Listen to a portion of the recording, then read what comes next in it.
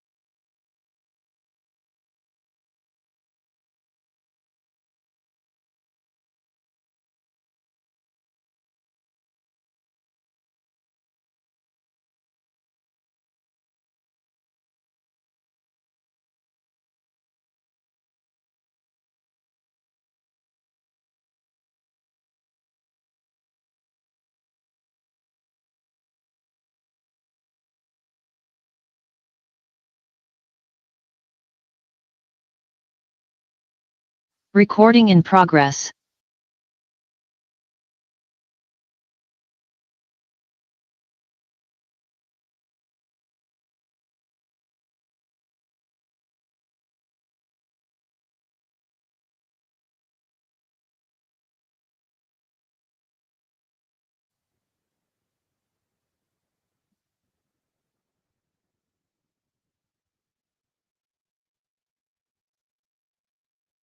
Okay, thank you everyone for joining us this April 15th, 2025 regular meeting of the Marina City Council. We've been in closed session since 5 p.m. and our standard here is to ask our city attorney Renee Ortega to summarize for everybody what we did in closed session. Thank you, Renee. Yes, thank you, Mayor. So council took no reportable action in closed session. That was quick. Okay, so we have Troop 134 here with the Scouts of America. We're really pleased that you were able to come out tonight. Thank you very much. So let us all please stand for a moment of silence, and then Troop 134 will lead us in the Pledge of Allegiance.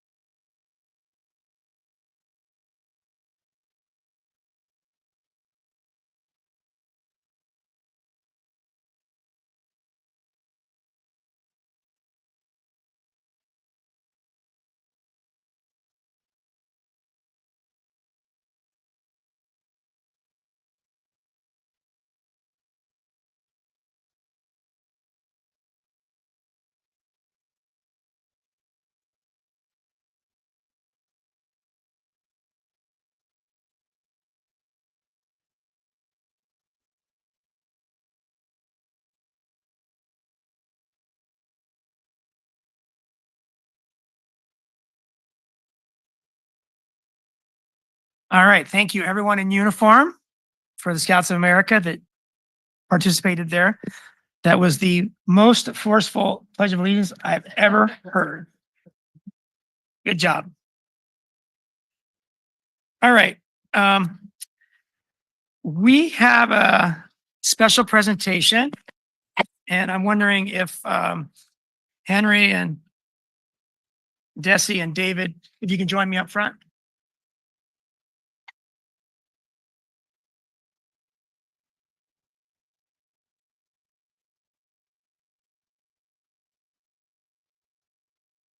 So we had a very special member of our community pass away recently.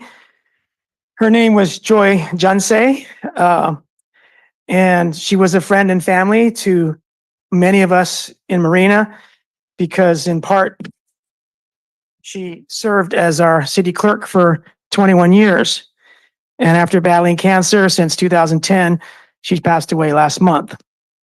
She attended elementary and junior high school in Seaside, graduated from Monterey High, and then graduated from MPC in 1975. She worked in San Francisco at San Francisco State University, and then she returned home to Seaside in 1977 to work with Assemblyman at the time, Henry Mello. And then as he became senator, she moved with him to the senatorial office until 1989. And then in 1989 is when she started working with the city of Marina. After retirement, she served as a executive director for the Peace Officers Association of the Association of the County of Monterey up until 2020. She enjoyed volunteering in her community. She had a lot of accolades and firsts. She was the first female president elected to the Monterey Peninsula JCs. She was a board member, co-founder of the Monterey Peninsula Nanayo Friendship Association. She was the Marina Rotary Club Community Development Director, Monterey Peninsula College Alumni Committee member, just to name a few. In recognition of her service, Joy's service, she received a whole lot of honors. Monterey Peninsula JC of the Year, California JC's District 4 Outstanding Community Development Vice President, City of Marina Employee of the Quarter, Monterey Peninsula JC's Outstanding Young Citizen of the Year in 1991, Marina Chamber of Commerce Employee of the Year, and Marina Foundation Woman of the Year in 2013. Chispa, the affordable housing leader in our county, honored Joy by naming a 47-unit apartment complex for affordable families who needed it on DeForest Road next to our post office, the Junsei Oaks Senior Apartments, and that was dedicated to Joy in 2020. So as mayor and representing our entire city council, we want to thank Jolito for loving Marina and helping everyone here and to her family for their support of Joy in her sickness and her health, because, 15 years she was battling cancer, and her family, some of whom are here now and some are around the country who can't be here now. We hope that you accept our sincere condolences. But Joy was a force of nature. She was not someone you wanted to get on the wrong side. It's not one of those people you could not say no to. She did a great job of running City Hall. She knew what she was doing. She was the effervescent bunny, highly competent. And it was sad when she retired. And she had a great memorial service in Seaside with a packed house of hundreds of people from Seaside, Marina, and elsewhere. And it was a joy for me to be at her memorial, to learn more about her, and to just say my goodbyes to her, because she was here for a long time, and a lot of people here in Marina still were benefited from her. Our city clerk here, Anita Shepherd Sharp, was basically mentored from Joy and hired to be under Joy's wing. And Shep has been here how long, Shep? How many? 28 years. So to your family, to her family, thank you so much for being here tonight. It's special for us that you're here. And we don't normally do this, but we really appreciate this. Thank you so much. Thank you, Henry. Thank you, David. And I don't want to put any of you on the spot, but I'm gonna. This is Secret Cervix. Secret Cervix plays roller derby. And this is what's your name? Body mechanic. So he's the body mechanic. He's a referee who plays there. And Henry didn't want a funny name, so he doesn't do roller derby. But Secret Cervix, why don't you say a few words about Joy? She would definitely enjoy the accolades, but she would still want to be off to the side. She was definitely constantly positive to anyone and everyone. So if there's a lesson to be learned, is be nice to everyone and get out there and help your community. Thanks, Desi. And the brother of Joy, youngest brother, wants to say nothing tonight. So let's hear from him. I just want to thank the city of Marina for honoring my sister. She has dedicated her life to this city and to the people of the city. And I want to thank everybody here for that. Thank you very much. Thank you all.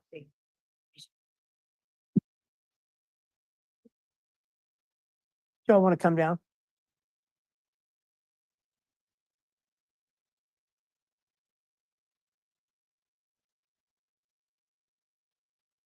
So this doesn't happen very often either, but we have a gift from her family. And I'd like Henry to talk about the gift. I really don't know much about it. Where you say where it's from, I don't know. I believe this picture was given to the family from MCPOA.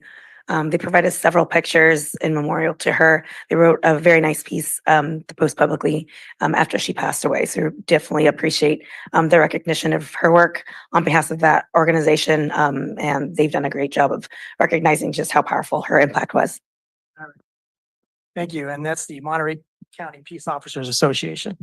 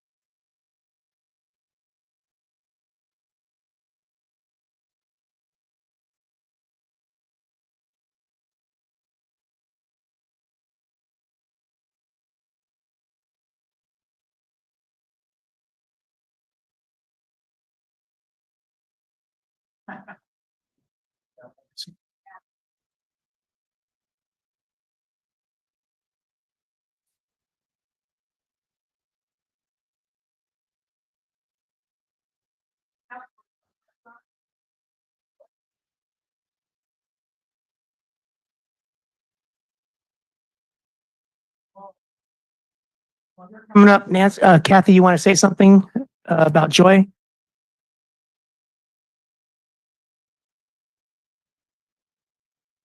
And to the family, I just want to let you know that in 2017, and I looked it up, August, that was one of our first meetings for Asian communities of Marina, ACOM. And Joy, I always say I'm a co-founder. It was Joy and I starting out this organization who today is very much flourishing. And I think is an example of her great vision and her commitment to diversity and inclusion. So I know personally, you know, that she's done so much, even after all that she's been through. So thank you so much.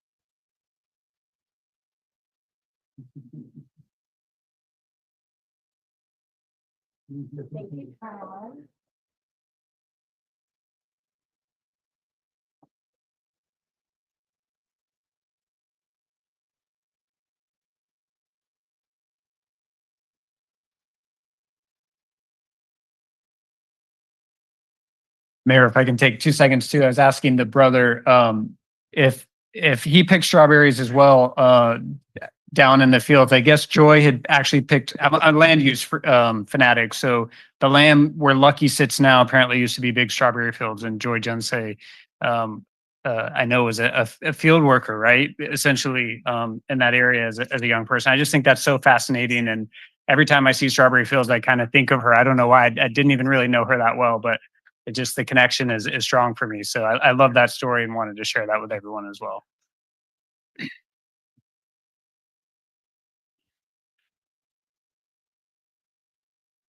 Okay, we took a little extra time there, obviously, to save a little bit of time. If there's no objections by council, we won't do the consent agenda now. We'll put it off until later. Any objection? Okay.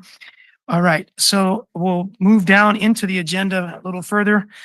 And the first item is to receive a report from Tripepi regarding some community outreach recently conducted that relates to the $3 million from Cal-Am if they win and are able to build their desal plant. Thank you, Mayor. We engaged the firm Tripepi Smith to assist the city in putting together what we call a community engagement plan that we'll be submitting to the Coastal Commission. And it's all related to the potential desalination plant. If it ever gets built, they're required to spend $3 million on improvements in the city of Marina, and Cal-Am was out conducting a survey of how they thought that Marina wanted to spend that $3 million. And we felt it is much more effective if it was a city-led effort. And so the city hired Tripepi Smith to do this community outreach. That's the report that you have. And we have a presentation, and Ryder Smith is one of the principals of Tripepi Smith. And so I'll turn the time over to Ryder and Peter Johnson. Thank you very much. Can you all hear me okay? Yeah, you're a little soft, but we can hear you. All right, I'll try to speak louder, or your AV guy will flip some magic switches in the back room there. Thank you very much for the opportunity to be here with you tonight, and always a pleasure to be working in the city of Marina, and really appreciate city staff. They were thoughtful and meticulous about this process, and we worked on a very tight timeline. There's a PowerPoint deck on the screen, so we're just going to roll through this with haste so we can get to your questions, should you have any. Let's go to the next slide. As was noted too, my name is Ryder Smith. I'm president and co-founder of the firm at Tripepi Smith. I'm joined by Peter Johnson tonight. Peter is a senior business analyst at the firm at Tripepi Smith, and he was the project lead on this effort. A little quick bit about Tripepi Smith. We are California based. We have over 70 members of the team these days, and we've worked with over 200 cities, public agencies in particular, throughout the state of California. So we live, breathe, and work in local government all over the state doing outreach and communications and public affairs consulting. Next slide.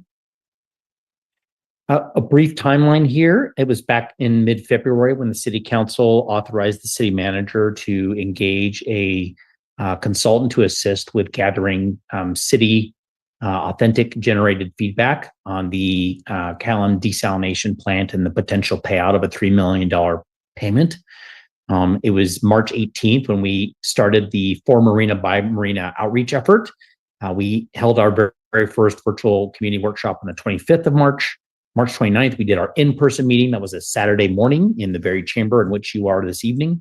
And then we also had opened up an online feedback form from the 24th of March through April 4th to gather additional community feedback. And then here we are this evening on the 15th presenting. So you can tell from this, it was a very compact timeline to roll through this process. Given the compact timeline especially, but even without that, we managed to get some tremendous feedback. Let's go to the next slide.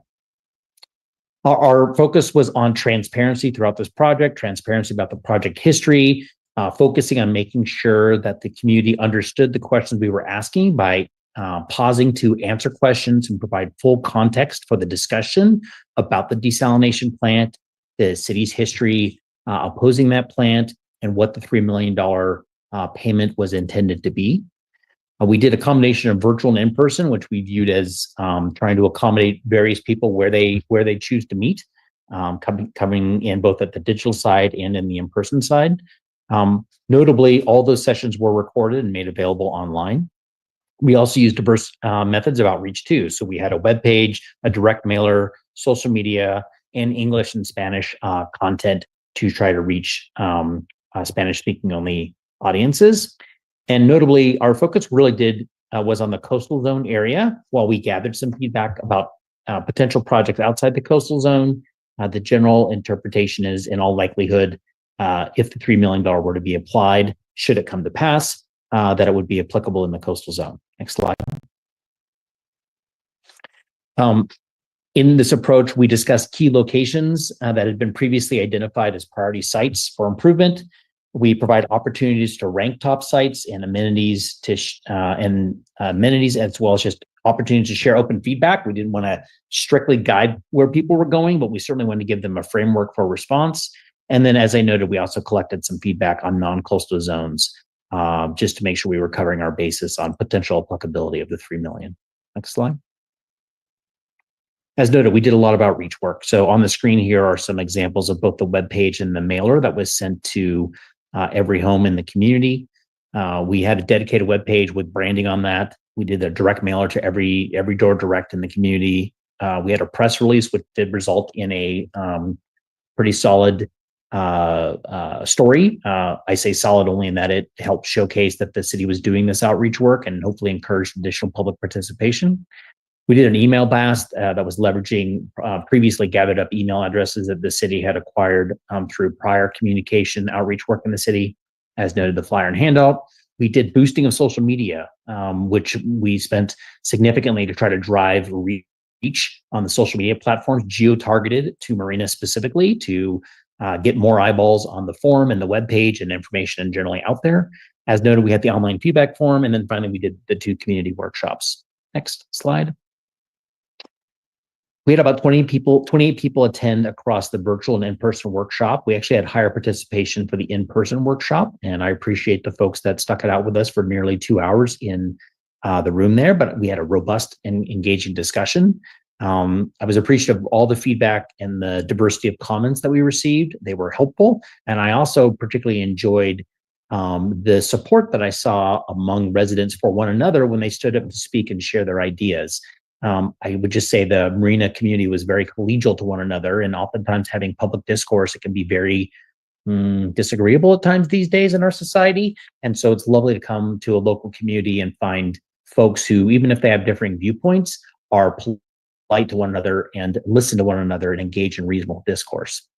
As noted, the community feedback forum was a very popular way for providing feedback, and we ended up with 126 submissions, 120 of which were self-identified Marina residents. I will be clear, this is not a scientific form, right? A scientific survey would randomly sample the population, but we wanted to ensure there were multiple vectors for people to provide their feedback to us. And this form provided a particularly effective way to give some structure to how people could organize feedback as part of this process. As you can see, there's a couple metrics there about the responses in terms of where they came from in their background as self-identified. Also of note too is that we had about 131,000 reach and impressions on Facebook and Nextdoor. So that's people seeing the impressions multiple times. That's a testament to the investment the city made in trying to reach people on social media platforms. And we did achieve about 40 social media comments as a result of that extensive push that we did on social media. And again, I just want to emphasize, we've tried to be extremely transparent throughout this process. So all the videos of the two workshops and all the public feedback we received has been made available on the cityofmarina.org/for-marina by Marina webpage. So there's an appendix on there, which, Peter, if I recall correctly, is something like 300 or 400 pages of content. It's a lot of content, as I recall. So it's all there for the consumption by the public and by you as the city council as well. Next slide. So first and foremost, I just want to be clear again, the feedback form, we recognize it's not scientifically valid, but it is a method by which we were gathering the voices of those who had something they wanted to share on this, which is the fundamental element of community outreach. We did do weighted rankings, with the lower rankings being the higher priority. So you'll see some of that in the data where we were getting some feedback. And then we also had guided feedback during the workshop sessions. Next slide. So in summary, there's a focus from the workshops. What you heard was there was a real desire to make sure that there's true value generated, long-term value generated. We, with the $3 million spent, and that it doesn't just get spent and suddenly disappear within 3 years or 5 years. I think part of that concern had to do with erosion and some of the coastal zone impacts of sand movement or coastal erosion. There were identified current challenges of beach access, particularly for folks who are mobility challenged in the community. Top sites identified as being areas of concern and interest and investment were Loch Padden Park, Lake Court, and the CMX beach access sites. Amenities that were noted as being of interest were trails, parking, restrooms, and improved recreational facilities. And then finally, there was a desire to generally see environmental restoration and protection. And that's a very brief summary of obviously couple hours of content and feedback. From the feedback form, the top priorities were noted: improved trails and pathways, park amenities, and environmental restoration. The sites that were identified and those feedback forms focused on Dunes Drive beach access and Loch Padden Park. And within Loch Padden, in particular, the priorities appeared to be pond restoration, the bridge over the pond, and the trail system improvements around the park. So some brief and key takeaways. Improving beach access for all residents was deemed important. Access trails, pathways, and at the Dunes Drive and Lake Court access points. Upgraded amenities, particularly restrooms, parking, and new recreation opportunities were cited. We had a pretty extensive conversation in the in-person workshop about restrooms. It was very pro-restroom, I would say. And the Loch Padden Park was of high interest, particularly for the pond restoration work. And then in the non-coastal zone, parks and recreation and public facilities were generally identified as priority areas to make an investment of $3 million. And I want to emphasize, these are high-level summaries of the work, and in particular, Peter digesting all that content. Let's go to the next slide. So just a reminder that the entire report, the engagement report itself, which is attached to your agenda item, as well as the appendix with all of the content in full transparency, is available on the city's website. And with that, Peter and I are prepared to answer any questions that you may have. Thank you very much.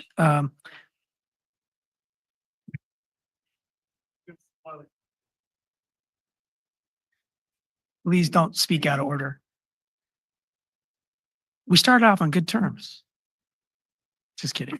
But yeah, there will be time for this public comment. And when we do public comment, then we want to be on point as far as the topic. So my question is, let's say that we pass to Coastal Commission that we want to do Project X. And before we see any of that money, we do Project X, like we clear vegetation from the Lock Patton Pond, then what would happen with the proposal to Coastal Commission? Oh, yeah. Yeah, so we're gonna go to public comment. I forgot we go first. So if you want to come up and start it off, that'd be good. But we want public comment and we start with people in the room on this item. So if anyone wants to comment on what you've just seen or how you would like Cal-Am to spend the $3 million, if it came to that, this is the time to speak. And then after people in the room speak, we'll go to the people who are online watching remotely. So anyone want to speak to this matter? Feel free to stand up and come to the podium. Not seeing anyone rise. We have 16 people remote. So let's go to those 16. Anyone, just raise your hand and we'll welcome Jeffrey first. Jeffrey Markham, welcome. Good evening. Thank you, Mayor Delgado. I was wondering, first of all, if these slides could be made available to the public. We have the report and the agenda, but also these slides would be helpful as well. And secondly, I had a question generally of when these recommendations go to the Coastal Commission, who actually makes the breakdown of how the specific dollar amounts are going to be spent? Thank you. Thank you, Jeff. And we'll answer all the public questions as soon as public comment's over. Anybody else online that would like to speak, please raise your hand. Give you one more moment. Okay, we'll close public comment.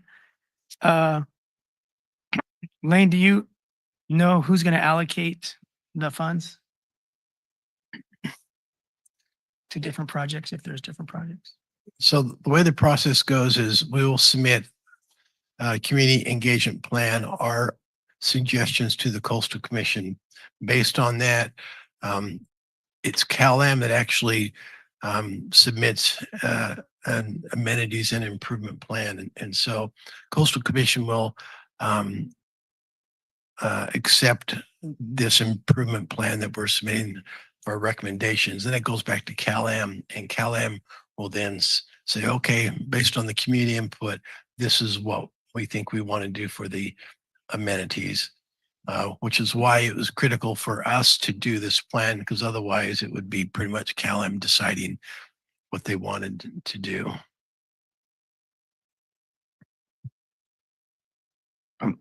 Okay, before we go to other council members, I wanted to sort of frame what we might talk about in the next few minutes. And I look at number 2 on the recommendation by staff, and it says, identify preferences for public access priorities and projects that are expressed in the community engagement report. So we have the report, and if we're going to identify preferences that are expressed in this report, to me, that means pick out from the list of items that the public liked, what we, the council, think are the most important amongst those to forward as our city priorities. But if that's not correct, I just would like someone to describe number 2 in the recommendations so that we can kind of focus on that a little bit. Thank you, man. That's a really good question. So it really is kind of 2 parts. This is our whole community engagement for the council to consider, but also today was a meeting to take comment from the public on suggestions or recommendations from the public, but also as the mayor and city council of the community, you're aware of the priorities. And so this report is one tool. But ultimately, if from your perspective, there are things that you want different or that you want to add to that, you certainly have the ability to do that. So this is one report, but based on feedback that you're getting, and members of the public may have talked to you privately. So I just want to confirm that if I say, I want to identify as my preference X, does X have to be something that's expressed in this document? It doesn't have to be, but I think we're trying to convey to the Coastal Commission that we've gone through a public engagement process. And this is what we've heard from the public. So you're not necessarily limited, but we're trying to make it clear to the Coastal Commission that that these really are our public priorities. But no, you're not absolutely limited to the feedback here on the report. Okay, let's go to Councilmember McCarthy. Thank you, Mayor. Just on your question, Mayor, to the city manager, I'm a little confused because when we first engaged in this process, it was my understanding that we were doing so and spending the money because the Coastal Commission was the ultimate decider and they were going to weigh heavily our opinion. But it sounded like what you just said, and maybe I misunderstood, is that no, Cal-Am is kind of the big decider. And so any projects we have to put forth really have to be palatable to Cal-Am. So that really, am I misunderstanding or? Well, it's a two-part process. So the first part is this community engagement plan. So that's what we'll be submitting to the Coastal Commission. And so this report is our community engagement plan. Cal-Am, they were required to hire a consultant to submit their community engagement plan. In my meetings with the Coastal Commission, they said, because we are the community, if we submitted one, they would certainly give strong difference to our plan if that was adopted and approved by the council. And so if the Coastal Commission approves our plan and whatever the priorities that the council says, then that goes back to Cal-Am and they are supposed to write their amenities and improvement plan based on what the Coastal Commission says. Okay, yes, we accept this engagement plan. We like this. Give it back to Cal-Am and say, okay, now you draft your amenities and access and improvement plan based on what the Coastal Commission has accepted. Okay. Brian, do you have any more input? Councilmember McAdams? Both. Okay, thank you, Mayor. So for me, like $3 million is not very far. And so I think that it will be really helpful that we are as specific and focused as possible. I am going to support what the community wanted, which I heard loud and clear about beach access improvements. And so, you know, for me, for 3 million, that's like a parking lot or maybe bathrooms. I'm just curious though, during this process, and I know we're like trying to look in the crystal ball a little bit, is the city, we receive the money and then we're expected to design and plan and project manage X project for $3 million, or it will be Cal-Am, like who's pulling the permits for whatever project takes place? That's a good question. I believe Cal-Am, once they submit their plan, then they give the 3 million to the Coastal Commission. I think it comes to us and then we actually put the improvements in at that point. Okay. And so at some point we will be issuing a coastal development permit for this project potentially? Correct. Okay. Okay. So I would want to know that. I think that that's important to understand. And to further your comment, I think is a really good comment. So we are doing that exact process right now with the Fort Ord Dunes State Park. So we have a grant and right now we're improving the access from that parking lot to the beach. It is $800,000 just to get the permits. Right.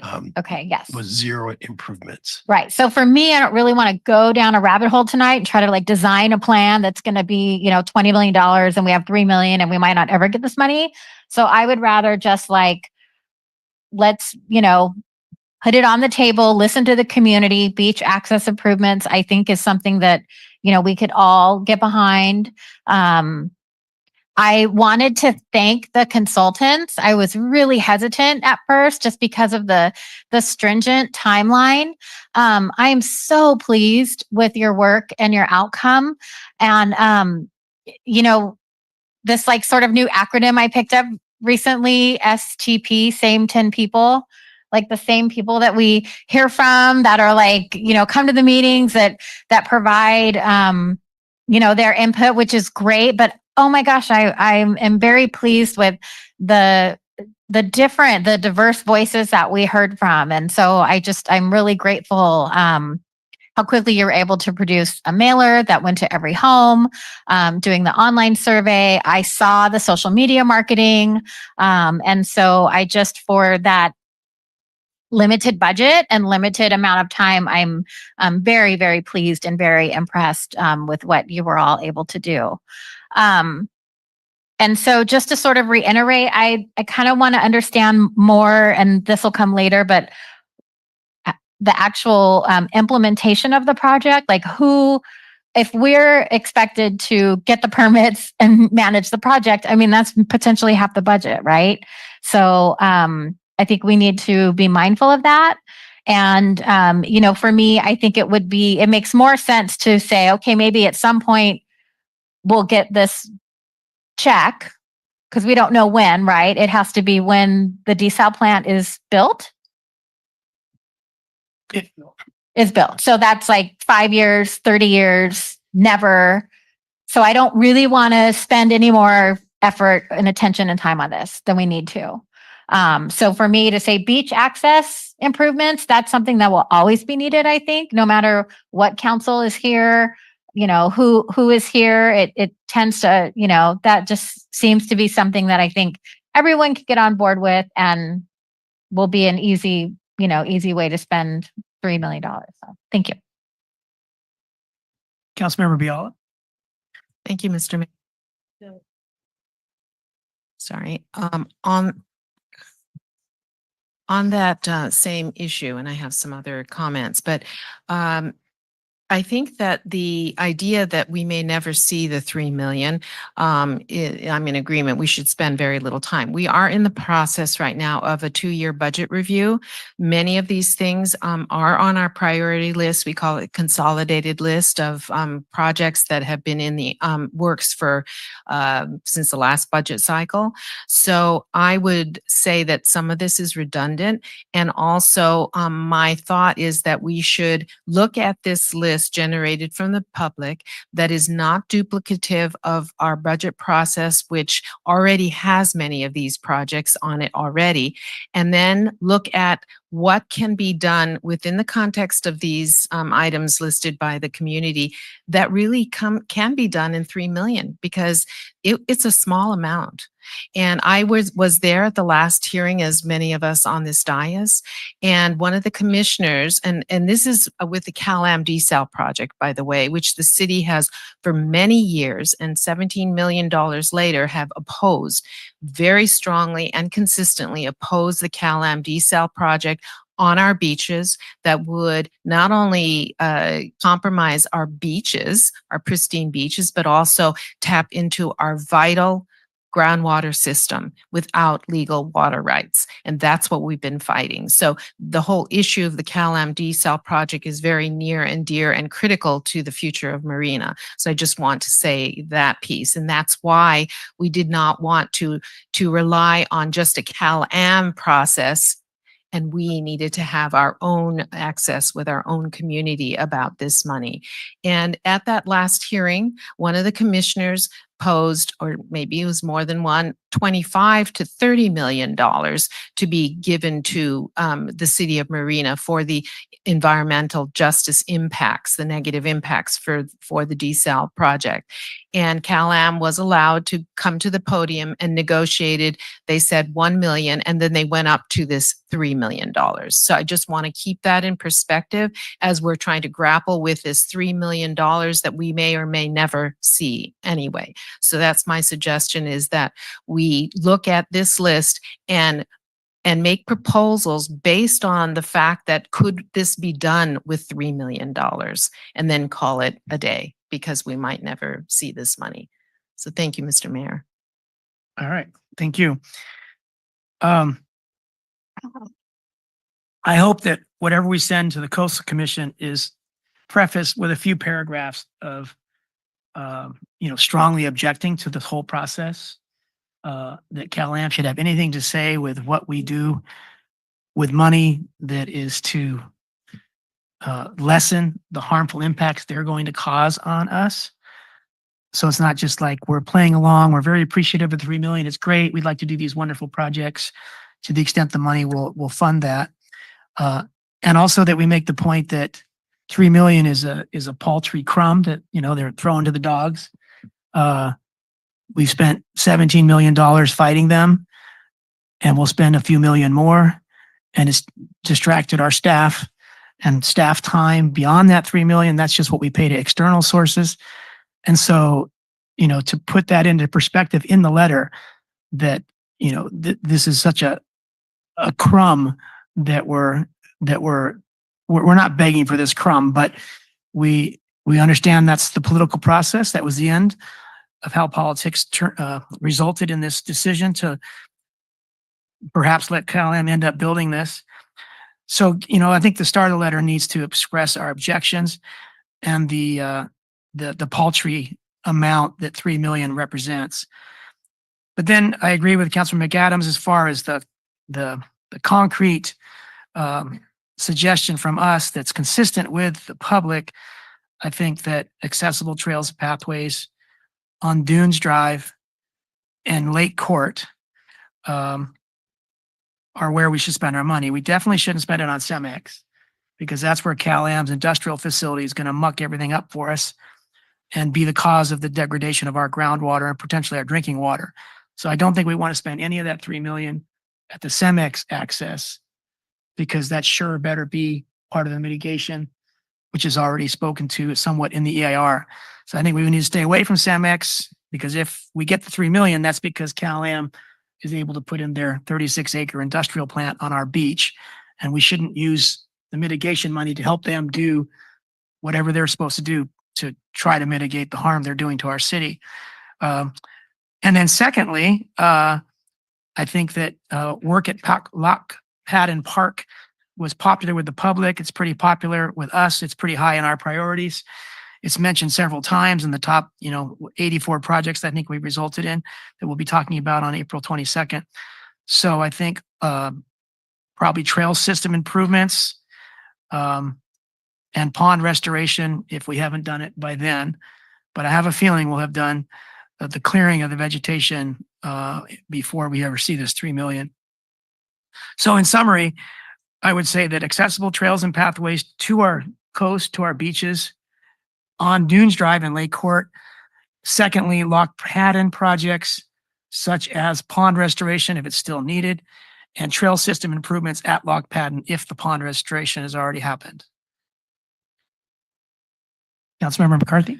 Thank you, Mayor. I think I've mentioned before, but I mention it again because I don't see it in the report. But we talk a lot in our budget meeting about telling our story, not only for this, but for everything that we go through, and it's something that we don't do very well, I think. And so I've kind of been on this train of advocating for some interpretive signs that would tell the story of what this city has been through over the last 20 years, 15 years on this issue. And the great thing about this is it could be done very cheaply. I mean, it could take a very small fraction of the $3 million. And so I'd really hope that the council would consider that. You could budget for a couple replacements and every 10, 15 years, whatever it is. I mean, we're talking about maybe $5,000-$6,000 for a couple signs. And so again, I just think, and what sweet irony it would be if this project actually had to fund the telling of this factual history. And again, it only has to be facts, right? That the city of Marina went to the Coastal Commission and felt that harm would be done to the groundwater, and the Coastal Commission felt that there'd be no harm. Let the future tell who was right, But to be able to tell that story that people understand what we went through over the last 15 years, I think is just invaluable. So thank you, Mayor. Thank you. Councilmember Biala. Just a quick comment. And we attended the Coastal Commission, and our entire community by great percentage margins were against the CalAm desal project. That's the truth. So, and 3 times. Thanks. I think it's good that Brian's suggesting that because that could be maybe the first suggestion to help drive home the point. This is a very bad project that we're being forced to swallow if we are forced to swallow it. And then I think the price tag should be a lot higher. I think it's going to cost, with design and maintenance and replacement signs, costs are sticker shock everywhere you turn. So I think $150,000 to interpret the panels. And I would guess that that's not going to go probably pretty well with the Coastal Commission, but at least it makes a point that we think is valid. And then we would have to fund that if it doesn't come through, if the 3 million happens. But thanks for putting it on the radar, because I think that's a really good idea. And we can go a little further in the specifics that say that, although, 2 times staff report talked about all the harm that was going to happen to us, and the third time they repeated the harm, but then they decided inexplicably, we know why, but in writing, there was no explanation about why they were saying that, the sky was going to fall and that they approved the project, which didn't make any sense. So they didn't change the staff report. They just changed the recommendation. And that could be somehow excerpted in this panels that you're talking about. Okay. Would someone like to make a motion? Councilmember McAdams? I don't want to make the motion. However, I am curious of who from staff will be drafting this letter. I'll be working with Skip Spalding to draft the letter, and we'll probably involve Trepepi Smith to make sure that we have a report and it conveys exactly what council suggested. Okay, perfect. Because I know that, the Coastal Commission, they're very much about environmental justice. And so I would, I think I agree with the mayor. This is a little bit of an opportunity to get in their face, right? And so, I thanks for the maybe 3 million. And also by the time, we get the check, it's probably going to be, have a depreciated value of, 750,000. So, I think all of these are important to bring up. And will council have the opportunity and the public have the opportunity to read the letter before it's forwarded, or what sort of a time frame are you on? Yeah, sure. We'll draft it. We're trying to get it to them pretty quick. Right. Yes. So we'll have a letter drafted. I think within a week, we'll provide it to the council for comments. The letter will be signed by the mayor. We'll send it from the mayor, and Great. Okay. And they'll also receive the entire report yes, of all of the community feedback. yes. And will CalAm be copied on the letter and the report, or we anticipate that their consultants will? I think the Coastal Commission will share it with CalAm. Probably. Okay. Okay, great. Thank you so much. Okay, so I'd like to make a motion to wrap this up, that we recommend, after hearing public comment, that we spend up to $150,000 on interpretive panels describing the history of the project and the environmental harm and the disregard for environmental justice. So there's the non-human aspect of harm and the human aspect of harm. So up to $150,000 for interpretive panels that describe those harms that the project will be doing. And then the remainder to 2 projects: accessible trails and pathways at Dunes and Lake Court, Dunes Drive and Lake Court, and secondly, Lock Padden Park, pond restoration, and or trail network improvements. Councilmember Biala? Yes, I'd like to second it, but I also would like to know if you would do a friendly amendment to consider only, well, to put the frame in a larger context of the 2 issues that you recommended, but also to see if we can, for examples of things that actually, 1 point whatever million is left after we do the interpretive signs, that we suggest things that are actually doable for that little amount of money. Yeah, I'm just not sure if we have enough time to get to that level of. But just to detail. say, for example, I mean, because when you say restoration of the pond, I mean, that's way over what we need to spend on that. I mean, it's 1 million isn't going to touch that. Yeah, well, it depends on what pond restoration includes. Right. Okay, then how about we say that we're suggesting these things mindful of what 1 million can buy, and we can say, for example, because otherwise we're just suggesting to them vernal pond restoration, and that it's never going to happen because we need far more than that to do that and to maintain it. Yeah, I was thinking because we allocated 500,000 for both large cypress tree trimming and vegetation management at the pond, Mhm. that if we were to spend Callahan money at the pond, We could do those kinds of things. That's what I mean. For example, so they're not saying, we're not suggesting to them something pie in the sky. We're giving just some examples. For example, okay. this what is. Then- what could it- I appreciate your friendly amendment. So in the motion, when it speaks to pond restoration, I would say, for example, vegetation management and water filtration, aeration to improve water quality. Great, thank you. I second it. Do you want a step down details to the beach access? That would be nice. But we don't have to discuss it. I mean, it can be part of, he has to go through a, I think our Draft. report really does a good job on that beach and trail access. It talks about, the public talked a lot about improvements that would help the mobility impaired, that would help ADA access and things like that. Honestly, the 3 million wouldn't even cover what's needed for dunes Like a boardwalk? and Right. Lake Drive. Okay, Could you just repeat it? Just sure. So my motion was that we reply with a few paragraphs describing the environmental harm and the environmental justice harms being done by this project. And that the first 150, up to 150,000 would be spent on the interpretive panels that describe those harms. And that the remainder go to 2 projects, which would be accessible trails and pathways to our beaches at Dunes Drive and Lake Court. And or improvements to Lock Padden Park, such as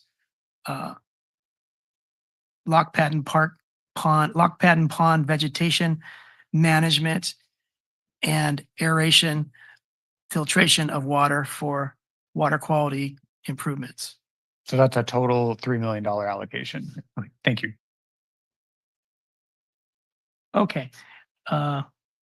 Any more comments, questions? All in favor, please say aye. Aye. Hi. Any opposition? Any abstentions? Okay, so that motion passes 4-0 unanimously.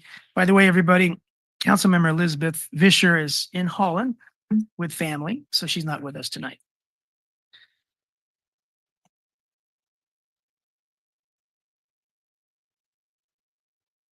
Okay, so we move on to a real estate market analysis.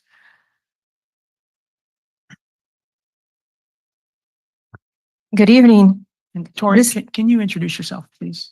Certainly, I'm Tori Henna. I'm the city's finance director. And the item that I have before you this evening is a real estate market analysis and site assessment report.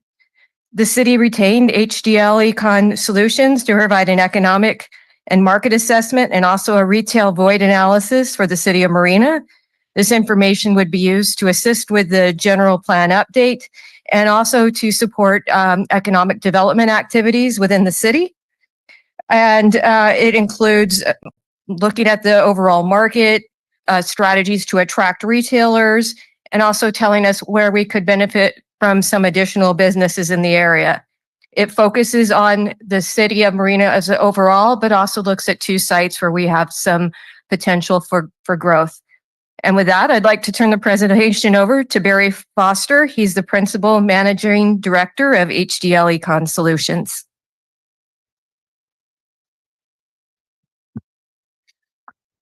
Thanks, Tori. Happy to be here tonight. Just a little bit about our company. We're one of the leading sales tax consultants in California. Marina is one of our clients.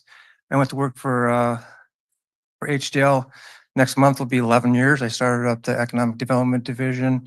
We've done work for about 245 local governments, most of those cities. We've also done work for about 25 developers. And so one of the specialties that we have is looking at retail opportunities and demand and all those kinds of things. And so I did a little bit of work for Marina a number of years ago, but I like the area. I was just up in Monterey a couple weeks ago for the shopping center conference in Monterey, and I had an opportunity to drive around a lot, and I flew up to San Jose today and spent some time driving around a little bit more today, but what we, I'm happy that Lanny gave us the opportunity to come in and do this work for you, but what we did was try to look at Marina as a whole and really kind of evaluate the real estate market here. And then we focused a little bit on a couple of opportunities that we think there's some development opportunities on.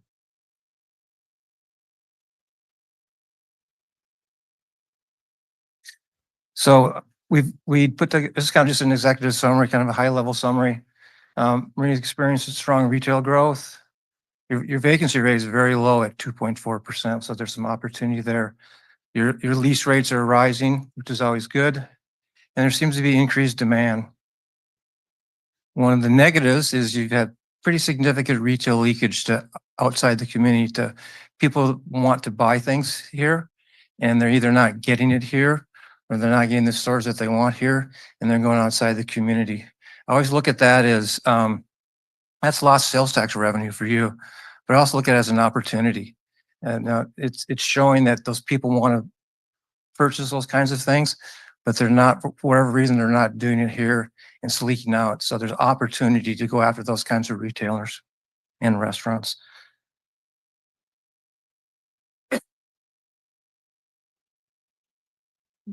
And the overall objectives is really was to evaluate the market potential, identify development opportunities, recommend some strategies to attract retailers, and then really analyze the consumer behavior and demographics of Marina.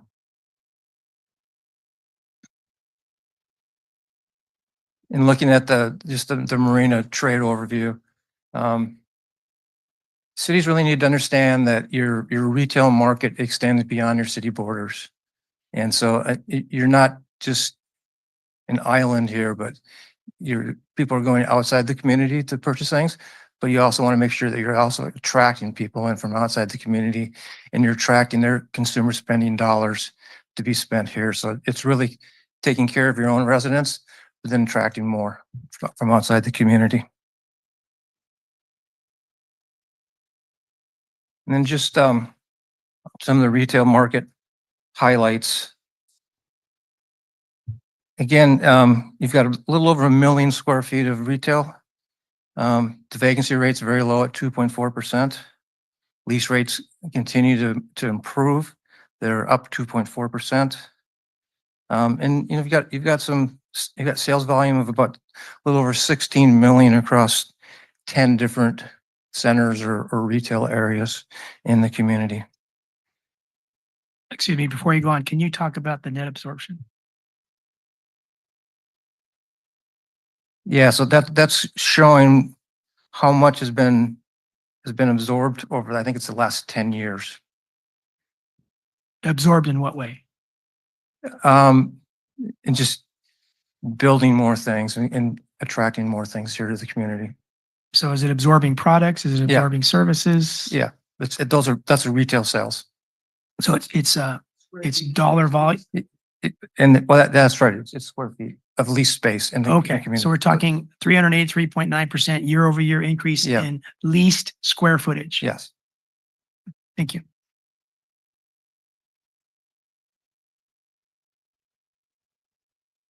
And then looking at some of the retail gap analysis, I know you have several grocery stores. You just opened your Trader Joe's a couple months ago, but you're still showing a negative number, so that's leakage. 27 million that's leaking outside of Marina. General merchandise in that category, about 25 million in terms of leakage. Clothing is almost 12 million in leakage. And then auto dealers, significant leakage. I think there's a real opportunity to attract new retailers and reduce that leakage.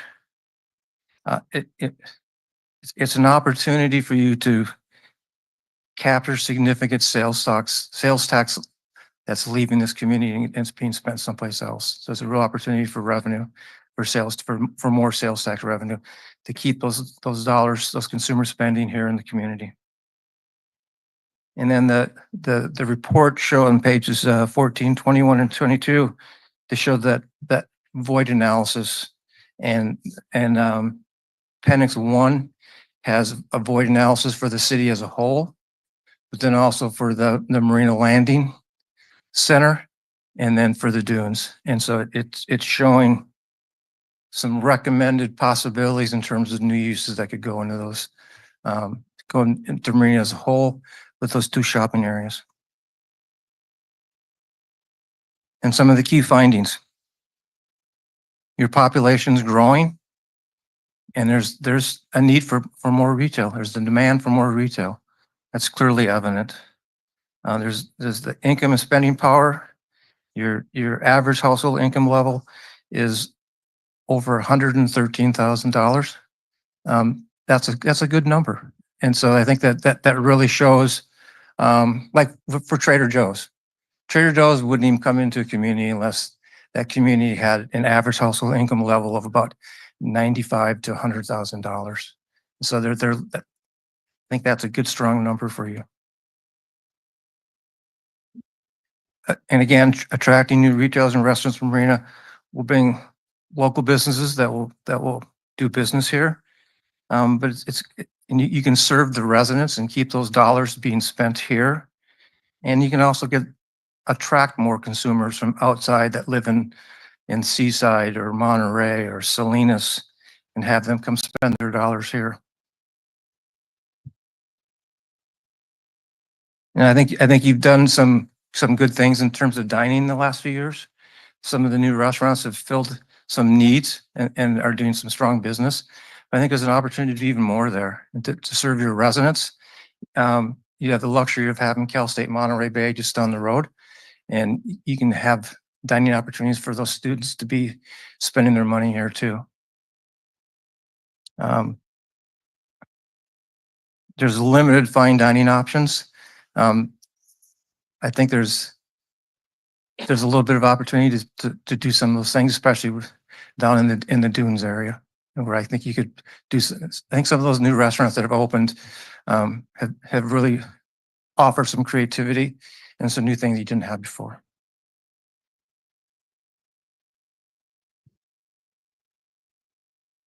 And then we went and also spent a little bit of time looking at who your competitors are. And so we looked at Monterey, Salinas, Seaside, and looked at what they were doing in terms of their sales tax. They're all clients of ours.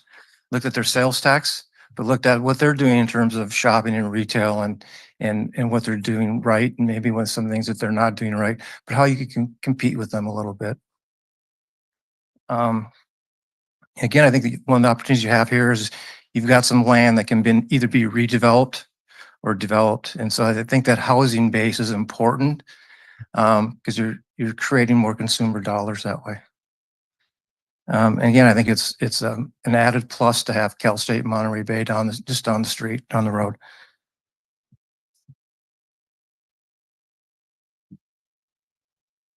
And again, I think one of the again, just to highlight that again, or to emphasize that, is I think the new residential that you have just done, and that's more that's coming. I think a lot of the residential projects you have will create an even more and bigger retail demand. Can you talk about the distinct identity that was in the previous slide? That's just showing that as you're doing your centers, that you're offering some identity that makes them a little bit different. Like the dunes, I think it's a product. Some of the product down there is different than you have in the rest of the community. You're creating more identity. I think you want to do that kind of for the city as a whole. Is to Monterey has their own identity. Salinas has their own identity. I think you want to kind of brand some of those things and make people know who you are and why they would want to come here.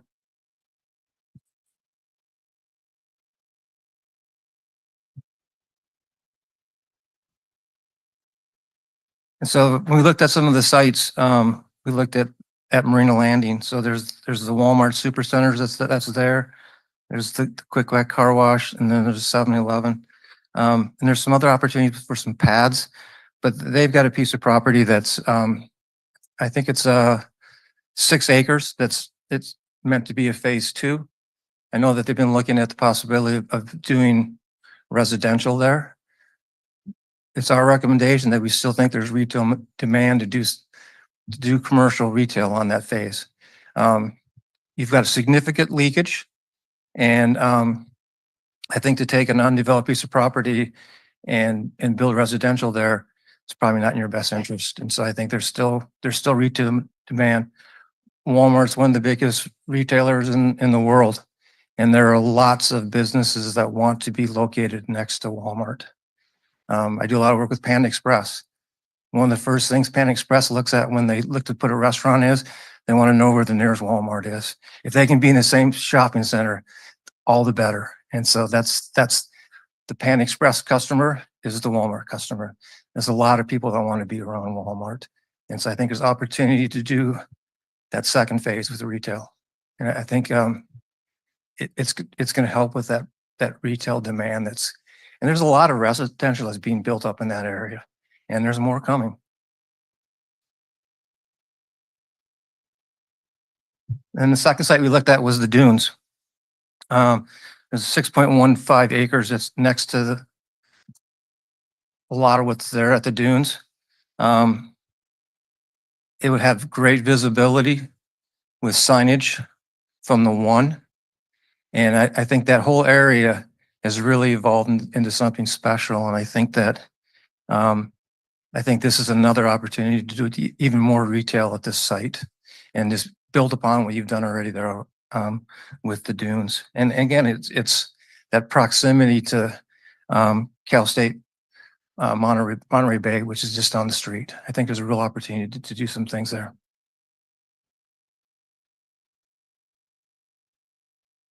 And then just some recommendations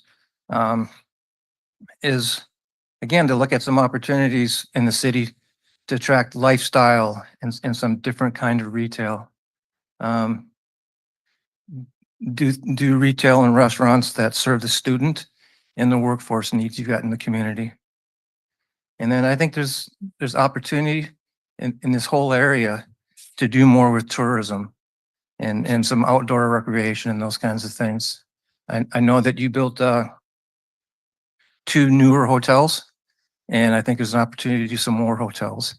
And I think that, you're going to get a little bit better value in terms of staying in a hotel here than you are in Monterey. And so I think there's opportunities for hotels, but there's also opportunities for the things that want to be around hotels, especially restaurants. And I think you also want to look at and really understand the major gaps you've got in your retail now, what's leaking out of here, and those opportunities you have to attract businesses within those categories where those consumer dollars are leaking out of the community and going someplace else. Again, that's lost sales tax revenue for you.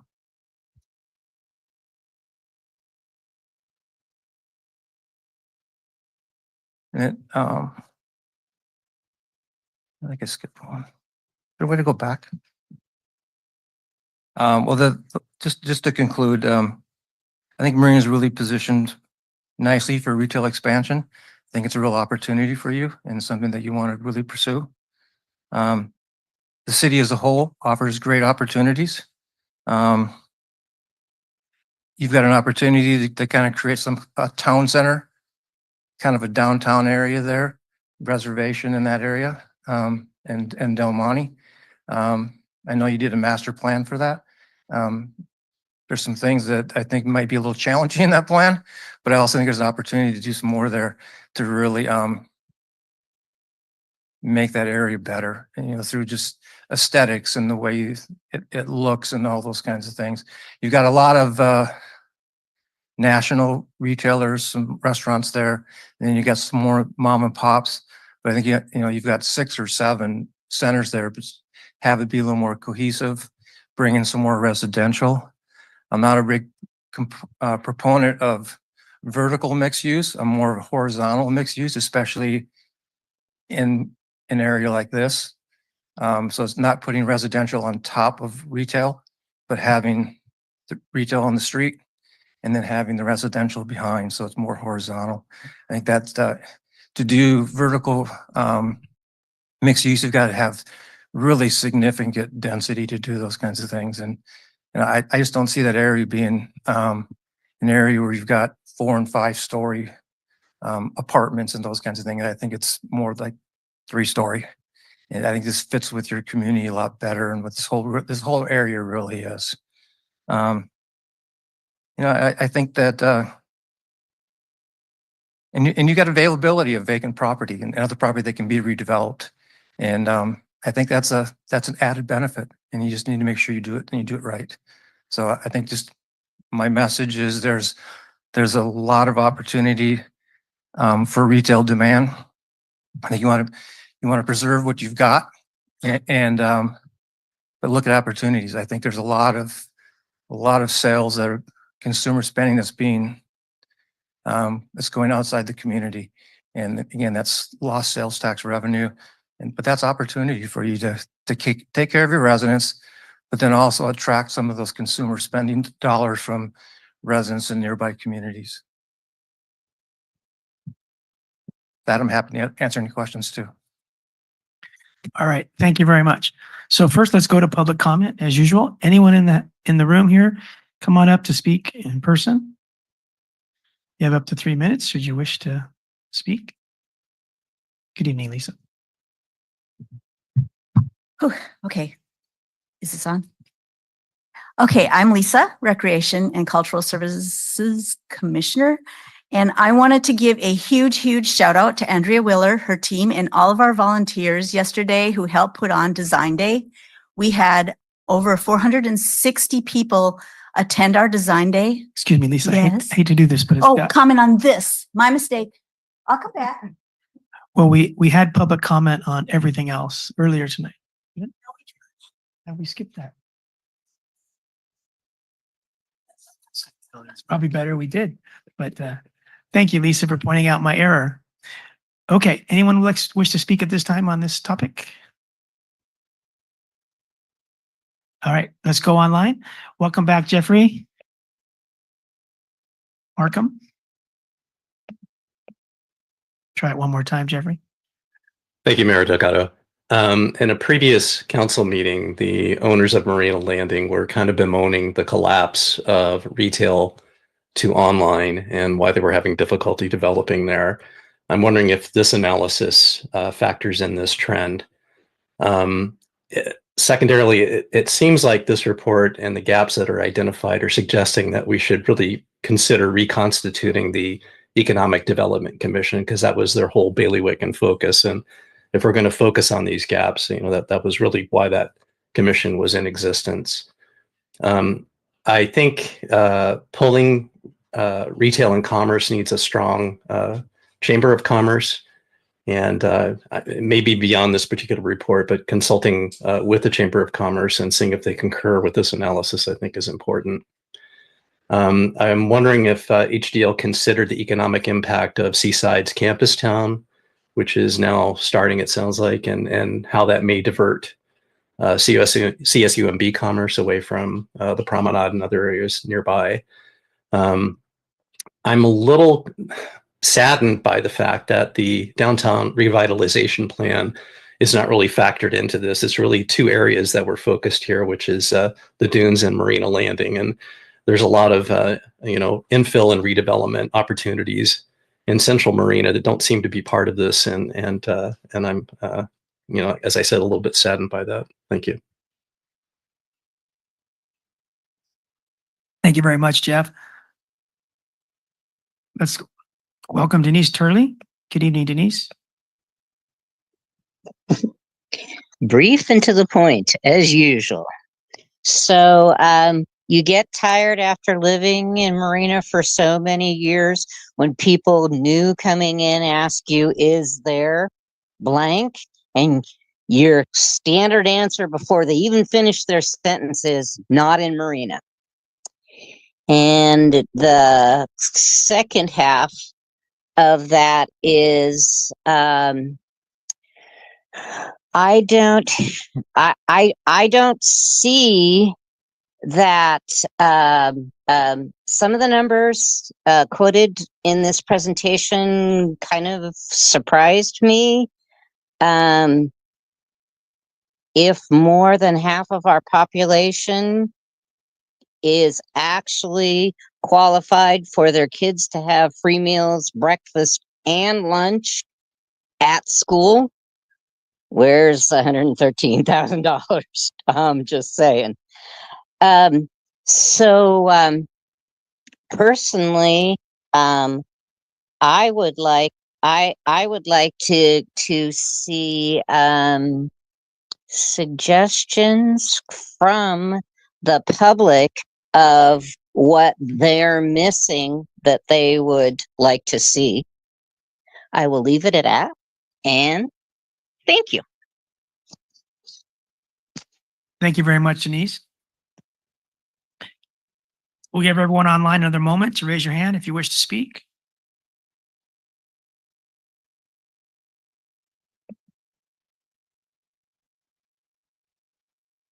Okay. We'll close public comment. Jeff asked if the Chamber of Commerce is an opportunity for the city to partner better with them. Yeah, I think Chambers probably, economic development is probably not one of their stronger suits, but they do have a role, and it's working with your existing community, your businesses, and having all that. So I think it's important to have a good relationship with the Chamber of Commerce. All right.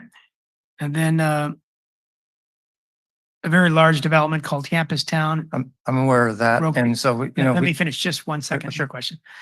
So Campus Town broke ground a week ago. At least they had their ceremony.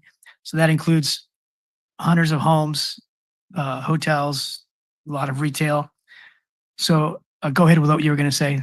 yeah, we're aware of it, and it would be competition too, but I think there's more than enough for both to go forward. I think you've got opportunities, and I think they have opportunities too. Just a quick follow-up to that. I would assume that when that opens, it'll be a new, exciting place to go. People will I'm try sorry, it. Mayor. Is there something happening over here? Friends? Hi. So Okay. I would assume that there might be an increase when it opens and a concurrent decrease where we are. And then consumers would decide which they like better in the long run, and they would go where. Yeah.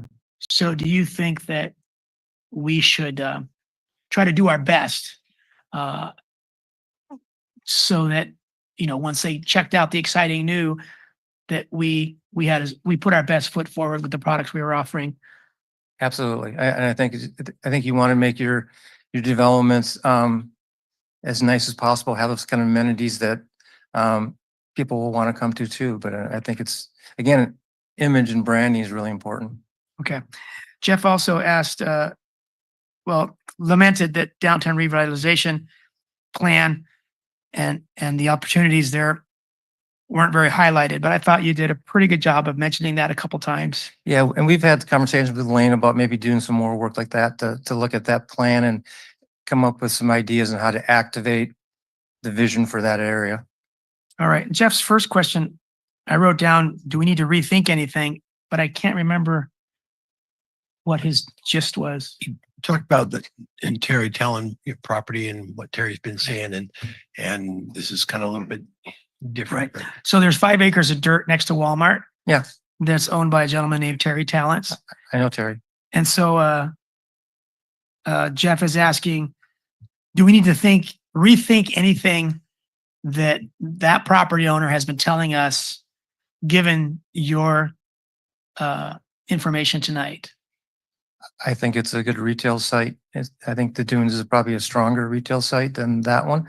But again, there's lots of retailers and restaurants that like to be by Walmart. So I think there's an opportunity there.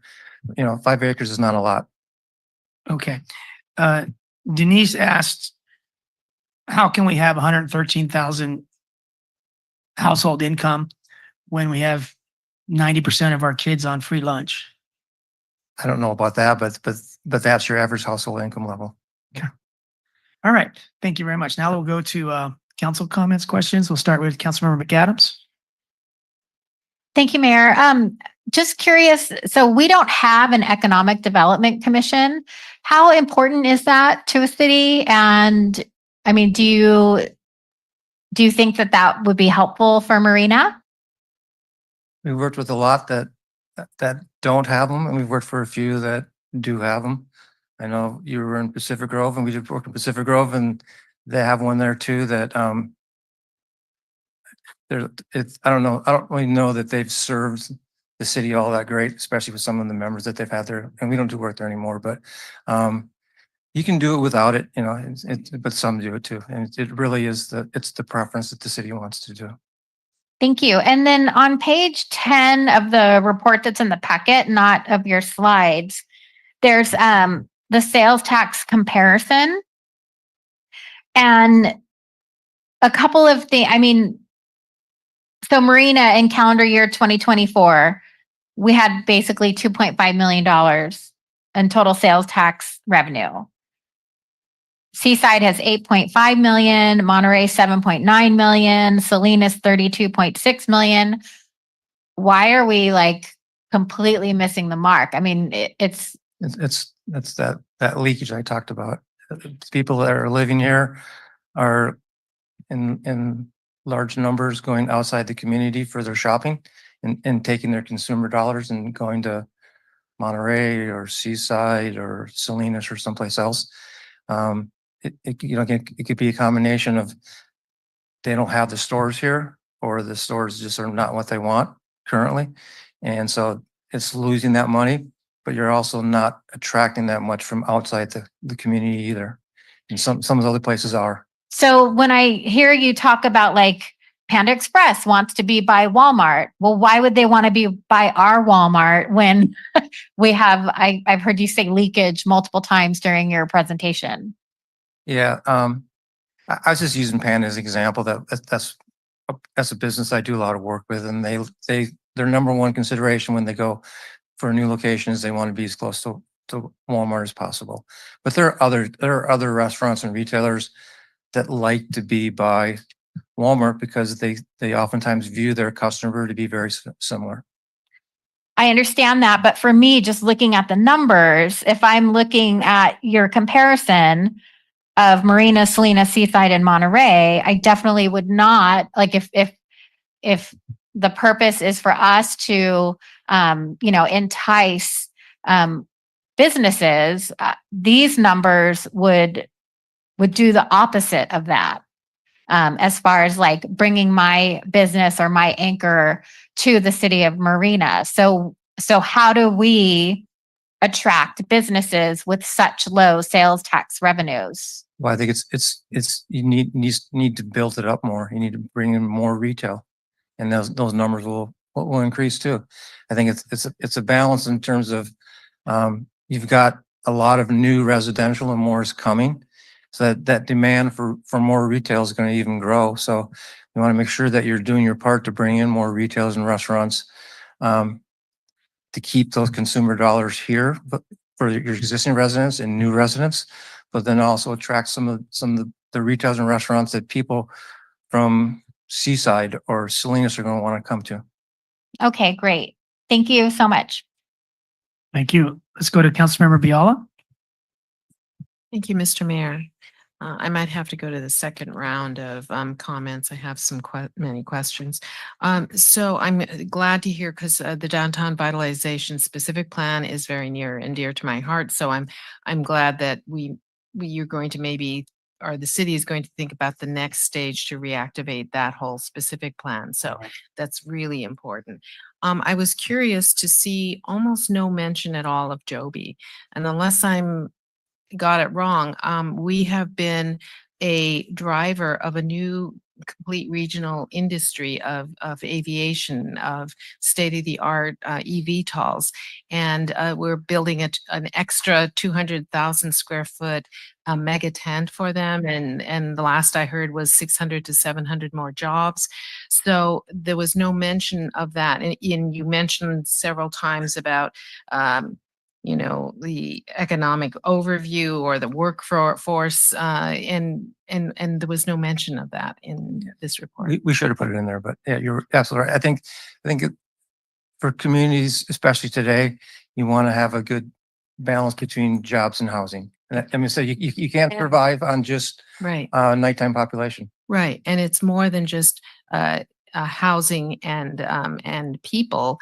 It's you can have all the housing you want, but if you have no jobs available in the city, that's kind of the kiss of death. And so we have that opportunity, and it's huge, I think, for Well, us. and you know, the International Council of Shopping Centers did some analysis here 5 or 6 years ago that people spend 85% of their shopping and dining dollars within 5 miles of where they work Where they or work, they live. yes, yes. And so I think that jobs to housing balance is super important. Yes, great. So thank you for that, Ben. I'm sorry that it was not included. Just simple stuff right now on terminology, because I looked at all the detailed charts that you have. What do you mean specialty retail? What would be a specialty retail? It's not a department store. It's not a typical retail store. Like a candle shop? Yeah. I don't know Yeah, what you're there's talking about. all kinds of boutique special retail would fit in that category. Okay, It and doesn't that the bigger category there would be general merchandise. This would be specialty retail. okay, specialty food service, and you have it separate from limited service eating places. So what is the distinction between those two? Specialty food service and limited service eating places. Especially food would be like what's the name of the edibles? I can't remember the name of it, but as one example. And there's quite a few. It's a different kind of food store. It's Like would like a cheesecake. Yeah, yeah, We have a yeah, cremation, yeah. dreamations here. Okay, that would be like that. Limited service eating places. Limited service would be it's a step between fast food and then fast casual would be limited service. Okay, would a bakery be Yeah, something like that? Okay, absolutely. so the bakery falls into that. Okay, all right. Also, with the promenade in the dunes, I've spoken with them several times, and they purposely want to recruit non-chain kind of regional, national food chain, restaurant chains. And in your list, there's a chart that really even gives phone numbers of contact people for pretty much the standard kind of Yeah. Denny's or not Denny's, we have that. You know what I mean? Yeah. Well, the database that we use has about 1,200 retailers and restaurants, but that database that we get, you've got to have, I think it's 6 locations. So you're not going to get the mom and pop that has 1 or 2 locations. Right. But certainly there's a need for that kind of mix though. Because right now, I would say Marina is known for that, our mom and pop restaurants. So yours is looking at this from an economic standpoint, and are you saying that those chain stores are more stable or bring more revenues or, so what are we saying? Because we've kind of, I think the idea that the promenade, the Shea Holmes was wanting to create something different for Marina. Yeah. Well, again, it's the developer is going to own that project. They typically are not selling it off. And so most developers like the national credit retailers and restaurants because they're able to, from a credit rating, they're better to finance those improvements. They typically don't shut down a lot of stores. Where the mom and pop, more the entrepreneurial, sometimes are a little more challenging to get those kind of projects financed. But really, it's the preference of the shopping center developer and what they want to see. And again, I think it's looking at what the community really wants too. I think there's always it's good to have a balance between national retailers and more entrepreneurial. I think some of the new restaurants you've had lately, I think fit that category really nicely. Yes, thank you. Kathy, let's go to Okay. round 2. Okay. Or let's go to Councilmember McCarthy? Thank you, Mayor. So first I want to push back on this idea that we don't have an Economic Development Commission simply because it still is in our code. We do have a commission. We haven't operated it since COVID. I've been a big proponent of bringing that back since that time. But that's this council's prerogative. I mean, it's really nobody's fault but our own. If we want to make sure that it's back, we need to push for that. And I would certainly be a proponent of that.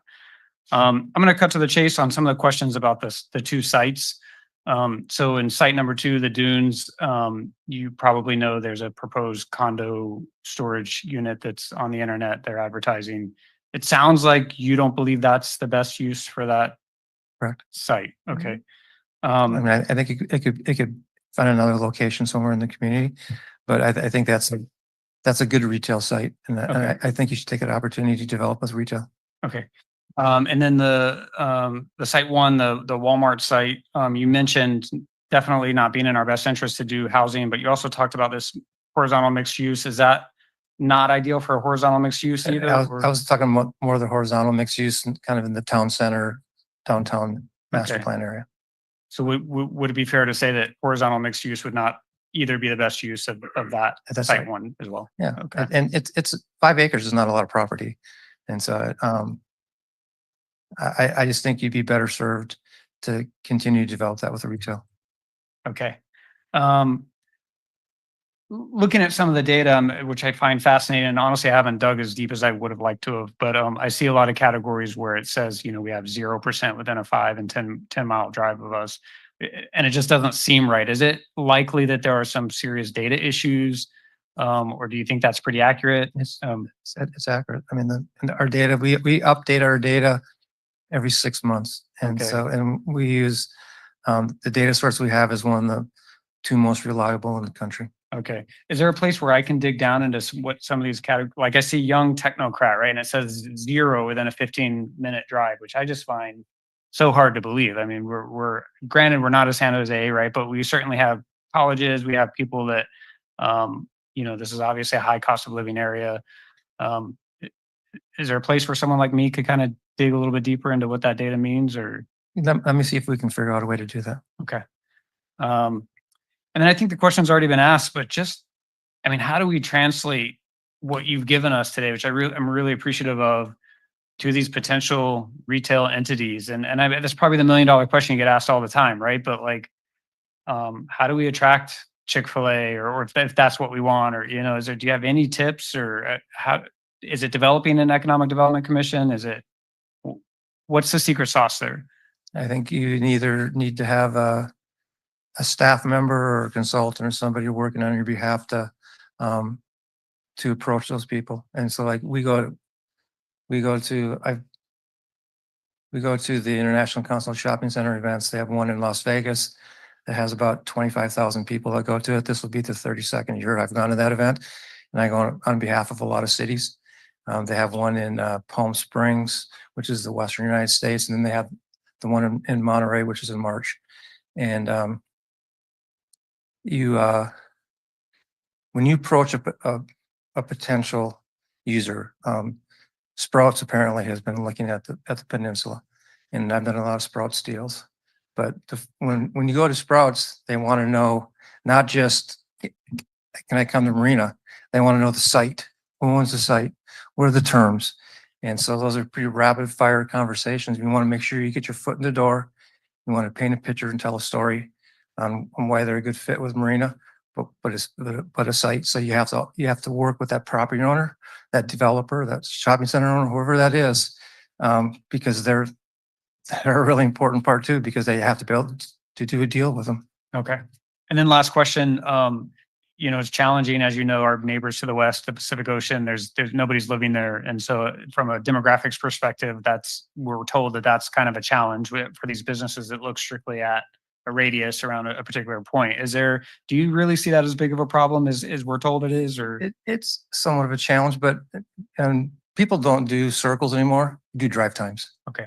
And so you can get on the one, pretty quickly, and if you get on at the right time of the day, I guess. But it's drive time. Okay. And again, when you're looking at pulling people, is not just people from Marina, but it's people from Seaside, Salinas and other communities. You want to attract their dollars and their spending here and keep your spending of your residents here. But I think it's more about drive time. Okay, very helpful. Thank you. I hope we see you back someday. Thank you, Brian. We've heard from the owner of those 5 acres of undeveloped field next to Walmart that he's owned it for decades. He goes to these international conferences and they don't want to go to his property because they see the suck of economic energy over at the dunes. Same thing with East Garrison, east of us. They don't think they're going to be able to find tenants if they build commercial there because of the economic suck going to the dunes. So what should we tell the property owner next to Walmart who's saying, come on, guys, this is my life. This is my business. I've been looking. When they find out the arrangement of the site, the location of the site, and they see the gorilla to the south, they say, not here. So what's our response to that property owner who's got firsthand experience for over 20 years? Yeah, and I know him. I saw him in Monterey a couple of weeks ago, but I think it's still a good retail site. I think the Dunes is a little better site, but it's still a good site. And I think there are people that want to be there and be located by Walmart. I think like there's still retail demand there at that site. And whenever I've gone there, I think that for him to maybe to work with the city at putting some signage up on I guess it's Del Monte, and what's the other street? I can't remember the street. Beach Road. Yeah, Beach Road, and is to let people know that what's there. I think a sign talking about that shopping center. He's got a few signs up on his own Well, property. but yeah, but they're down below. You don't see. I didn't see one up on there. Yeah, I think he's got one up on Beach, but not on Del Monte. Yeah, and so there's a real estate sign on the corner of it, but that's it. I think to have an attractive, tasteful sign there for the shopping center could let people know that's there. Gotcha. Okay. Do you think that the 1,360 homes that are starting to be built over at Marina Station, just a couple blocks away, will have an impact on that site's that 5-acre commercial potential? Yeah, and if you look at the traffic counts there's a lot of traffic there, and so I think that I think it's still a good retail site. All right. And then my last question in this round is that those 1,360 homes just north of Walmart, they're going to be built soon. They're going to have their own large commercial center. So is that going to be able to be successful? Will it cannibalize next to Walmart? Well, what I saw was that's what's approved for there is 60,000 square feet, so it's not that big, that the commercial piece. But I think they can coexist. I think with all the homes you're building in and around that area, I think you've got more than enough retail demand to do 5 acres there and do the other project too. Okay, thank you. All right, let's go to Councilmember McAdams. Thank you, Mayor. And so just curious, during this, I went to the city's website for economic development. It talks about we serve the city of Marina and we have an economic development coordinator, Marilyn Lidyoff. We don't have that person since when, like 2017? 2020, I think. Okay. And so this person is dedicated to understanding the concerns of Marina business owners and helping them become successful. And then another economic development tab is the Economic Development Commission, which we don't have anymore. So obviously the city can probably do much better in this. And I would encourage, so the Economic Development Coordinator, is that an open and funded position still, and it just hasn't been recruited? That is kind of the public communications, public relations person was from that position. Funding source. That doesn't make any sense to me. Well, An Economic Development Coordinator is a public relations person? no, we the council moved the funding to do one task instead to do another task. Okay, so there's no more economic development division coordinator. Correct. Okay, so I would encourage staff remove that from the website, because if I'm a business owner, I don't have this person anymore, right?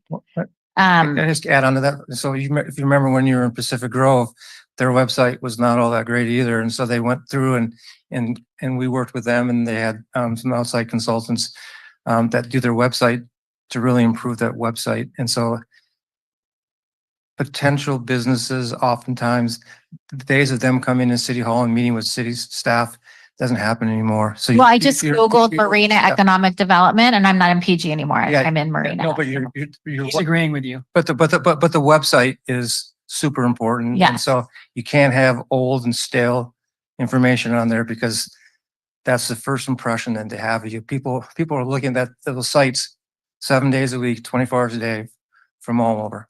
Yes, okay. And then as far as the Economic Development Commission, if we don't have staff, we don't have an Economic Development Division coordinator.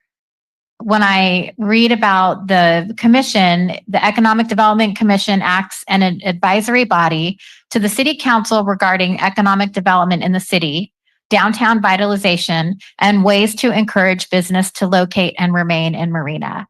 And for me, I mean, especially with the downtown revitalization plan, we're making huge investments in the medians and the signage. I don't understand why we don't have an EDC.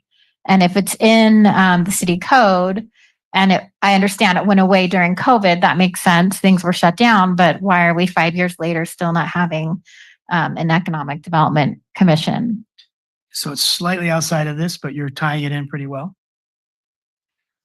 Okay, so do I get an answer to the question? Yeah, if council directs us to come back and get the commission up and going, we will absolutely do that. At a high level, we're working with Barry on a proposal that we'll be bringing back to the council the next meeting on a lot of these things that you're talking about, of coming back in and really starting to move our economic development efforts forward. The proposal will include efforts to take our downtown vitalization plan, look at it, activate ideas for activating the downtown, marketing our properties, cleaning up our website, and actually putting portfolios together, going out to these ICSC conferences and other things like that. And you'll be seeing that'll be on a future council agenda. And if we get direction from the council, we'll bring it back to get the Economic Development Commission going again. Okay, great. And I'll just jump in that we just had our budget retreat and we came up with about 120 project priorities after you subtract the ones that have been completed. And we had a lot of discussion. So it's our fault, it's our credit, whatever we do. And nobody mentioned relaunching the commission. Nobody mentioned hiring an economic staff person. So staff is trying to take the direction of council. And so on April 22nd, we have another shot to look at what we told folks in the retreat, how we rank those projects. And we also have the ability at that point to say, hey, we forgot something, called a economic development coordinator, whatever you might like, or a commission. But it's really up to us whether we get that going. And the website update improvements are in that project list. I was just trying to find them and I couldn't find it. So I don't know if it was a new project or an urgent project or an old project that needs to be ranked. But it'd be interesting to see how we ranked upgrading the website, because it's coming up tonight. But there wasn't a lot of discussion about it during the retreat. There was some, not a lot. Anything else, Jenny? Yeah, I think for me, a commission is a formed working entity formed by the council that was formed way long before we were here. And so for me, that's not a project that comes and goes like a division coordinator position. It is an advisory group of resident volunteers. And thank you to all of the residents who serve, whether it's the tree committee, planning commission. And so for me, I don't think that it should be discussed or have to be brought back or whatever.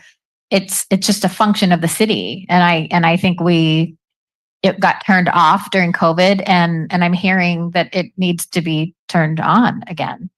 Yeah, part of the issue is there's no one to run it. There's no staff that would run it. And so it kind of goes with hiring a person who does economic development, and that person would run that commission. So it's a little bit probably more expensive than establishing the commission, because who's going to talk to them, prepare their agendas, and have actual projects for them to consider? That takes a paid position. And we decided to move that money during COVID over to where it's gone now. To a public relations person that never got filled. Okay, thank you. Do you have input? Okay, now we'll go back to Councilmember Biala. Thank you, Mr. Mayor. I'm going to address the issue that we've been discussing. Whatever it is that we've been hoping for, either hired position or commission, I think the idea for me is the economic development. And I know that the commission before worked on banners for downtown. I don't see that as the role or the function that I think we're searching for. If we're talking about the kind of report that you're doing, it has to be a high level person that understands the budget process for our city, the vision for our city, all the specific plans, all the new development, all the land property owners, all of that. So to me, it's not, that role wouldn't be necessarily what I'd be looking for at a commission. Sometimes we have a hard time finding commissioners, and I wouldn't want to see it just, populated by folks who, have some ideas because they have a business in town, but they don't have the grasp of the whole city's needs. And so I'm thinking that it should be something in terms of, I know we've talked about hiring our assistant city manager. I think that kind of level of person is who could look at your report and say, what does Marina need in order to attract these businesses, or to be the point person? If a big developer wants to come, who do they call? I mean, Lane has a whole lot on his plate already. And so I'm thinking that maybe that function falls with the assistant city manager whenever we get that position filled. But that's just my opinion. So not to digress on some of these other things, but I wanted to go back to page 10 on the chart that Council Member McAdams was referring to earlier. And that's on the, and you said it was the sales tax chart. That was on page 10, I guess. Let's see, 10. Correct. Okay, sales tax comparisons. So we looked at how little Marina has been generating compared to the other three cities. But I also want to call attention to the top 25 contributions. Marina has almost 70% of our sales tax reliant on only 25 businesses. I mean, just think about that. That's huge. That's scary. So, and I want to just point out, we had a list that was entertained in council before. And so I've requested to see those 25 again, but I want to show you some of the things that were surprising to me. Brass Taps, which is a bar grill, I guess, and Dunes, is on this list. They're just less than a year old. I mean, so they're on our top 25 list. I was surprised to see 3 gas stations. They're our top producers, and 2 marijuana distributors, retail distributors, were on this list. And I want to just say Las Animas was on the list too. And there is another business on this list that I think may be contemplating, going out of business, but I'm not going to say. But so this list is even more doubly troublesome to me because of our high reliance, but also some of these may be a loss to the city too. So I just am pointing out that we have some serious work to do in terms of economic development. Yeah, I think there's a need to broaden and diversify, and just the theme I've had tonight is you just need to attract more more retail. There's huge opportunity for you to do that here, to keep people spending money here and then attract more dollars. And that top 25 will change in over time. Yes, yes. Yeah, and we're losing some, so that means that we need some replacements fairly soon. Um, Also, I guess I want to say, how do we use your report? So obviously, we talk about site number one. I think is it number one, near Walmart. So somebody like that property owner could use this for his own benefit to say, this is what this report says, and they're supporting commercial, and use it in their own way, individual property owners, right? Absolutely. But if Marina had somebody for economic development, this is a good tool for us to recruit.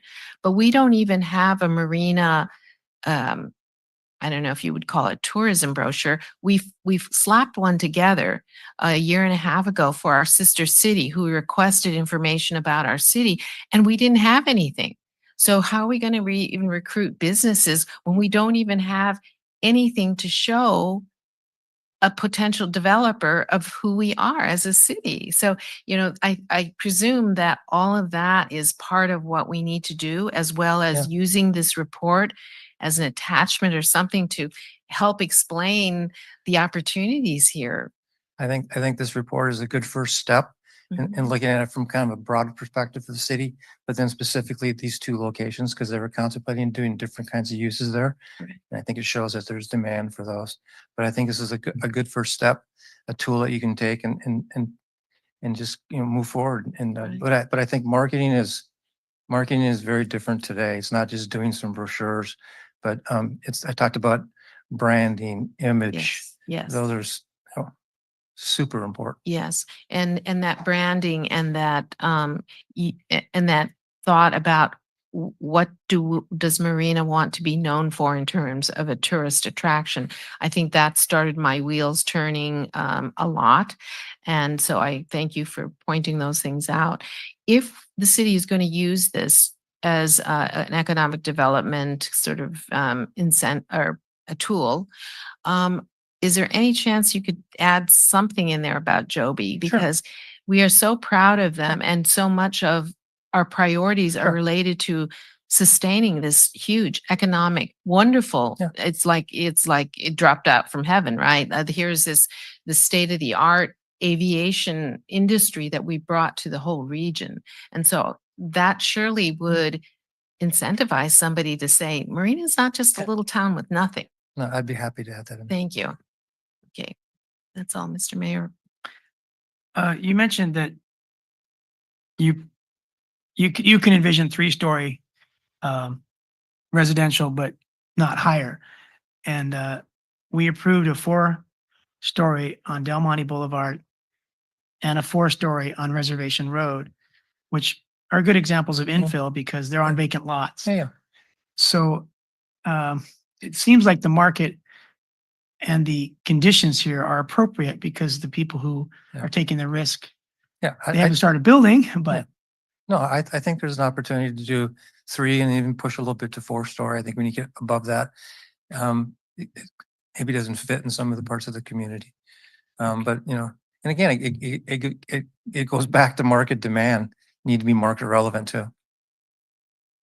You have to put a product that people are going to want to move into. yeah, maybe that's why they haven't built, even though they've been approved. Okay, so your summary of void analysis reports on page 18 of your first document mentions clothing stores, furniture, grocery, general merchandise, restaurants, home improvement, fitness centers, specialty food services. And so those are our retail market gaps.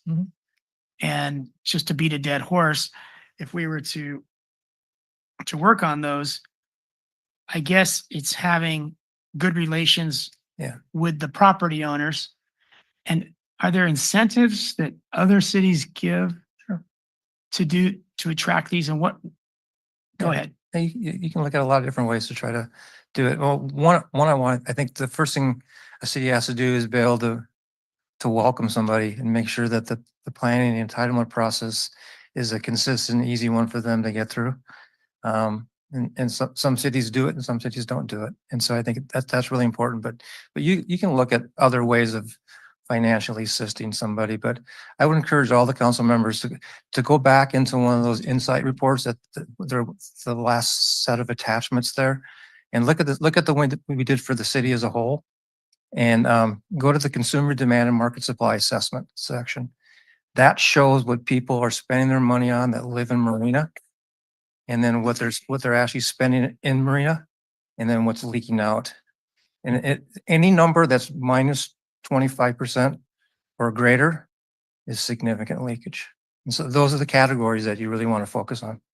Again, that's lost sales tax revenue, but that's opportunity.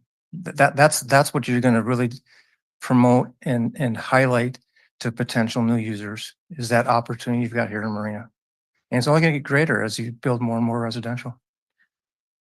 My last question is you mentioned fitness centers. I don't see the sales tax there. It doesn't, but it produces trips and activities that people really demand. I mean, I work out a lot and I rarely go just to the gym. I'll stop and, get a coffee afterwards or grab something to eat or whatever else. And so you're doing trips and activity. Okay. So it's just offering more of the things that the community want. And like in grocery stores, only about 30% of the total sales are taxable in a grocery store. The rest is not. But again, it's producing trip and activity. Those are things that people want to have in the community. Thank you. For the rest of council, we rated website improvement last time we did it 2 years ago as number 41 out of 120. And this time I ranked it 20 out of 84. And we'll see where we go on April 22nd as a team on that. But at least that was in our project list. But the Economic Development Commission, the Economic Development Coordinator, currently not on that list of 84 projects. Okay, anyone else before we wrap this up? All right, thank you very much, sir. Thank you, staff. Go ahead, Kathy. Thank you, Mr. Mayor. Just a quick one. So on page 17, we talk about future hotel development. And you said to pursue the development of additional mid-price limited service hotel, another hotel could build upon the success of the two newer hotels in Marina, the Spring Hill Marriott and the Home 2 Suites. We have a luxury hotel being built. Okay. So are you saying that the additional mid-price service one would no longer be needed because we have three? I think you get that one open and see how it does, but I think there's going to be an opportunity to do another one. I would consider both the hotels that you have that opened recently Right. here. They're both mid-price limited service hotels. Okay, And- then and- we are, okay. that- Some I- people would say they seem No, like luxury. that's the category it fits the in. mid- And yeah. I'm a platinum Marriott person, so those are the kinds of places I stay at. Okay, well, we are having a luxury one right across REI. Fantastic. So, okay, all right, great, thank you. And thank you very much for this report. welcome. We were anticipating it for a while now. We were wanting to see the results. So Happy to thank help. you.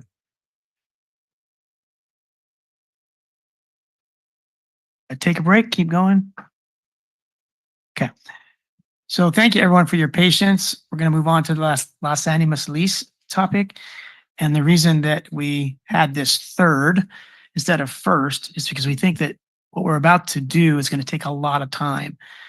And the economics of our city and that CalAm 3 million was a very timely piece that had to get done tonight. So that's why we're doing Los Animas lease third instead of first. Lane,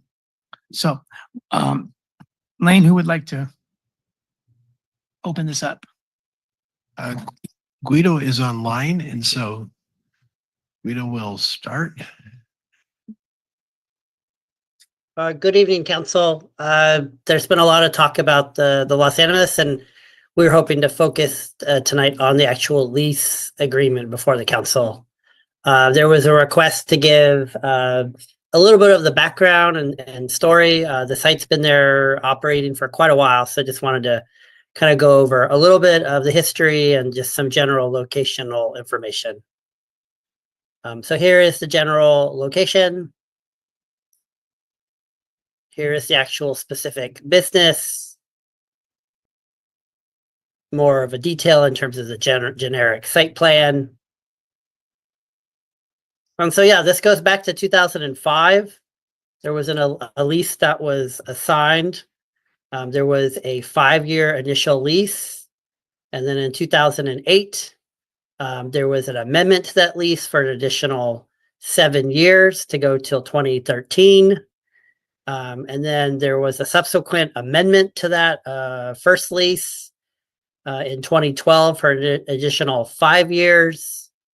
And then October of 2023, the applicant did apply for a conditional use permit.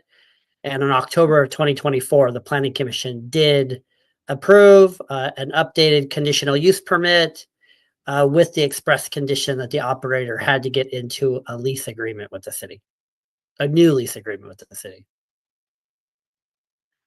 So this is the recommended motion authorizing a lease agreement with the Los Animas Concrete and Building Supply for a period that would terminate on December 31st, 2025, with then a 1-year period to clean up and remediate the site by no later than December 31st, 2026, authorizing the city manager to execute the lease agreement for final approval by the city attorney. So that includes my very, very brief presentation. Thank you, Guido. Lane or Renee, do you have any input before we go to public comment? I don't think so, but Renee, if the council has any specific questions and things. Yes, if you have questions, I'll answer. So these if are I can. clarifying questions, because first we go to public, right? Sure. True? Yes. Does anyone have any clarifying questions? Councilmember McAdams? Thank you, Mayor. Guido, can you go back to the timeline, please? Sure, absolutely. Thank you so much. I have a question.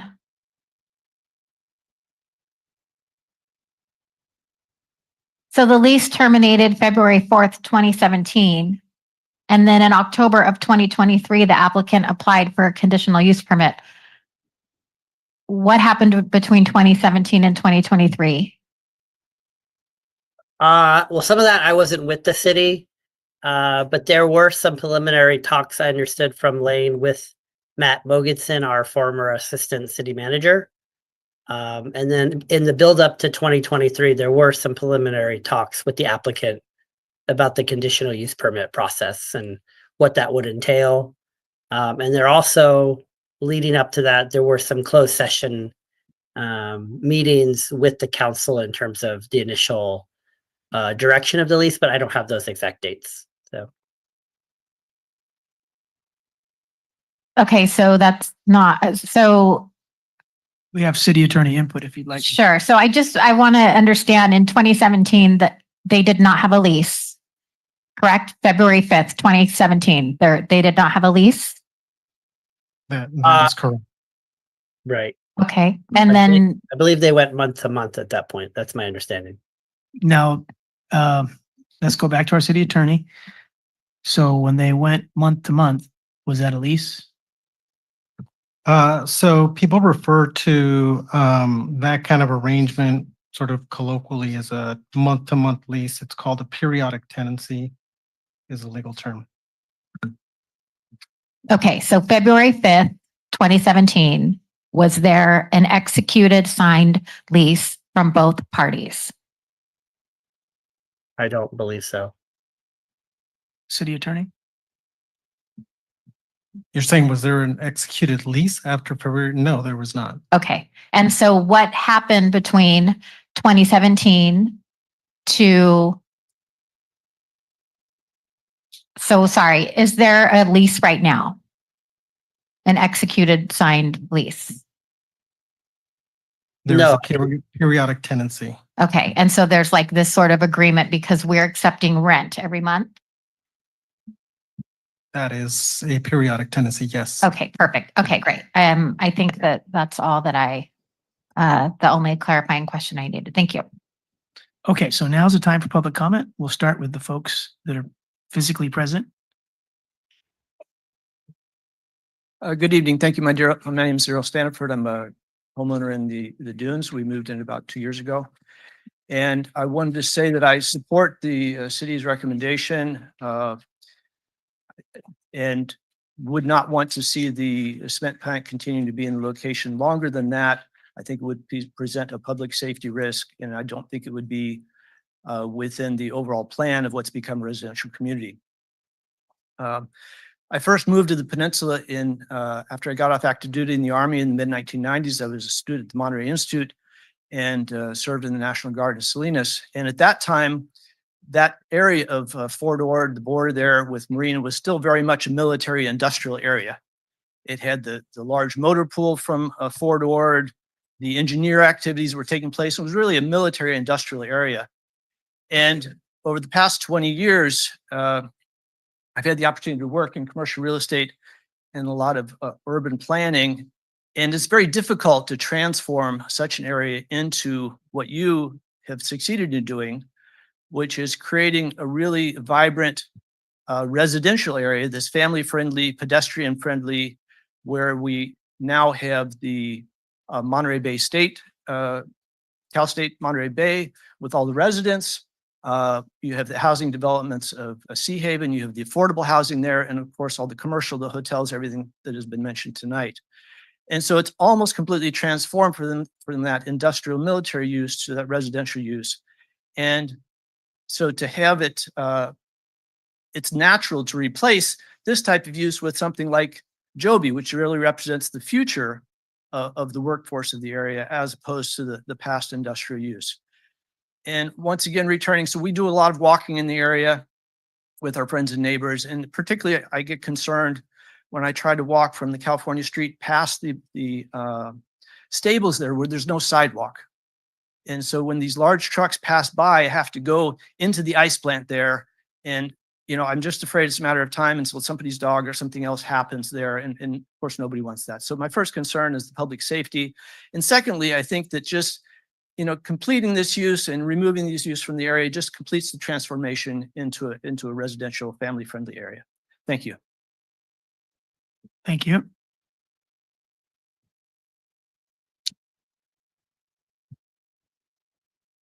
Good evening, Mayor and members of City Council. Thank you for your time and consideration tonight. My name is Tom Zaharalis, and I'm a resident who lives on California Avenue. I've been dealing with this for the last 7 months or so. We moved into our house back in December of 2023, and I will be speaking about the proposed lease approval for the Los Animas Cement and Building Company. I want to be clear, I support the city's current recommendation for the Los Animas Cement and Building Company lease that allows them to operate through the end of the year, plus a 1-year decommission of the site. I see this as a strong compromise for both parties. I believe the City Council should approve the lease without any further changes to the number of years they can operate on California Avenue.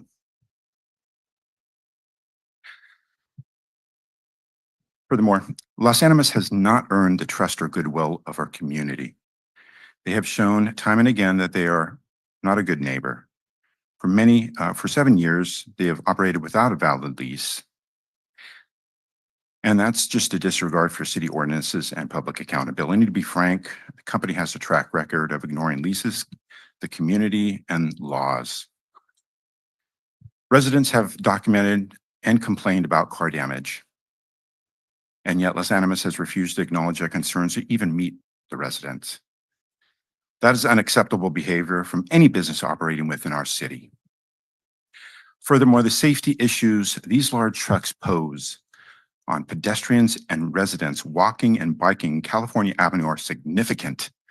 California Avenue is a narrow street with no sidewalks on either side between 9th Street and Telegraph. How are residents supposed to be able to feel safe walking on the street with their children, with their animals?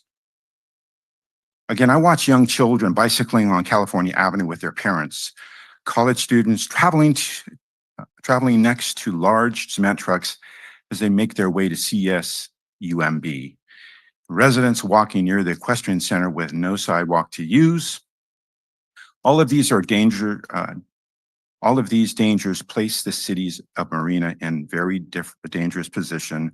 Litigation if pedestrians and bicyclists are struck by a cement truck.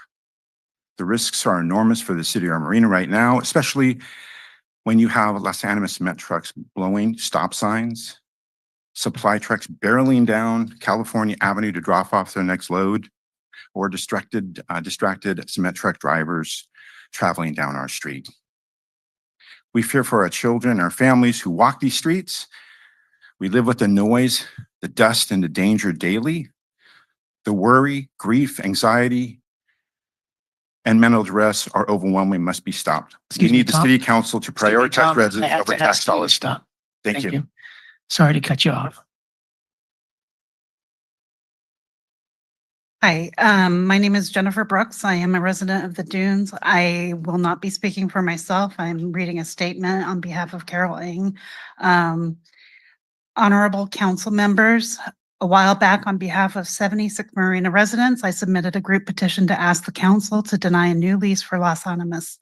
Since then, I want to thank you for listening to the 76 Marina residents. They included folks from Greater Marina, north of Imjin Parkway, as well as CSUMB. The city's proposed lease terminates all operations by the end of this year and requires tear down and restoration to be concluded by the end of next year. This is an acceptable compromise. No additional time should be added to this because in reality, Los Animas should not have been given a lease at all because they should have exited and left the site for February 2017, 8 years ago. You know the details as this was elaborated in letters. Notwithstanding this, let's focus on the now. There is a problem. City's proposal is a good solution. Everyone shares the solution. Thank you for coming up with this good compromise. I seek you to kindly stick to it as it is fair to all. This is the time when strong leadership is required to do what is right.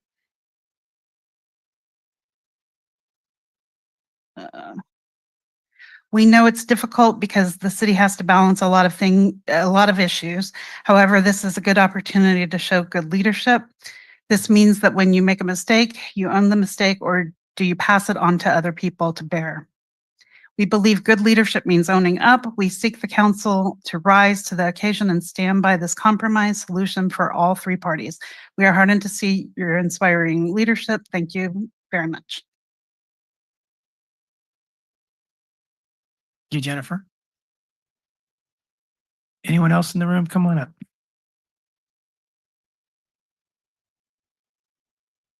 Good evening. My name is Robert Richmond.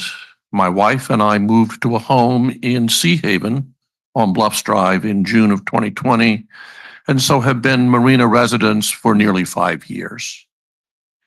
2 years ago, we moved my wife's parents, now in their 90s, to a home in the Dunes. My family is a symbol of how Marina has changed and continues to change. My guess is that Los Animas, a local business, provided the cement that formed the foundation of my home and my wife's parents' home, as it has for hundreds of houses that have been built in and around Marina in 2 decades. In that sense, Los Animas is directly, one might even say concretely, responsible for the changes that have occurred in this community that we have chosen to make our home. That change has been good for Los Animas in as much as it has profited by it. I'm relieved this is the first that I've heard that the lease is to be terminated or is only to last through this year. And I want to applaud that compromise. My concern is clearly between now and the end of the year, how things are carried out. I hope that you will exercise some close oversight over what happens with Los Animas in the ensuing several months between now and the end of the year. That you insist that it take every possible measure to mitigate the potential harm that it may do. This is not just a local matter limited to the Dunes. We are, all of us, regardless of our specific address, part of one community, and what harms one part of us harms all. Los Animas came to Marina in 2005. It could, if need be, go elsewhere. If, however, it insists on continuance, since it will continue to be our neighbor for the next 7 months, it is only right that it find a way to be a good one, and it is within your power as our representatives and governing entity to make that happen. Please, I hope that you will continue your oversight, and I applaud the compromise that you've come up with. It seems to me to be a very reasonable one. Thank you. Thank you, Rob.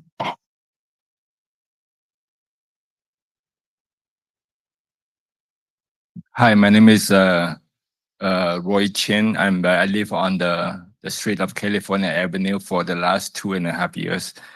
And I also support the proposal of the city council recommendations to follow the deadline to allow the Los Animas truck to last through the end of the year and dismantling for the rest of the next year.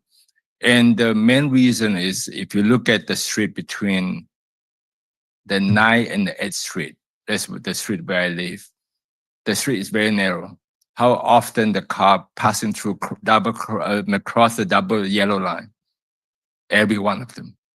So it's very dangerous for the incoming cars. And my cars got hit 3 times in the last 7 months. And who paid for the damage? I did. So this, imagine there's someone in the car. One of us is going to get injured. So that's number one. Number two, that street now is the dirtiest street in the neighborhood. Dirt, sand, stones are on the street.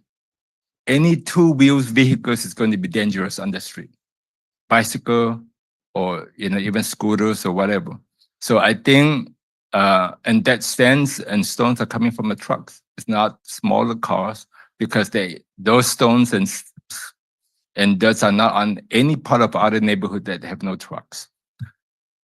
And third, I don't have the proof, but people are speeding on that street. I do not know what's the speed limit for residential. Is it 30 or 25 or 35? But I see many streets on Abraham or even General Jim Moore, they have speed limit of 35.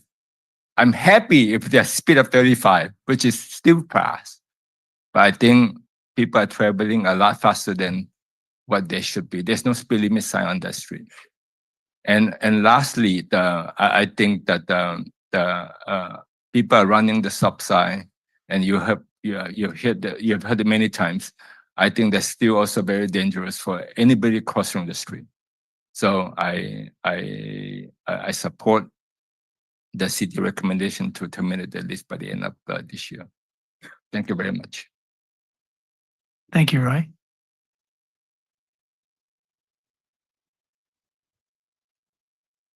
Good afternoon or good evening. My name is Marina. Hello, everyone. I've been living in the Dunes for 3 years. I live on Moonshell Lane. I have a kid, 8-year-old boy who is very active, who likes to ride the bikes and scooters and just running with his friends outside.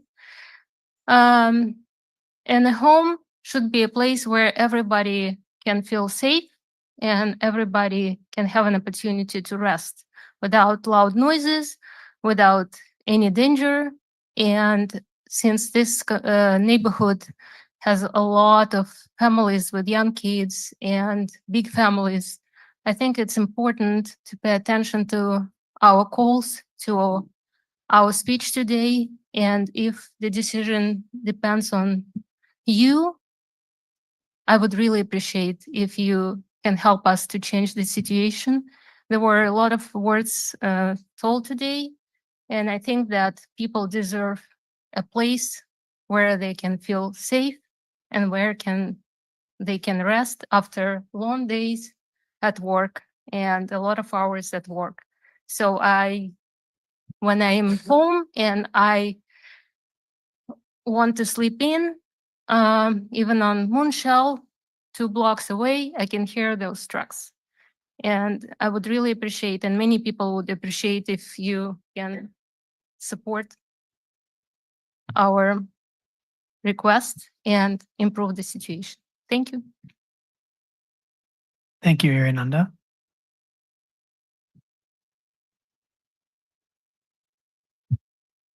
So, my name is Carmen Zaharales, and I'm also a resident of California Avenue.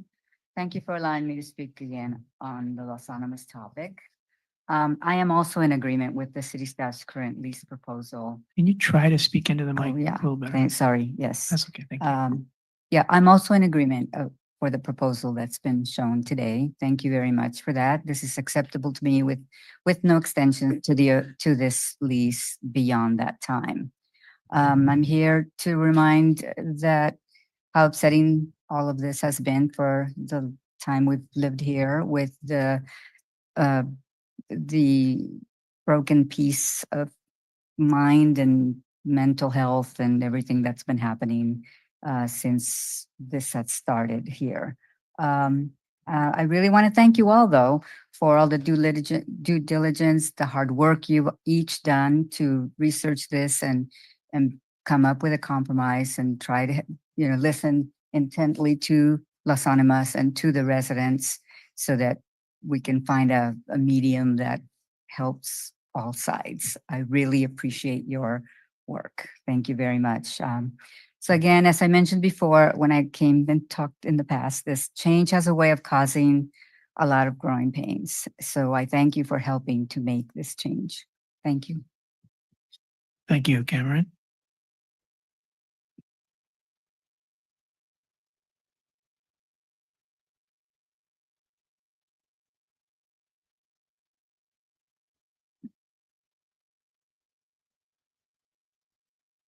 Good evening. I'm Gary Redenbacher. And I was struck on the way down here that I saw a large truck, and on it, it said, helping people to keep their promises. I thought that was interesting, that they thought it was important enough that a trucking firm would think it was so important to put promises on their truck. Seems to me that some things would be much more important if a promise is made that affects everybody's lives. And let's talk about a certain promise.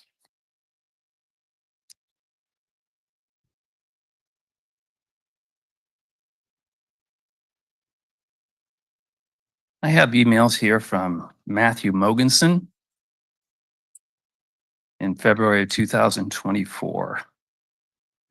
There was a request from Las Animas saying, "Hi, Matt. Do you have a copy of the new lease yet? I'd really like to see that if possible." This is not an isolated request to the city from Las Animas. And by the way, I hope everyone listened to Mr. Ortega. A month-to-month lease is a perfectly legitimate legal lease. They don't call it a lease, they call it a periodic tenancy. But it operates by operation of law, and that's exactly what it is. A perfectly legitimate rental agreement. And that has existed since 2017. In response to, "Do you have a copy of the new lease yet?" Mr. Mogensen said, "No, we have not drafted that yet. I would not expect, though, any changes to the terms we've already discussed and the council, this council, agreed to.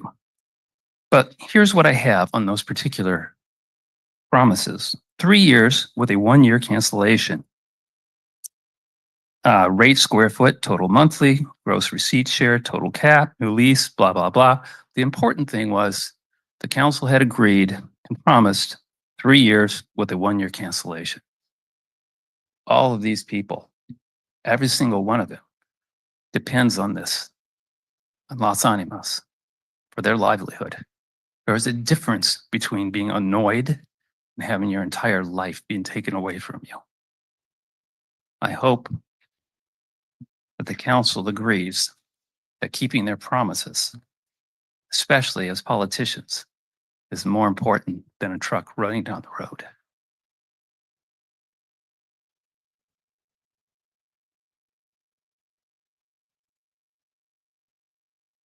Thank you very much, Gary. Anyone else?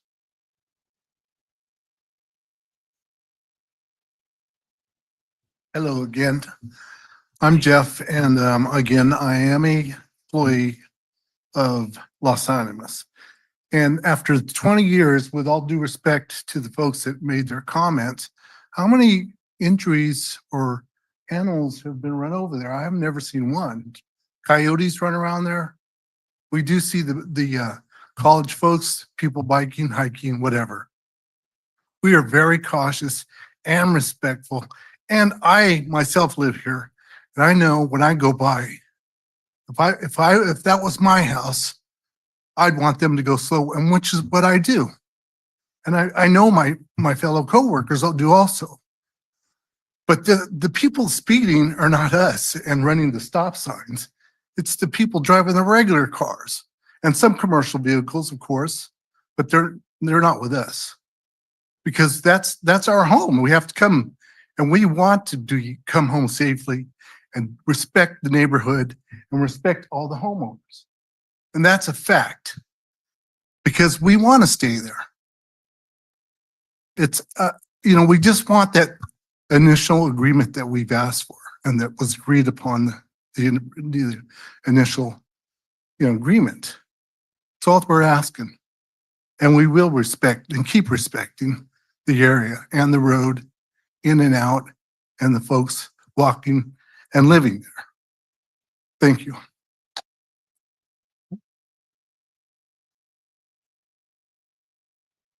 Thank you very much, Jeff.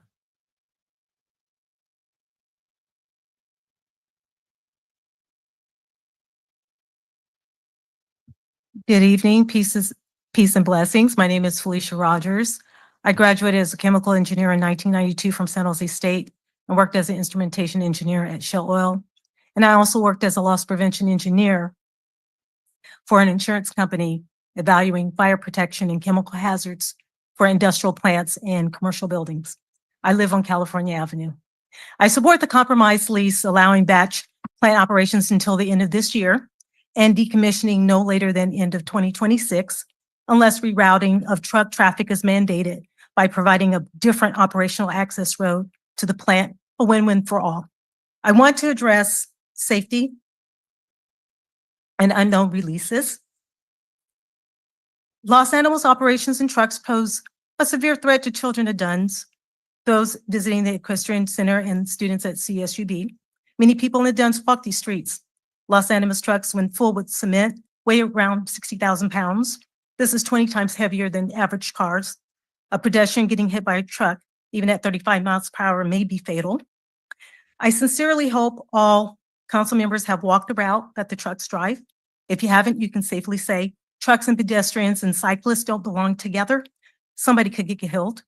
This is why so many people outside California Avenue and Duns also signed the petition to ask the city to deny a new lease. Signatures would easily have been above 76 just because collecting was stopped quite a while back. To reiterate, there is the matter of no bike and limited or no sidewalk. There is no sidewalk at all on 8th Street. There is no street lamp there either. Further, night operations are allowed for 30 nights in a year. I want to talk about also unknown chemical releases, air pollution. Los Animas operations and trucks generate unknown chemical releases and air pollution, which pose a safety hazard to young children, babies, along with folks with compromised respiratory systems. These vehicles emit unknown chemical releases that you can smell. As a matter of fact, I was exposed to an event about a month and a half ago. Some release happened when I saw some type of cement trunk go past, and I was working outside. I was not able to stay outside because of the strong smell, and I had to go back inside. I checked about 50 minutes later, and it was still there. So again, unfortunately, I was exposed to some unknown release of some chemical substance that also entered into my house as well. So it is for these safety reasons and health reasons that we urge council to accept the proposed lease as it stands, unless we can have a win-win. And I would like to have a win-win for all. Have a great day. Thank you, Felicia.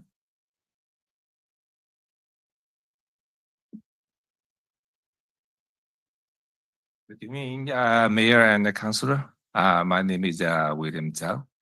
My wife and me, we just moved here at the end of last year. So sometime we do walk down to 9th Street and turn right to California Avenue. We do see truck move around. The road is very narrow. Some section don't have a walkway. We think it's even we not live California Avenue, but we do walk around. We think it's very dangerous. I heard it's the proposal will be the concrete company the lease will be end at this end of this year. So I like to say is we don't like to see tragedy happen, then wait until then. We should have a prevent method to solve these issues. It's really dangerous. It's the truck we saw on the road, especially between 9th Street to down to the 8th Street not go through is the gangway. You can see left turn. It's the big truck is all off the way, probably whole truck ways on the dirt. This is a no walkway over there. I think it's very, very dangerous. It's a big truck on the small road. So I urgent the cities make serious concern. Don't wait till it happens. I support the end contract at this end of the year. Thank you. Thank you, William.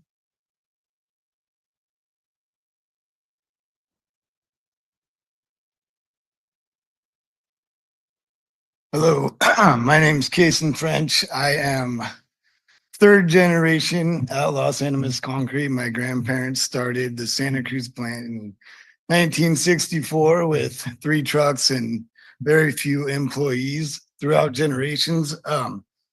We have built the company up, obviously pretty big. We now have upwards of 40 employees, 2 different plants. We opened the Marina plant almost 20 years ago now. And when we got here, it was very slow, very nobody around, nothing, no stores built. We have done so much to put so much into this community. And I heard you talk about the taxes. I know we're at the top, 25, if not the top of that list. You take us out of there, your taxes are all going to Seaside, Salinas, Watsonville. Nothing is coming here from all the building you're talking about you want to do. So that's a big thing to think about. I'm curious where we are on that list. I know we're top 25, but what number are we? 1, probably 2, maybe at the worst. So, and then the sidewalk thing, we pour concrete. We are a family-run company. We are here for families. You guys come to us and say, hey, I have to jump in the ice plant every time a truck goes by. Kason, Guarantee can you talk to us? we will donate the concrete for those sidewalks for you. Because we are, whether you like it or not, we are part of our community. And to hear all these things bad about us really hurts me because we do try to make everybody happy and be a good part of the community. So I hope we can stick to the 3 years plus 1 year and what somebody failed to accomplish.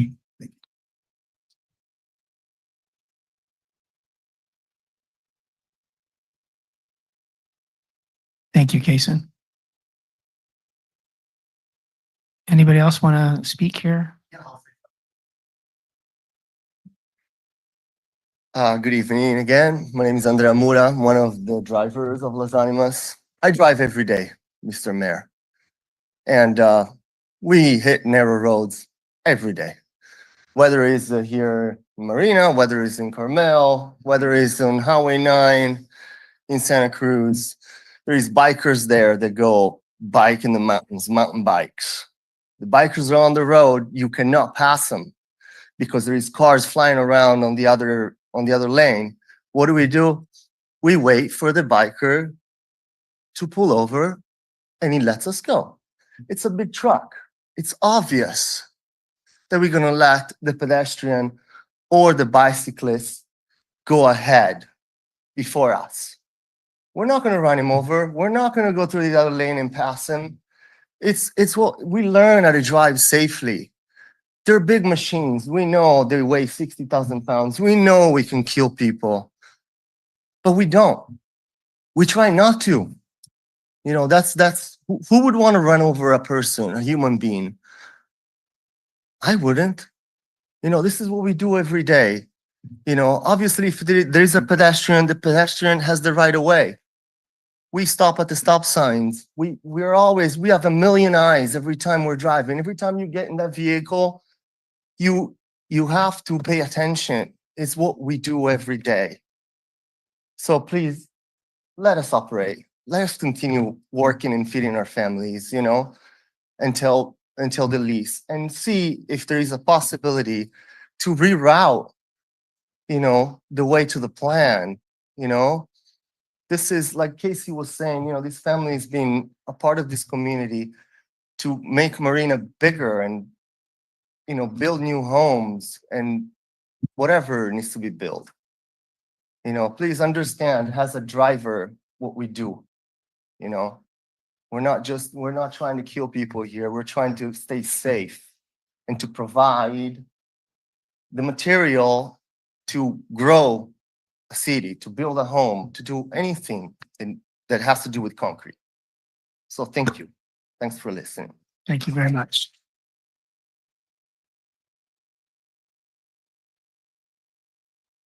Thanks again.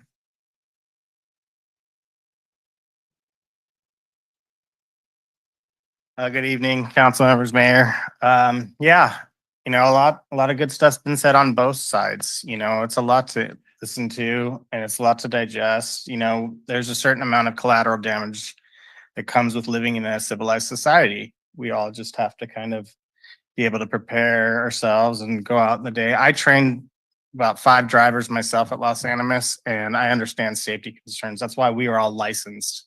And every year we go through rigorous institutions, trainings, medicals. We talk, we learn, and this is a learning experience for us to be better for the community. Of course, we want to stay. Of course, we want to continue generating revenue for the city of Marina. I've been coming here for 10 years building East Garrison. You know, it's not like we want a battle in the Hatfield McCoy. We want to work together.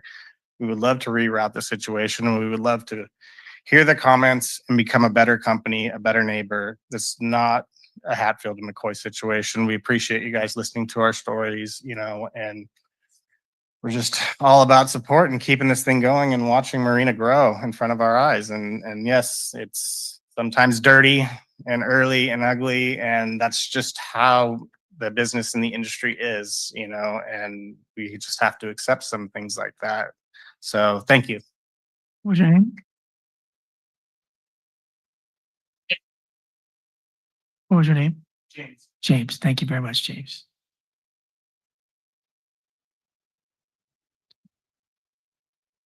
Hi, my name is Vicente. I work for Las Animas. Just want to mention that I've been living my whole life in this area, and there is not too many companies around here that are paid as good as Las Animas. So, shutting Las Animas is going to affect a lot of lives that we're going to have to move our families out of here. So it's you guys need to work the way so to keep Las Animas in the business, because the community needs the concrete. I hear talking about developments and all that, and that's going to affect because companies are not going to have too many choices to get the concrete. Price is going to be up. So I wish you guys can work something out for us to stay. And just talking about traffic there and the speed limit that the gentleman wants to know, we drive between 10 and 15 miles on those roadways. And we are aware that there is kids. We are professional truck drivers that we have to go through all this paperwork at the DMV showing us how to drive the truck, how to, second English, English is my second language, how to be aware of people and surroundings around us. It's not that we just went and grabbed our license. We go through a lot of education to be a truck drivers, professional truck drivers. Thank you.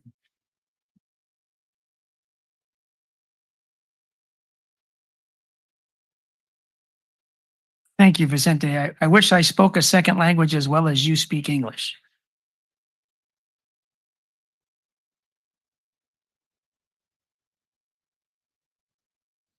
Yeah, my name is Alfredo. English is my second language. And I work as a mechanic.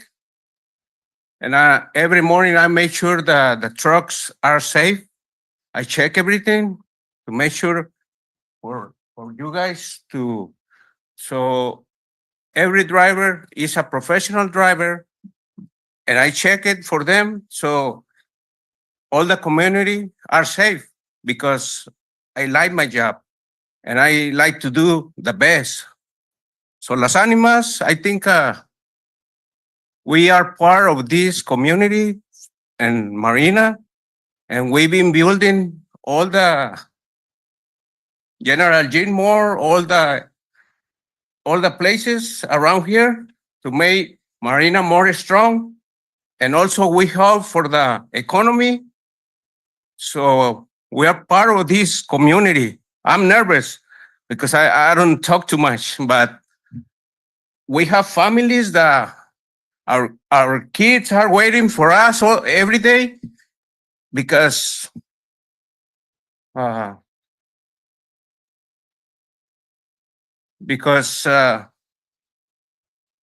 don't know what to say, but what I wanted to tell them, I know they have a lot of money, they can buy this kind of a houses, but we coming from the upside just to come and give you and build your houses.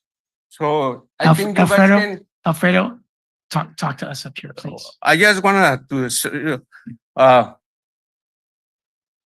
so we build their houses with a lot of effort and love because we're gonna make Marina stronger. Las Animas, we are like that. Santa Cruz and Marina, we've been like that. We take care Watsonville, Carmel, Monterey, King City, all the way to Big Sur. We drive dangerous places. And these drivers are professionals. We check, we are make sure everything is fine. So we take care of the community too. So thank you for listening to me. Thank you, Alfredo.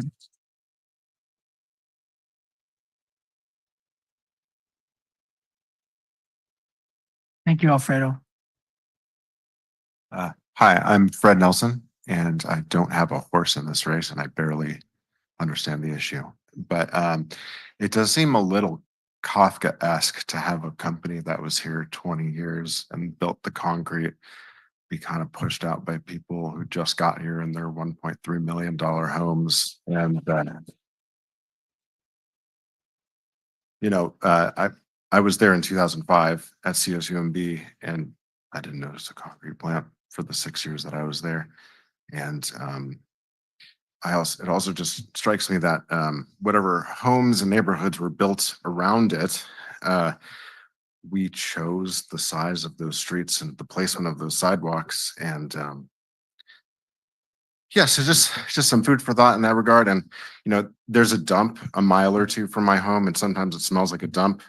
But I chose to live near that dump, and I'm not up here trying to shut down the dump. So.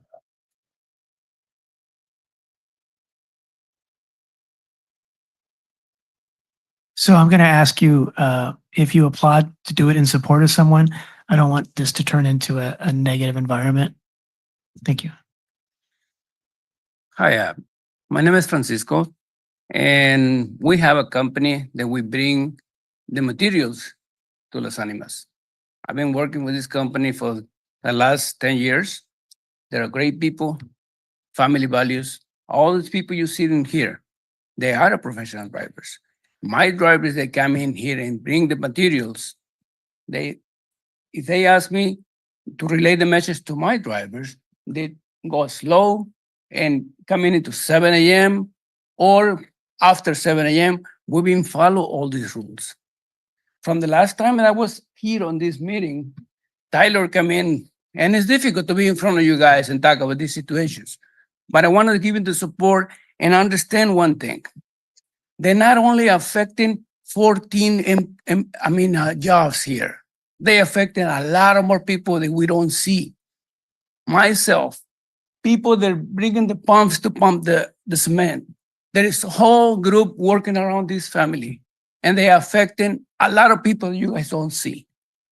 So I believe that yes, we affecting the noise and all these things, but all of these people, with all the respect, they choose to buy the house here where they know the trucks are gonna come through, but they don't say and they don't appreciate they build all these houses for them.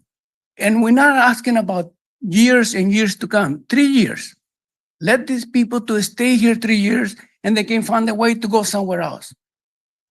Let's be reasonable, work together. Thank you. Thank you. Thank you, Francisco.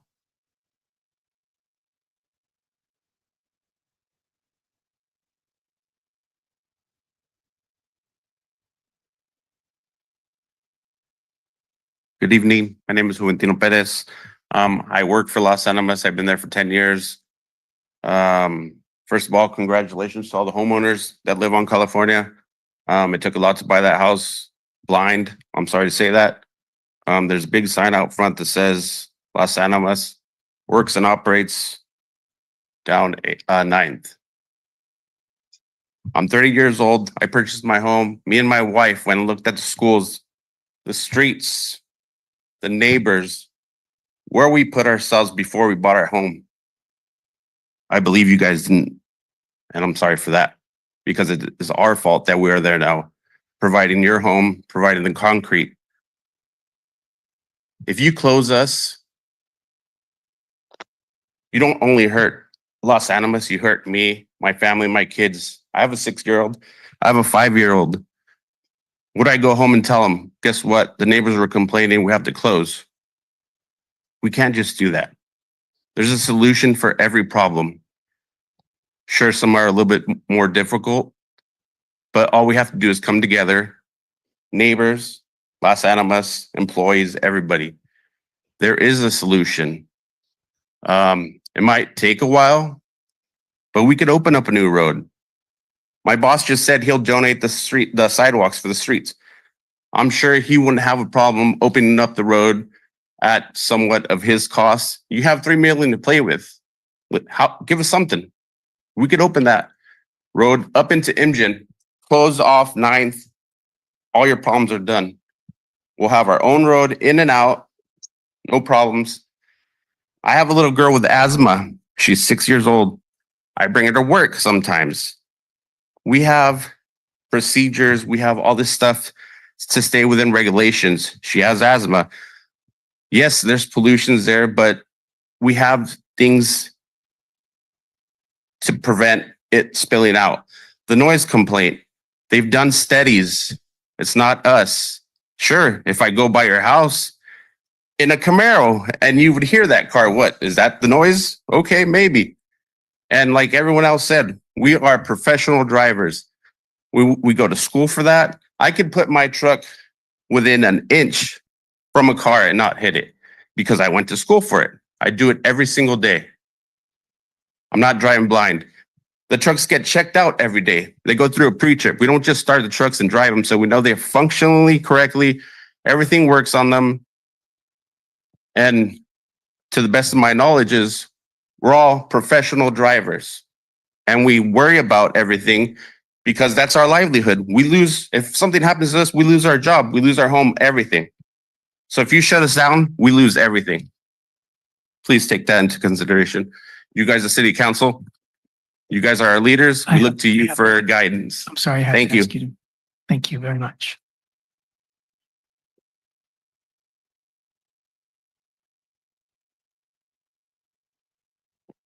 Anyone else before we go online?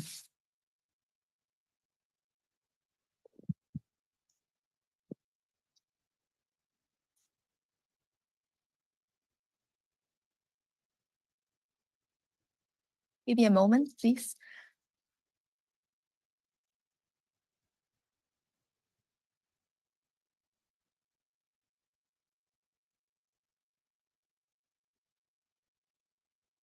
My name is Honorable Council Members. My name is Carol A. And I live on California Avenue. And I'm the one who's been rallying everybody and hearing everybody's stories. And of course, there's my own suffering and that of other people as well. From noise, principally. Then the other aspect is the next thing that people are very worried about is danger.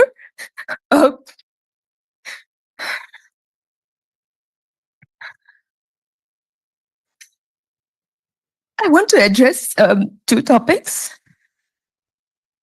safety and vibration, which hasn't been addressed much because I want to address vibration because vibration and noise affect people's lives so much that our Marina Municipal Code or our law talks about it. In the Marina Municipal Code 9.24, there are noise regulations, and Marina has a declared policy on this. Quote, it is declared to be the policy of the city that the peace, health, comfort, safety, and welfare of its citizens require protection from excessive, unnecessary, or unusually loud noises and vibrations from any and all sources in the community. Unusually loud noises and vibrations. Trucks from Los Animas and its raw materials suppliers. Starting at 6 a.m. in the morning when it's still dark, and that's 1 full hour before 7 a.m. business hours we start in our Marina Municipal Code. Why is Los Animas given an exemption which breaks the law in our code? Every day they are allowed to start at 6 a.m. Monday to Friday and to operate on Saturdays and on public holidays, Martin Luther King and whatnot. So, our code provides for the protection of this, and I'm glad, thank you for your compromise solution, and I ask that you stick by it. Because to protect us, your people.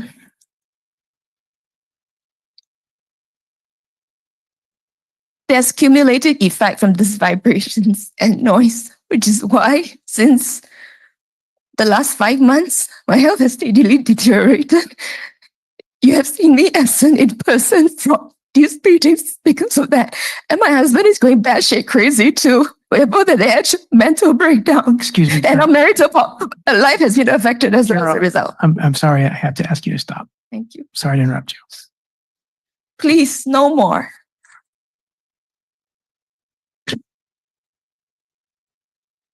Carol, thank you.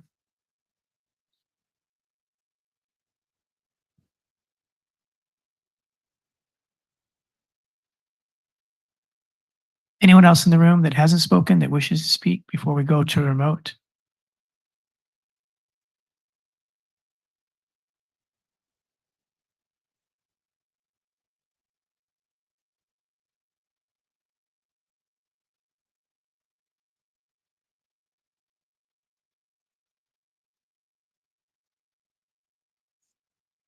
Hello.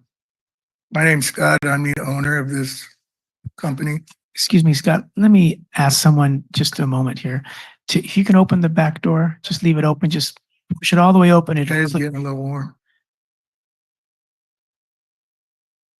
All right. Thank you for your patience. Sure. So earlier, the fellow mentioned leakage going out of Marina. You're going to have more leakage with me gone than you can shake a stick at. The only people who are going to be able to bring you concrete is Salinas, us out of Santa Cruz, and we will continue to come. Don't get me wrong. It's not that bad to come from Santa Cruz. It seems Joby is extremely important to you. You know who's poured every ounce of concrete on that job? Us. Joby's going to be extremely upset, which I know you've gotten correspondence with him. That's going to add a whole lot of money to him. He might just back up and leave, knowing him. He tends to have somewhat of a temper when it comes to things like this. The other thing I'd like to point out is Doug owns the Chaparral Horses, which is our nearest neighbor. I talk to him fairly regular, and I believe some of you have too. He has absolutely no problem with us. So the drivers are super polite. They don't bother the horses. They don't bother the people riding there. There's no problem, whatever. He mentioned to me the other day that the lady came around with a petition to sign against us. He refused. The next week, he had a call from somebody at the city that the horse manure was starting to stink too much. So I think we all know where that stink's coming from, and it ain't us. Thank you.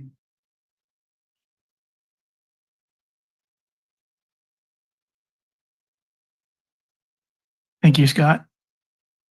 Anyone else wishing to speak before we go to remote?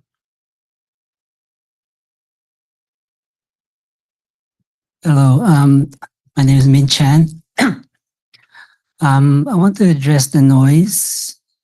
If you're familiar with a garbage truck, so you get one of those, maybe two, once a week, right? That's fine.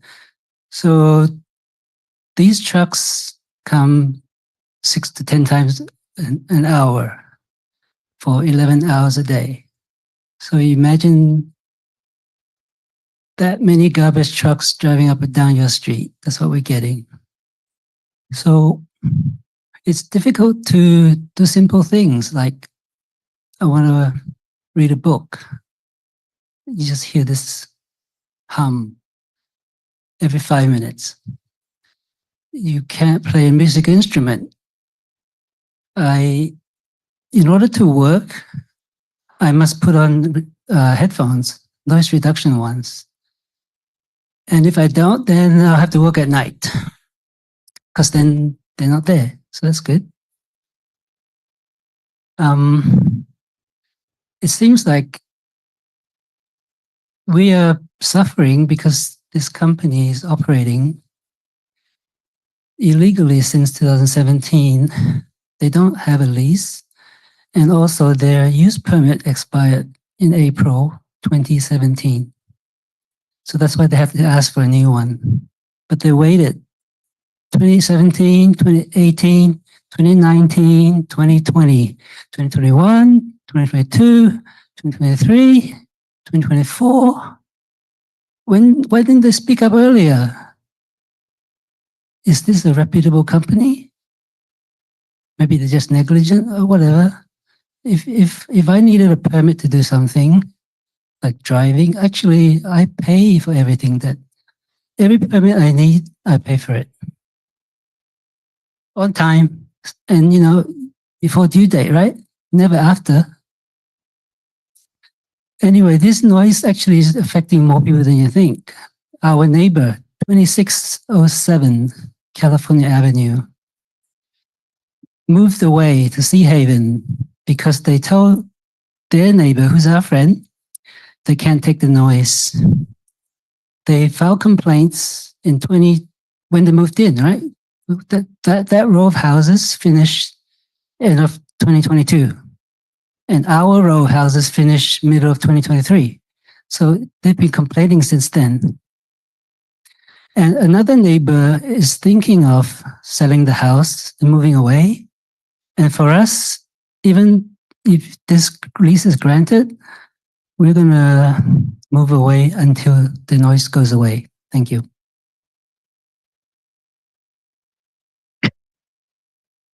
Thank you, Me.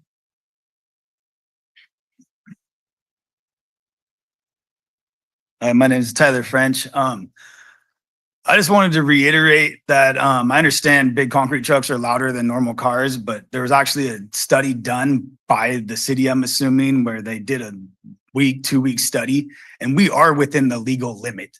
of noise. So to say that we are not, or we are above the limit, or we are operating illegally, or I can't read a book or play an instrument is absolutely wrong, because we are within that legal limit.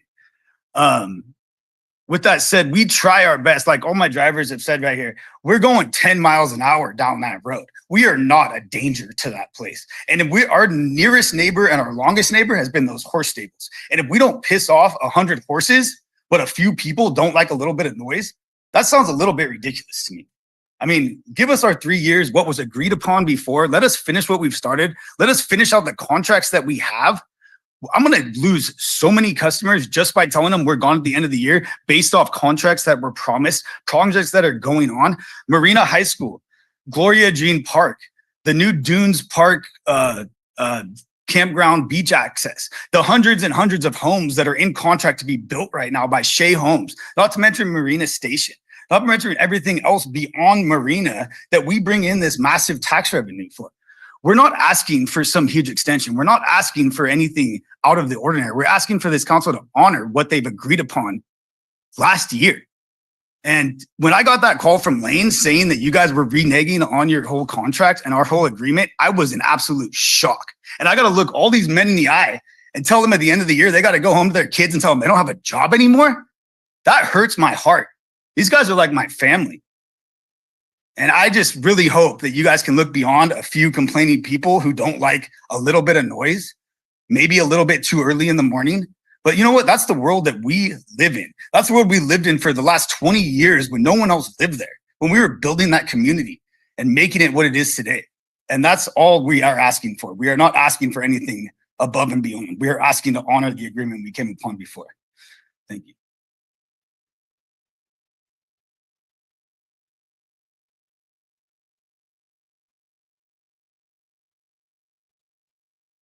Thank you very much, Tyler.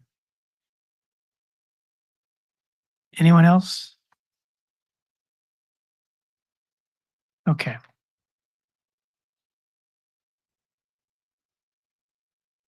Hello, Mayor and City Council members. My name is Tom Lubo. I empathize with what all the employees of Los Animas have said. Thank you for building our city. However, because of the Los Animas drivers and affiliated drivers' behavior and their culture of doing whatever they please until the city enforces it, I believe that the recommended lease term is a compromise we would accept. Others have heard them say that they will operate month to month during decommissioning and then try to negotiate a new lease. What will this council do if that happens? You hear claims that trucks running the stop sign were not LA affiliated. Hopefully you've all seen the sample of 59 videos in under 36 hours of Los Animas and affiliated vehicles running the stop sign, all proven by either having their logo on the truck or the footage showing them drive all the way down to the end of the street into their property. They run regularly over 30 stop signs a day. They worked without a CUP from 2010 to 2012 and again from 2017 to 2023. We've talked about the lease ad nauseum. Not only this, but they have polluted in 2019. They were cited. They built structures out of code in 2021. They dissolved the legal entity and created a new one without notifying the city. Their suppliers cannot make the right turn out of 9th to California. They drive down the center of the road. They endanger my 2-year-old daughter and my neighbor's children.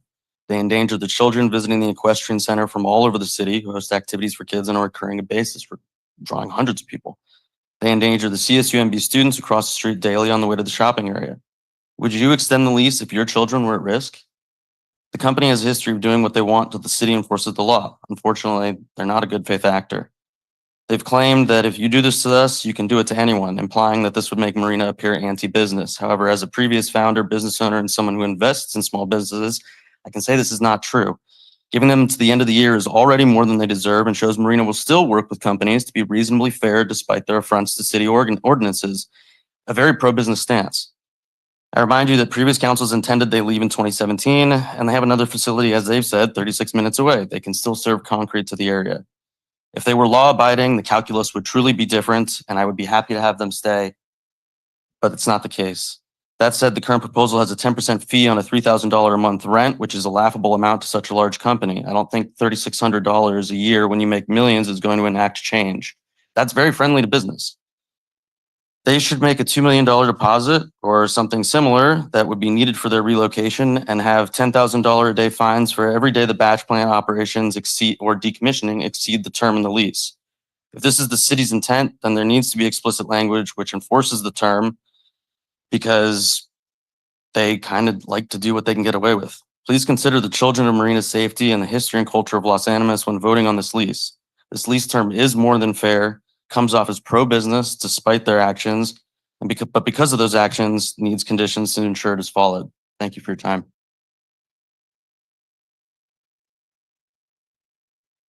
Thank you, Tom. Anyone else?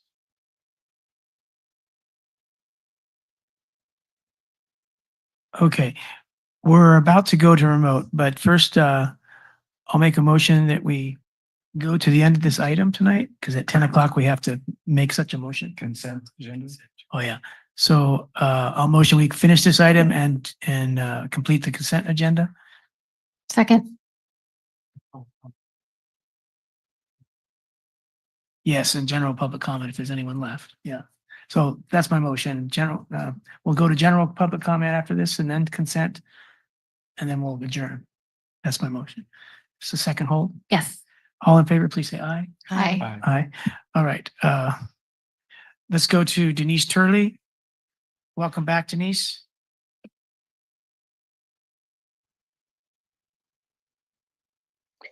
Good evening. Good evening. So, just some general comments first. I'm hearing from too many people on the Los Animas side that it's all about us and they're against, and the them is against the us. And that is not the point here. Secondly, Tyler, Scott, or Gary, go to the city manager or the city clerk right there in the room, get my contact information, and contact me about the damage you did to my car that I've waited many years to have fixed. Thirdly, has the city done anything to A, help them find a relocation place, B, ask them to be better citizens? Maybe all you guys need to do is buy and pay for and hand out to all those residents noise canceling headphones. How simple would that have been? But you didn't think of it. So, second to last, who is the appropriate person to make a noise complaint or a damage to vehicle complaint to that will actually get heard and taken care of by Los Animas? Finally, I have been in that same situation where illegal fireworks were set off over a period of more than a year during sleeping hours, being awoken by sudden noises in the night. And it ruined my health. I get that you can't prevent those noises, but you have to at least admit that those noises create an adverse condition that obviously somehow needs to be addressed. Are we going to vote on this tonight? That's it.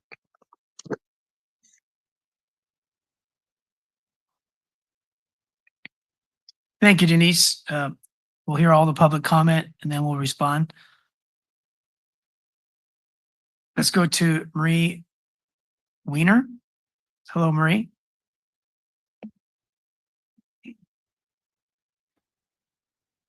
Hello, I'm Marie Weiner. Members of the City Council and City Manager, thank you for the compromise proposal of a lease of city-owned land to Las Animas Concrete for operations to conclude December 2025 and for all facilities and operations to be dismantled and the land cleared by December 2026.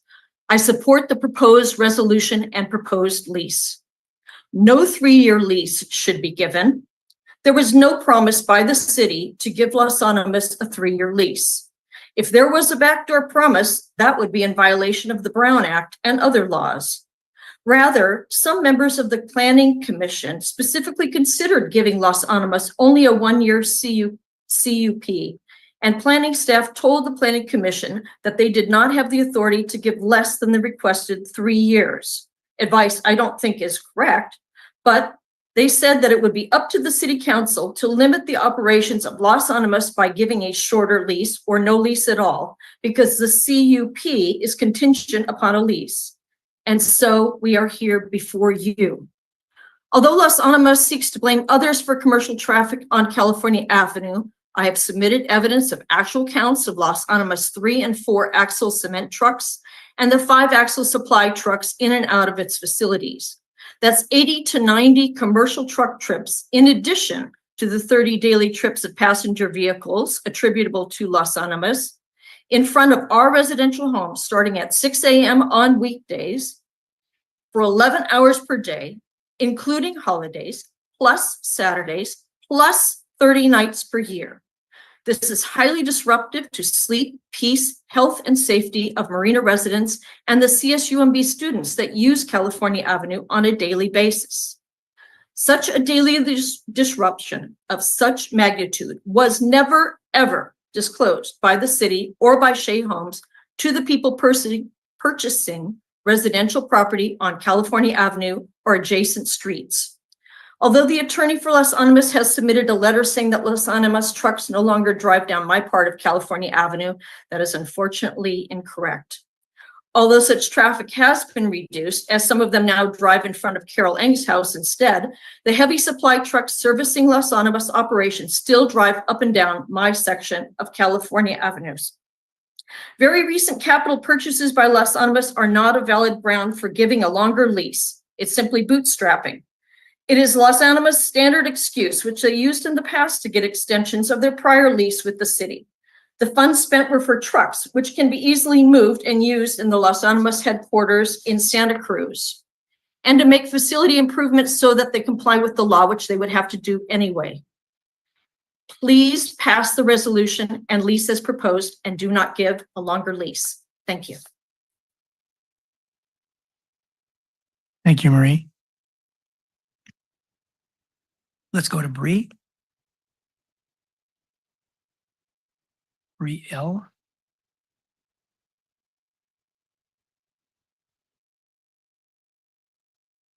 Go ahead, Bree. You show as unmuted.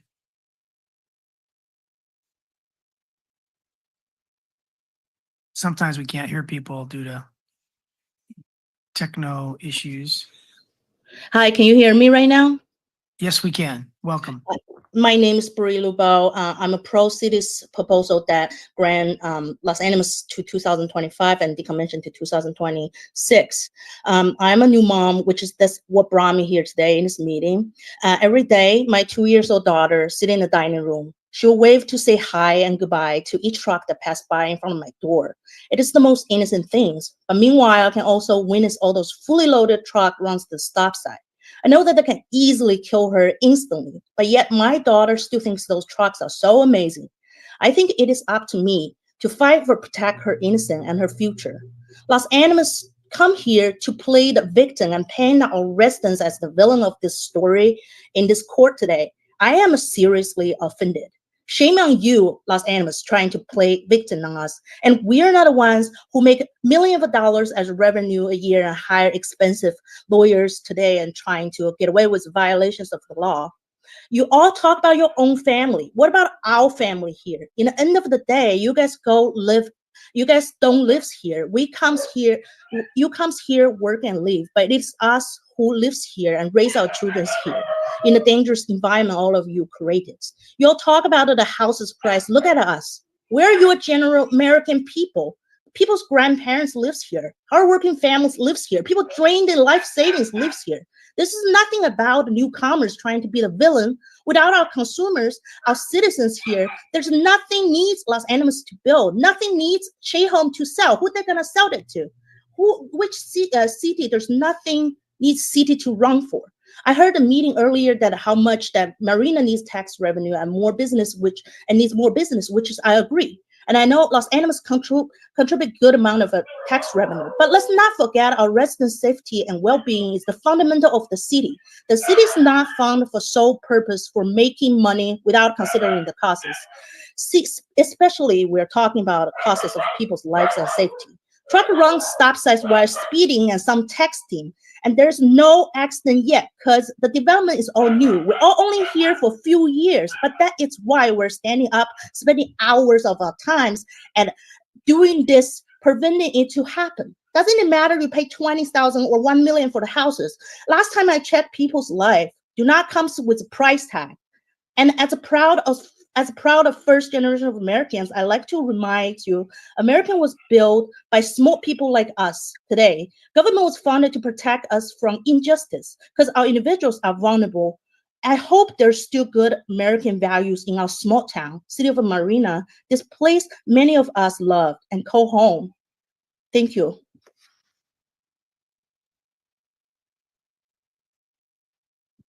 Thank you very much, Bree. Is there anybody else online that would like to speak? Please raise your hand.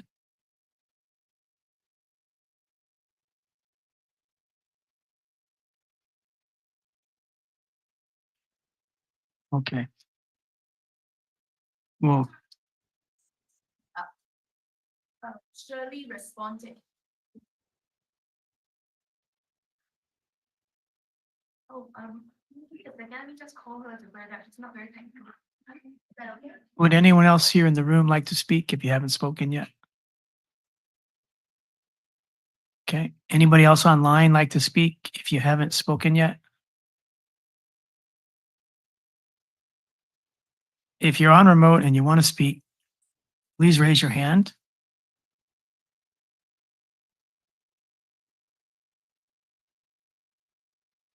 Okay.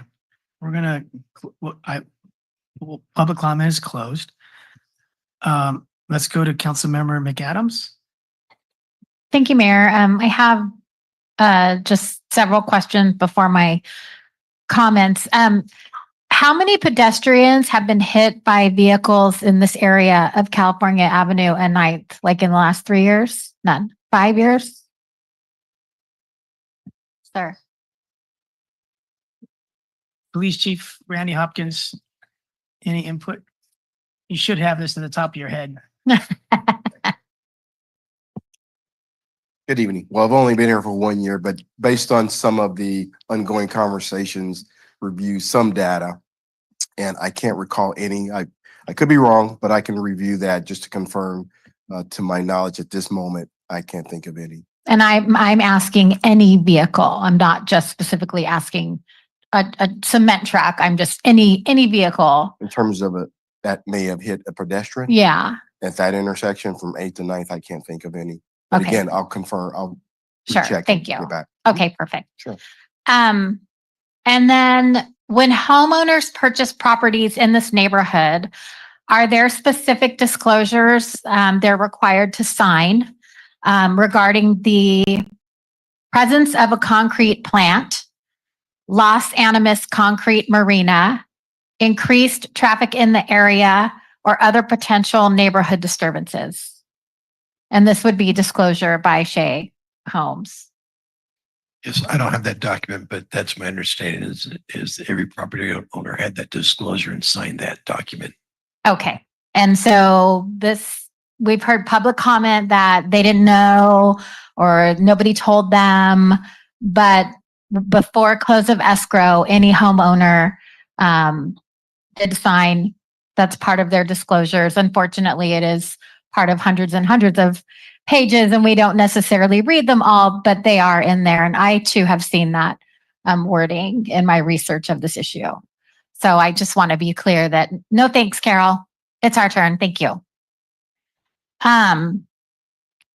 So for me, regardless of the lease outcome this evening, what guarantees do we have to the neighbors that when Los Animas has moved on, there will not be any more traffic impacts? Cars are going to stop doing California stops there. Trucks are going to stop going on the street, and that it's going to be quiet. Ishmael can jump in, but California is a designated collector street for the city.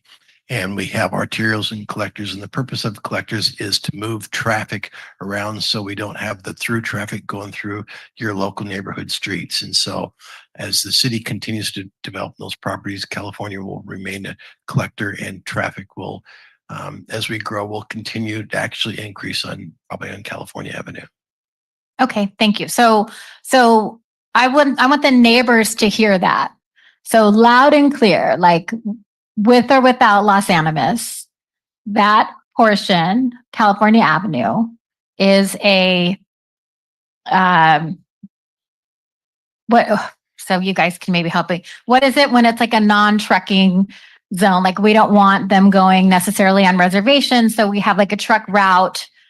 Is Yeah. that sort of how you? Right. We're a small enough city that we don't have a designated truck route. Sometimes you have larger cities that they'll have designated truck routes, but we're too small to where we don't really have those designated routes. And so they'll travel on collectors and arterials, so we can keep them out of the local neighborhoods.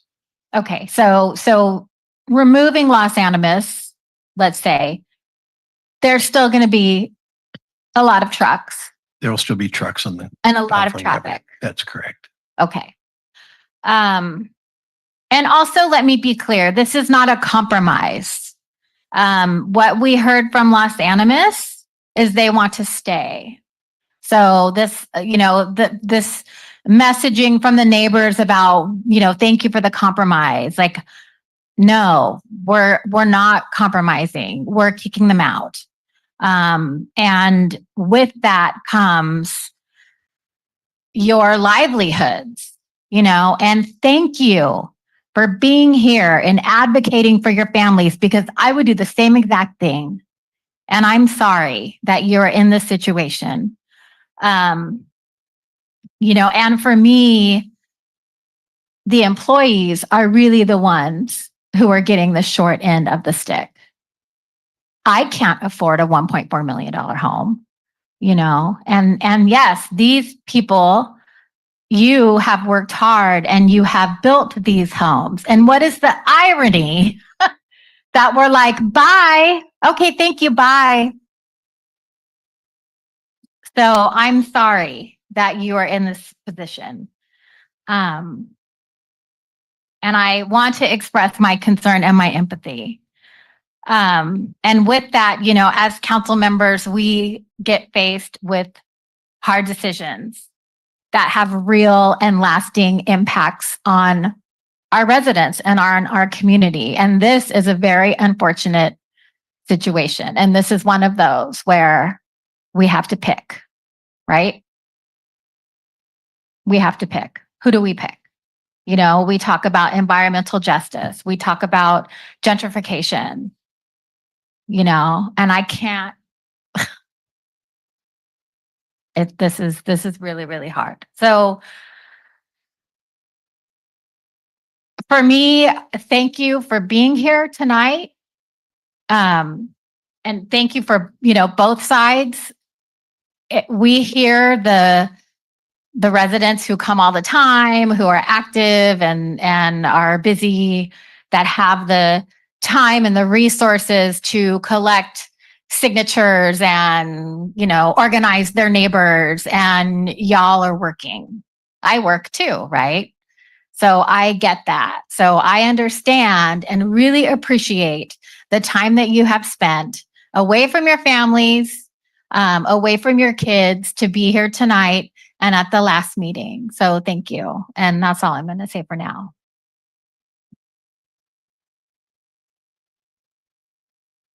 Let's go to Councilmember Biala.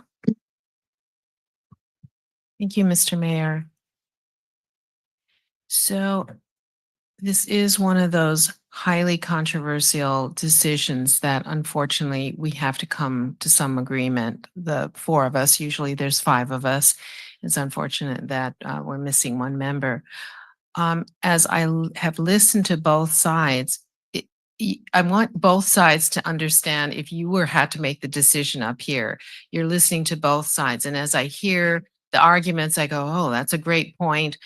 Listen to the next that is also a very valid. So both sides have compelling points. You know, I have to kind of in my mind try to say, you know, how many on this side, how many. I mean, that's a terrible way to make a decision, but every point has been so compelling.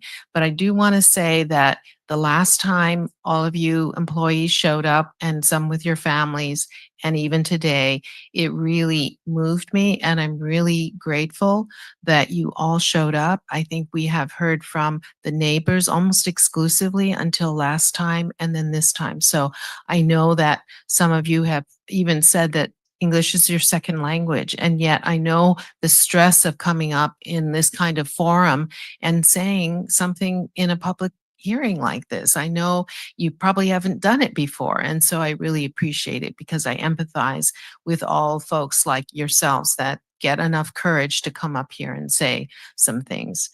I kind of was trying to, again, I see politics, if you will. I don't think of myself as a politician, but I think I heard a saying that all politics is compromise. So I hear what Council Member McAdams is saying, that she doesn't want to compromise. I kind of feel like how do we resolve these very difficult situations without thinking that both parties have some legitimacy in what they're saying? And let me just tell you how I was thinking about this. And I'm just saying sort of the overall things that have come to my mind versus saying yet how I'm going to vote. But I thought, okay, so it starts from the residents saying they want to end it like now, like not 1 month from now, but that's where we started, right? We should be happening now. And you guys are saying we should honor the 3 years that was told to you at the time of the Planning Commission, which would end in October of 2026. So if we were to split that exactly, you know, from what we are recommending in the staff report, what was recommended, to the end of October 2026, that would be a difference of 3 months of the Dunes residents saying they get added that to the December that's on the staff report. And for you guys, it would be 3 months less than what you had anticipated. But I'm sitting up here thinking, okay, does that solve anything? I think both sides are still going to be angry. And so what did that accomplish? Almost nothing. So this is just my thought process. The other thing is that there is always, especially in Marina, always demand for the same amount of cement, right? I mean, we're growing like nobody around us. So that demand is there. Now, I'm hoping that that does not mean that you guys are out of jobs. I hope that means that you may have some hardships because now you have to travel in a different direction or spend more time driving to the site. But that customer demand is always going to be there. So I'm hoping that it doesn't result in the loss of your jobs, but maybe a transfer to another location that apparently you have 2 other locations, and I forgot where one was. I think one was in Santa Cruz. So that thought came to my mind. The other thing is that I think there should be some oversight, no matter what end time that we discuss tonight or we vote on, that there is some kind of oversight about the lease termination operations until that time. And also that if we decide a date for termination, that we need some kind of guarantee from the Los Alamos owners that they will honor that, and that if it's terminated on this time with a whole year or whatever, 6 months to vacate, then that needs to be honored. We're not going to be back again saying, how come you're not out of there? I mean, this has happened. So I just want to make sure that whatever decisions that we do tonight, that we have some kind of process in place to make sure that this is going to be honored on both sides. So I'm just going to I'm eager to hear about what my fellow council people will say, but that's pretty much what I've been thinking up to now. Thank you, Mr. Mayor. Thank you, Kathy. Councilmember McCarthy. Thank you, Mayor. Couple super high level, I guess, concepts for me that I just want to put out there. And one I've spoken about before, and that is kind of this difference between noise and vibration. Because we live on sand, there can be vibration that knocks you out of the bed, but makes absolutely no noise. So just when we think about that noise study, and as we look to go forward, it's something I still want the city to take seriously. Again, I've mentioned this time and time again that, I just think it's something that this is worth the city exploring. This is a perfect example of kind of why we owe it to, I think, our residents to explore that. To Los Animas, I want to say we absolutely, I believe, share in some of the frustration and the delay that has caused some of this issue to come to the surface. The wheels of government work really slowly, and I will be the first to apologize for that. I think that's another thing that we as a city need to take to heart and figure out how we can do some of these things more in a more expedient way for the benefit of people like Los Animas, so that they're not kind of waiting in the trenches so long. The third thing I want to mention is that behind me is a sign that reads our mission statement. And it says the city council will provide the leadership in protecting Marina's natural setting while developing the city in a way that provides a balance of housing, jobs, business opportunities, and will result in a community characterized by a desirable quality of life, including recreation and cultural opportunities, a safe environment, and economic viability that supports a high level of municipal services. So I'm also kind of thinking about that as I evaluate this issue. And I think Los Animas contributes to our economic viability, but for many people that spoke tonight, it degrades their quality of life. And so that's really tough too. I think the last thing I want to say for now is that if you're a resident, you don't know what this feels like until you live in a house that is exposed to, and I'm not even talking about Los Animas in particular, but any kind of life disruption. And we saw a neighbor of ours today that has spoken to us very eloquently many times, appear to be on the verge of a breakdown because of what they've gone through. And that's something that I take very seriously. And I hope that my colleagues on the council do as well. And so, these are just really tough issues. I'm inclined to support what the staff has come out in their report. I think it's reasonable. I think that when the council first started talking about this in closed session, as was publicly announced, was 2 years ago.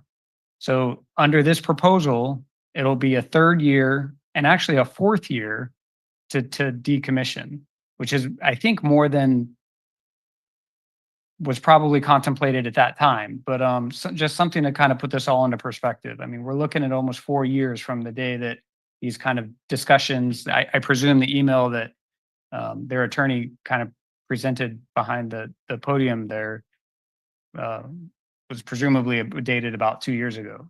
So again, just all kind of things that I'm thinking about. I'm not as eloquent as my colleague here, Jenny. She said a lot of these things a lot better than I could have. I certainly agree with everything that she said, but I hope that we can find a way forward that is in the best interest of the city of Marina tonight.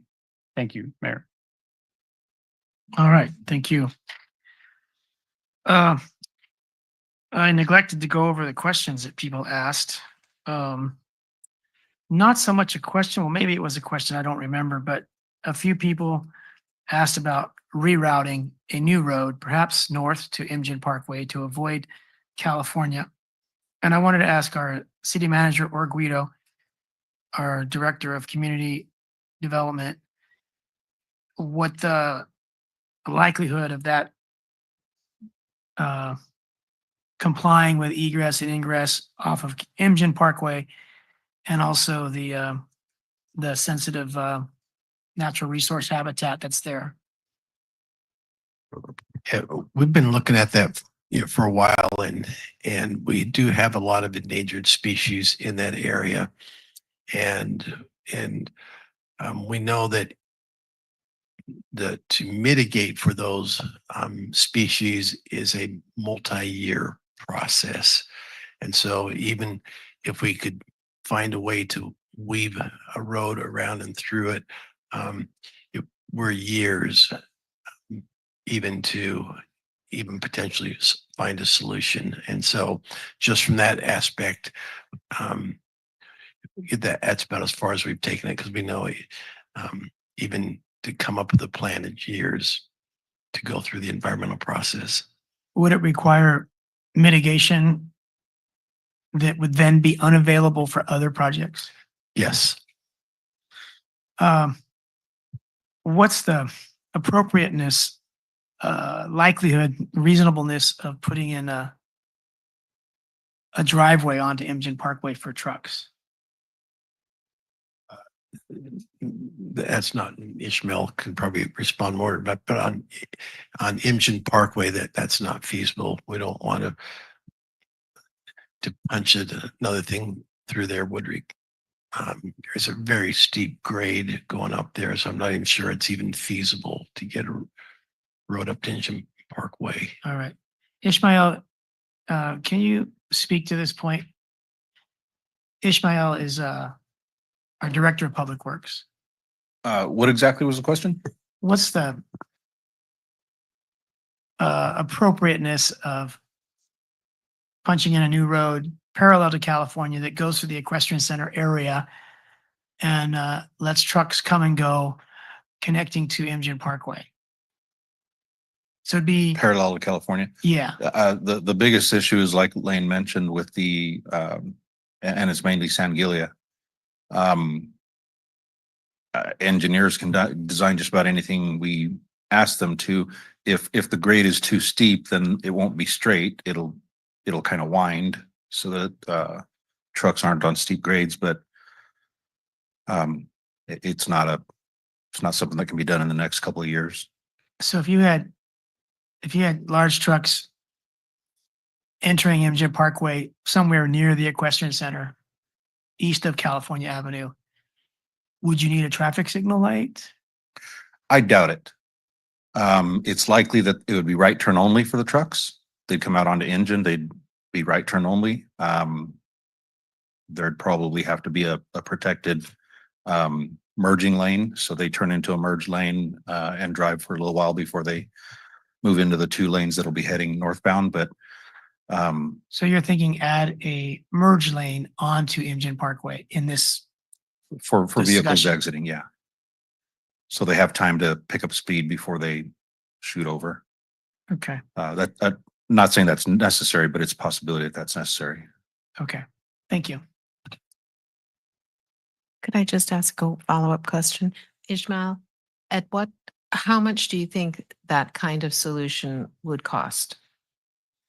For an asphalt road, it's I'm not sure if anybody here knows the distance. I'd say it's $1 million. And that's for construction. That's for construction. All in engineering, design. That would be my guess.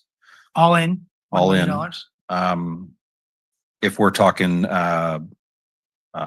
compacted dirt and gravel with some oil on it, and it's only for Los Angeles vehicles, it'd be significantly less. Okay. All right. Thank you. Why, this is a question, why from the public are trucks allowed to start at 6 a.m. when our ordinance says that noise activities shouldn't start till 7 a.m.? And Guido can respond to that. Yeah, so the noise ordinance grants the city the ability through a use permit to modify the hours, and that's actually baked into the municipal code. And in terms And why? Go ahead. Sorry. And the recommendation from the Planning Commission actually reduced the number of night and other modified hours to address the concerns from the public. And so actually the use permit that the Planning Commission approved was less of an impact than what it would have been 20 years ago. So. And that's like number of trucks per day or start time? Start time, as well as there was a request to have night operations. So that was baked into the use permit. There was only a certain number. I think it was 3 or 4 10-day increments for 3 or 4 times out of the year. So Okay. Next question. What will we do if Los Animas tries to renegotiate at the end of 2025 instead of ceasing operations? And that's probably a city attorney question. If they wanted to continue to operate, they can certainly propose something to the city, but if the city did not accept, then we'd have to take whatever appropriate legal remedies the city had at that time. All right. Next question is, how does the city enforce the term of lease? I think they're talking about December 31st, 2025 and December 2026. So the lease has language in it that talks about being in default, and a default could lead to termination of the lease. Okay. Has the city helped find another place for Las Animas to relocate to? No, we haven't. Have we asked them to do a better job on the issues that people are complaining about that are within their control, like driving behavior, stop signs, speed? Yes, our community development staff have been in communication with Los Animas and code enforcement. Okay. These are from Denise. And our next one was something Los Animas can answer offline, but it was who do residents complain to when there's damage to their vehicle? So they need a contact person. But you guys can somehow work that out through the city manager later. And then the last question Denise had is, are we going to vote tonight? I think the expectation is that yes, but we're under no requirement to vote tonight. Did anyone else jot down any questions that I may have missed? Okay. All right. So in 2017, their lease expired, but they stayed month to month. What do you call the mechanism that was in place now? It's a periodic tenancy. Said periodic tenancy? Correct.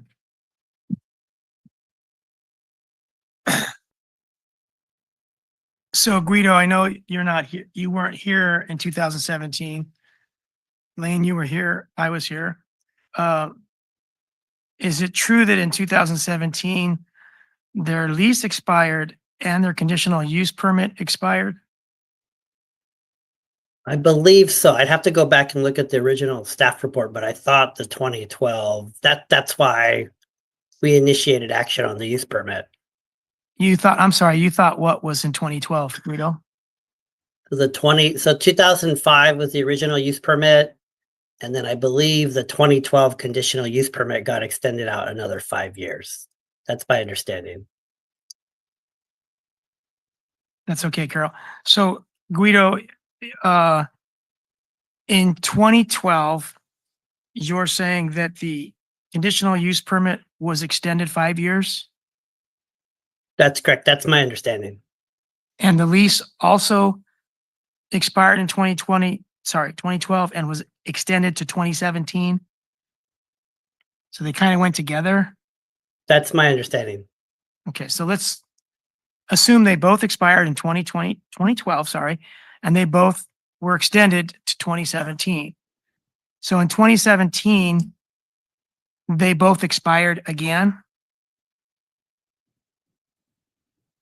My understanding is the lease and the use permit expired in 2017. Okay. Just to clarify, it didn't expire again for the lease at least. So there were extensions that happened, I think, before the expiration. The only time the lease expired was in 2017. Okay, so in 2017, the lease expired. In 2017, did the conditional use permit also expire? That's my understanding. Okay. So assuming that they both expired in 2017, is it normal for an industrial operation to not know that their conditional use permit and their lease both expired? Or are they so busy with their operations that they just don't pay attention to that kind of paperwork? What's the industry stand? I'm sorry, go ahead, Guido. I mean, I can't speak to the operation of their business and how they maintain their paperwork. So I can't speak. You'd have to ask them. Okay, so I'm not in the business of leasing, and I think our city attorney probably and our city manager has a lot more experience than I do. So when industrial permits expire and conditional use permits expire, how common is it for the owners not to know? I don't have an answer to that question, but the owner would have an obligation to reapply, renew their permit. I think in terms of the lease, again, I don't really have a comment on that. Okay. I think from a lay perspective, I think you'd want to have it Yeah. renewed. Lane, do you have any information on how expected it is or how usual it is for an owner of a business to know when their use permit and their lease expire? I think in a business sense, would it be a lease, whether it be you have any type of permit, you have an application to build an entitlement. When they expire, the best course of action is to renew that before it expires, because then it gets complicated. Mr. Mayor, could I just follow up on this issue? I want to ask then, how common is it for a jurisdiction like ours to also not have a way to know when leases are up? Well, I can tell you that our joint powers authority with a bunch of cities that we do our liability insurance, we are exploring different companies out there because these are problems that all cities face. And we've actually had a proposal last week of companies that work with you on all your agreements and different types of contracts and help you to keep abreast of all those terms and those conditions. And so we are looking at that because that's a problem that we all face, and we obviously can do a lot better in those areas. When the lease expired in 2017 and the city didn't catch it and the business didn't report it, did the rent change at all? Was it on an annual increase or did it stay the same? I understand that it stayed the same, Okay. but I don't know if Lane's got more information. No, that's correct. That's my understanding. Okay. So if I own a business and my lease and my permit expire and my rent stays the same, what motivation do I have to tell the landlord, hey, we need to re-up? Do I have any motivation to do that? Okay. So I'm going to assume that they knew that their lease, because they had done it in 2012, and here's 2017. So it goes 6 years until who discovered it was it says 2023, Los Angeles met with the city and the staff discovered that the use permit was expired. And we know now that the lease was also expired. So was it the city that first realized that there was that first disclosed to the other party that there was no lease and no conditional use permit? That's probably a question for Guido that you may not know. Yeah, I mean, so as we stated, some of this stuff I inherited, but I understood Matt was having some conversations with them. And then we went and dug through the files and found out that the use permit, and I went back to look at the staff report, Mayor, just to confirm. Yeah, the second use permit expired April 12th, 2017. And so when they approached the city, we dug through the file, looked through the records, looked at the use permit had expired, and then that began the process of re-upping the use permit. Okay. Let's give other folks a chance. Councilmember McAdams? Thank you, Mayor, and I really appreciate your questions. So kind of continuing down this path, I think what I'm really concerned with, so does the city have, since we don't have a way that we track the leases or use permits, I am going to assume that there's also no like notification system where we mail a 30-day or 45-day, hi business X, your blank is going to expire and you need to renew. That's correct. We don't. Okay, so I really think we need to change that. I mean, for me, I understand to have that responsibility of like pay your bills and pay them on time and have your lease. And I get all of that. And I also think that the city too has a responsibility to make sure that our, I's are dotted and T's are crossed. And also we're missing out on rent increases. And I also think about if a lease expires, what's going on with the insurance? Do we have a certificate of insurance, a valid one? I mean, there's so many things to unpack with all of this. And thank you for going down whatever path to get some sort of software, but I just would really encourage you. I hear you're leaning on a JPA or whatever, but like the city needs to maybe move forward on our own and do our own thing because as long as I'm up here, I don't want to ever experience this again. I don't want residents to go through this again. I don't want to do this again. This is not fun for anybody. And at the end of the day, our responsibility is to make sure that this doesn't happen. So if you need money for software, whatever you need, we will have your back. I appreciate that. One of the things that that Tori with our finance department is working on is a software right now that they already have the consultant is uploading all the information and materials, and that will help on the finance and the expiration end. But you bring up a really good point that's where we're looking at other people's. There's other issues. There's insurance. There's business licenses. Do they have a valid corporation has expired? Well, and Tori is brand new. Like Tori is brand new to the city. She's just and great. There was a 5-year window of expired permits and expired leases. So I think that this opportunity of, I mean, thank you. I'm glad we're doing this now, but I also think we're like 7 years too late. So I really would encourage that we do better because we have a responsibility as well as the people who have use permits and so on. I also think as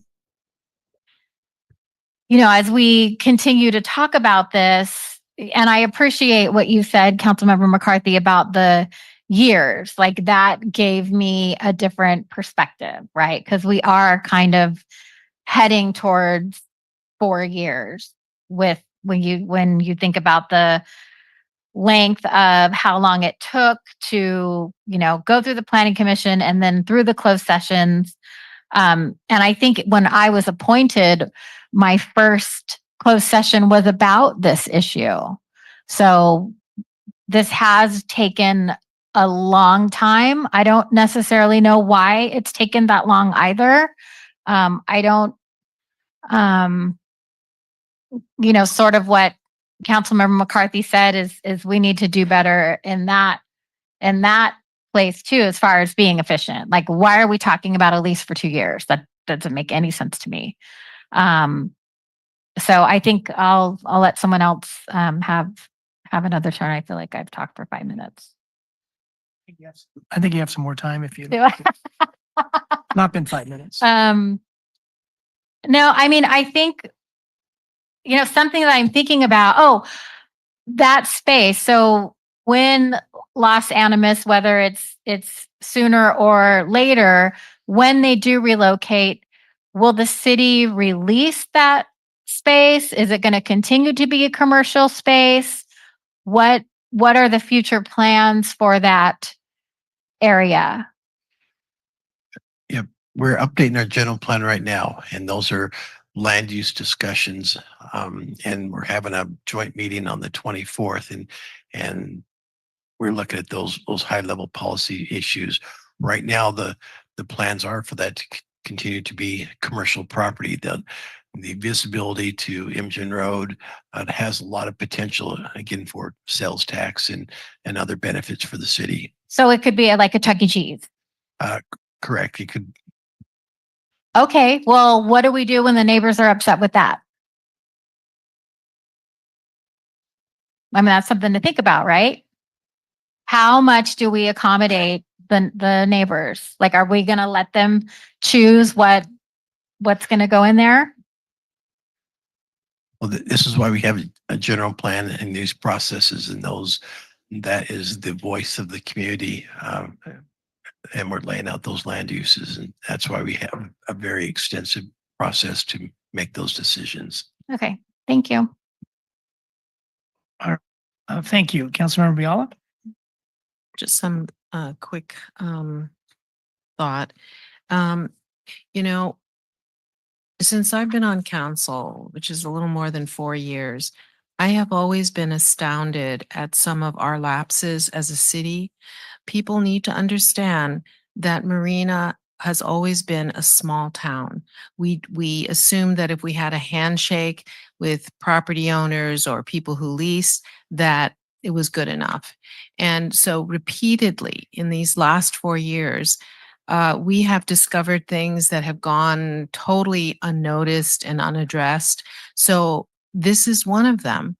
And I don't think us trying to put blame on either the person who didn't follow through or didn't know about leases, or us not following through. I have seen that too many times. So I just want people to appreciate that we are going as fast as we can. But even today, as we're sitting here, this is another one that has now come before this council in open session, but we also do this a lot in closed session. We are trying to catch up to the modern day way of being a viable city on the go. I mean, it isn't, that's just the reality of what we have experienced. So I am very sorry. It's embarrassing that we're always in these positions, but we're getting better little by little. But it's like every stone we turn over, there's something there that has gone neglected for years, and sometimes, pretty awful things. So little by little we correct it. So I just don't want to be in a position where we're blaming either the city or anyone else for the situations that we find ourselves in. And that's all I want to say. Thank you, Mr. Mayor. All right, thank you. So I'm reading Exhibit B, as in boy, and it's the lease that expired in 2017. Under the rent, which is section number 9, on page 5 of the lease, it does not include any increase in rent. So I guess this is a 2012 document that was extended to 2017. That's 5 years of operation with no rent increase. Guido, are you with me? And is that correct, or am I missing something? It's actually a 2005 lease. I'm sorry, 2006 lease. Yeah, but doesn't it have some paperwork here that extends it? Correct, but you're talking about the rent Right. provision. That's So the you mean, 2006. so you mean the rent didn't increase from 2006 to 2017? Staff can confirm, but that's my understanding. Okay, that's a pretty good deal. So no rent increase for 12 years. And then no lease for 6 years. Again, no rent increase. And then 2 years since 2023 of trying to figure this all out. So if you add the 6 years with no lease to the 2 years of trying to figure it out, that's 8 years. And then the 12 years that they didn't have a rent increase, there's been 20 years with no rent increase. Do you think the owner knew that? And do you really think the owner didn't know from 2017 to 2023 that he had no rent increase, no use permit, and no lease? I'm not stupid. I'm ignorant because it's not my industry, but I'm not stupid. If it was me and I hadn't paid a rent increase in 20 years, am I going to run to the city and say, hold everything? I've got no permit. I've got no lease. You haven't increased my rent in 20 years. We need to fix this. I need to pay you more, and I need to go through the pain of getting a new lease and a new use permit. Even though I know that meanwhile, the world has completely changed. I've got houses all around me. There's more houses coming.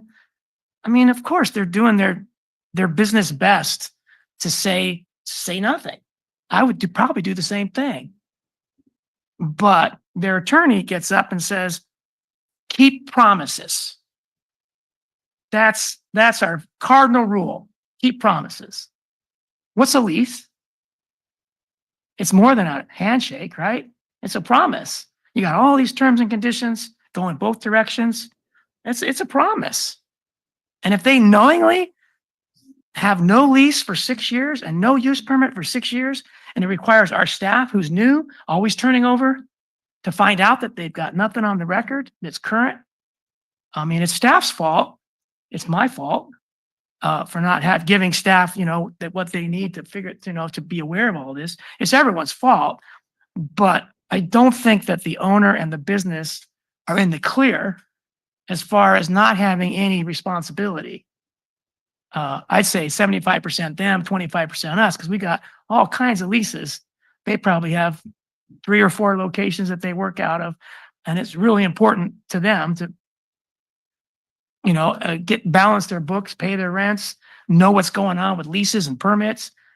I mean, if they're as good as they say they are, they know all about permits and compliance and leases and compliance. And if they go 6 years after 14 of not having a rent increase, they go 6 more with no lease and no use permit. Come on, that's pretty salient. Then that's pretty out there, right? Okay, I've talked enough. Councilmember Biala? Just a clarification from the attorney.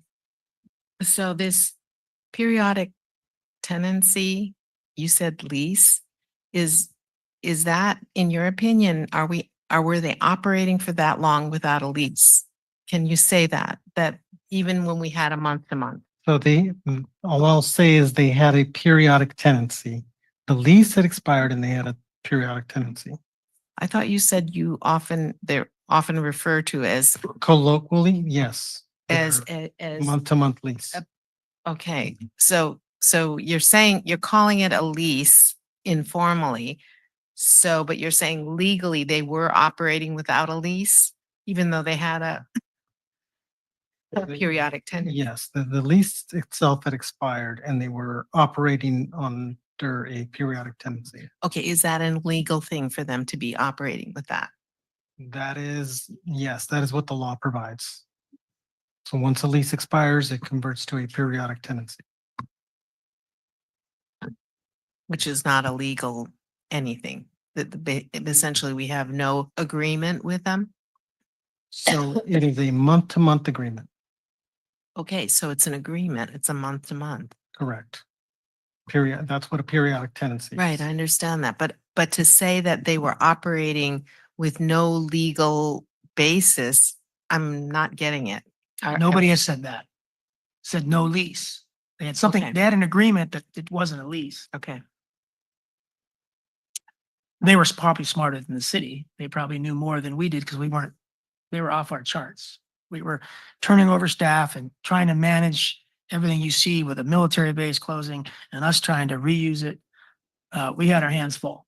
Yes. Yeah, and this was an Army situation that FORA turned over to us when FORA dissolved, or when FORA started, right? FORA had it for a while before they gave it to us. So, okay, Councilmember McAdams. Thank you, Mayor. And then for the city attorney, can you just describe a little bit about this other area that has never really been included in any lease, but that has been used and how that has been incorporated in this new lease? So those are all good questions, and I don't have very good answers because some of that information was being reviewed by Matt Mogeson before he left. So I don't know actually what the square footage is, and I provided some flexibility in the lease so that that can be determined as to what area they are actually using. Okay, and so has the city gone out or planned to go out to do a visual inspection of this area that has been being used? Yes, depending on the direction we get from council tonight, that will determine our actions in the future. We have obviously been down there to the site, but depending on the direction from council, then that will determine other actions in the future. And do we know how long this area has been being utilized?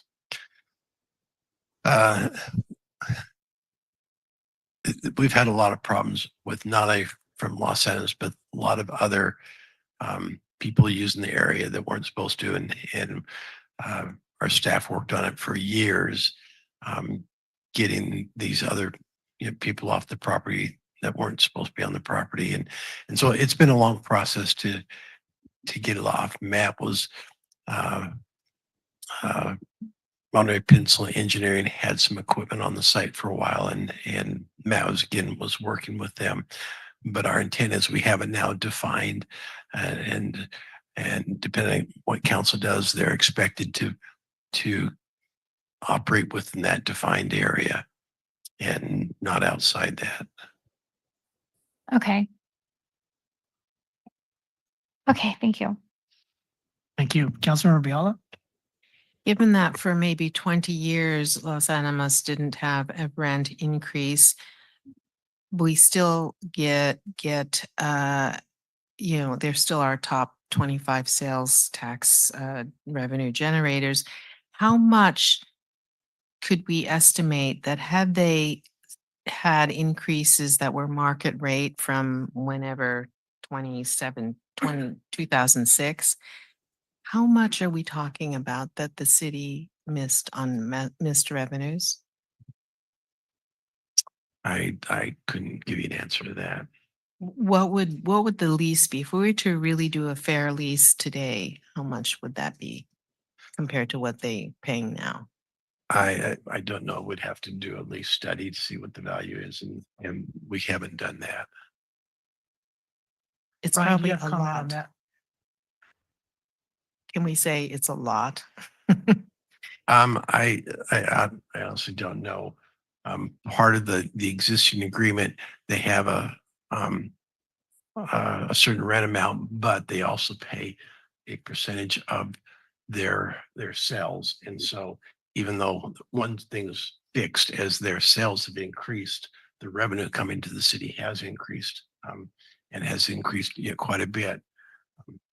So the lease had really two parts. There's the lease amount, but then there's a percentage of their sales, and that has increased. And so we talk about the staff report, their amount to the general fund. It included sales tax, it included their business license tax, it included the base rent. Okay, thank you.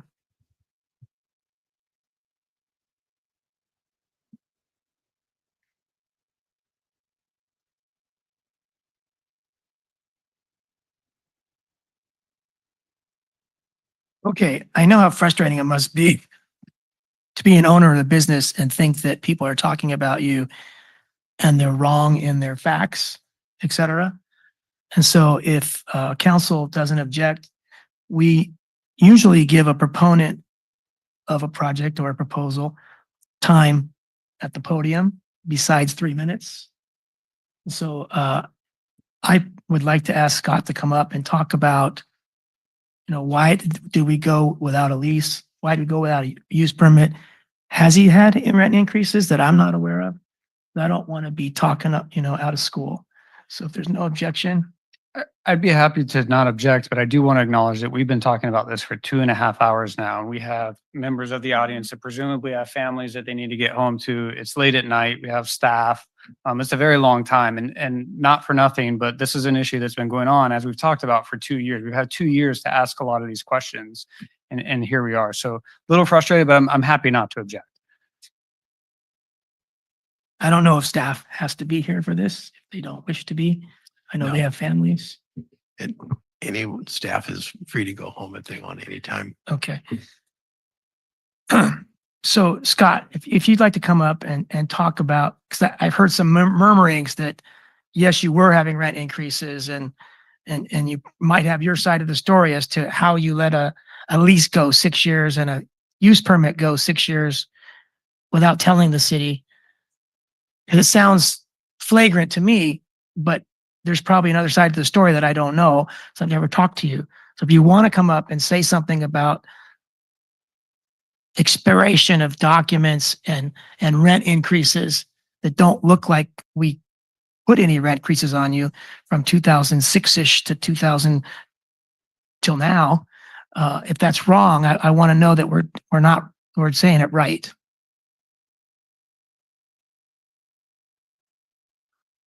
Sure, absolutely, absolutely.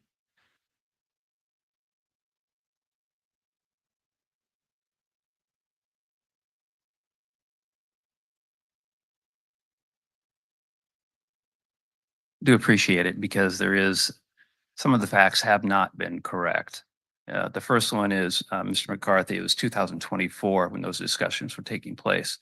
And according to the email that I have, the 3 years was to start in 2024. I can give you the email if you wish. So I just wanted to correct that fact, number one. Number two, we need to be clear, and Mr. Ortega can confirm this. A month-to-month lease is 100% legal. There is absolutely no question that it is legal. I've heard kind of a suggestion that it isn't. Virtually all leases, if they expire, they just automatically become a new legal entity. And it's called a periodic tenancy. Some people call it a holdover rent. And a lot of times in the lease, there is actually a provision for what any terms might change. Now, I haven't seen the 2017, Mr. Ortega maybe has. And the key thing actually is Mr. Long that told them that is more accurate. There have been increases in the rent because a part of the rent is the percentage of sales. And that has gone up very significantly over the last 20 years. So in fact, the rent has gone up very significantly. The base rent hasn't changed since 2006. To my knowledge. And the rate, let's say 3%, whatever it is, 2%, 0.67%, I don't know. But the rate that you have to pay us for your, based on your revenues, has that changed? Percentage has not changed. Okay. That's So been there. base rate didn't change and the other part of what you pay us didn't change, but we got more over time because you were doing more business, but there was no change in the formula. Correct. And typically you don't change on the percentage of sales. That usually remains the same on most typical leases. However, you are correct that generally the month-to-month base rent would generally increase over time. Okay. And my next question that you heard earlier is, Point of order, Mr. Mayor. So are we asking questions of the attorney, or are we receiving information, or? well, earlier I asked if there were no objections. I wanted to hear from him to make sure we were right, that he should have known that there was a lease expiration, a CU. So why didn't you come to us in 2017 with no use permit and no lease in hand? Uh, an easy way to explain it is MPE took care of most of that. And in the last year or so, I bought them out. So it's been my responsibility more or less for a year. So if I've been negligent, I have. Okay, well, that explains a bunch of it. Yeah, So, Paul Bruno took care of most of that, but since I bought them out, they have no part of it. okay, so you weren't even in charge of the lease or the permit in 2017, 18, 19, 20 until about a year ago. That's correct. Okay, and the last thing, Gary, you just started out by talking about, it was in 2024 that you were trying to correct us. In the staff report, it says in 2023, the staff discovered the use permit was expired. So I would assume that's when discussions began to get you a new lease and a new permit. Yes, that appears to be when they started talking about getting a lease. And I think that's what Councilmember McCarthy was probably talking about, that it's been 2 years in discussions. And you're saying, no, it didn't start till 2024 or something like that. Oh, that's when the email was Right. in. But that email 2024. was, I guess, a while after 2023 when when discussions were starting. Yes, I don't Okay. have them with me, but there are other emails between 2023 and 2024 saying, when are we going to get the lease? But this was probably the most significant one because it actually discussed the terms and then when the 3 years would begin. Okay, thank you. Really appreciate you coming up. That did clear up some things. Can I ask one question while they have the opportunity? So there was a member of the public that indicated that the entity that exists today is a separate legal entity that existed previously. So I guess a question to our attorney,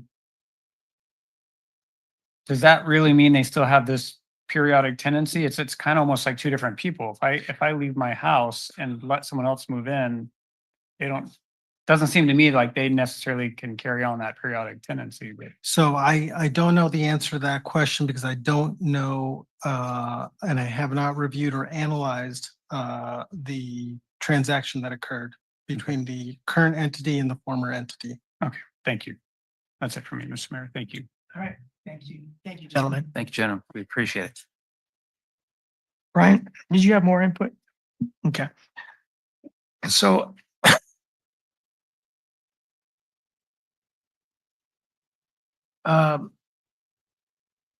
so much has happened since 2017.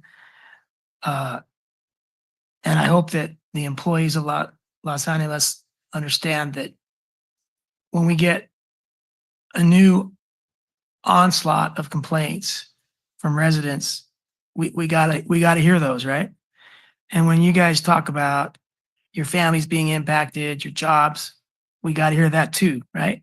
So you can imagine if we have empathy for your work and we have empathy for their quality of life living there, we're in the middle somewhere trying to figure this out, right?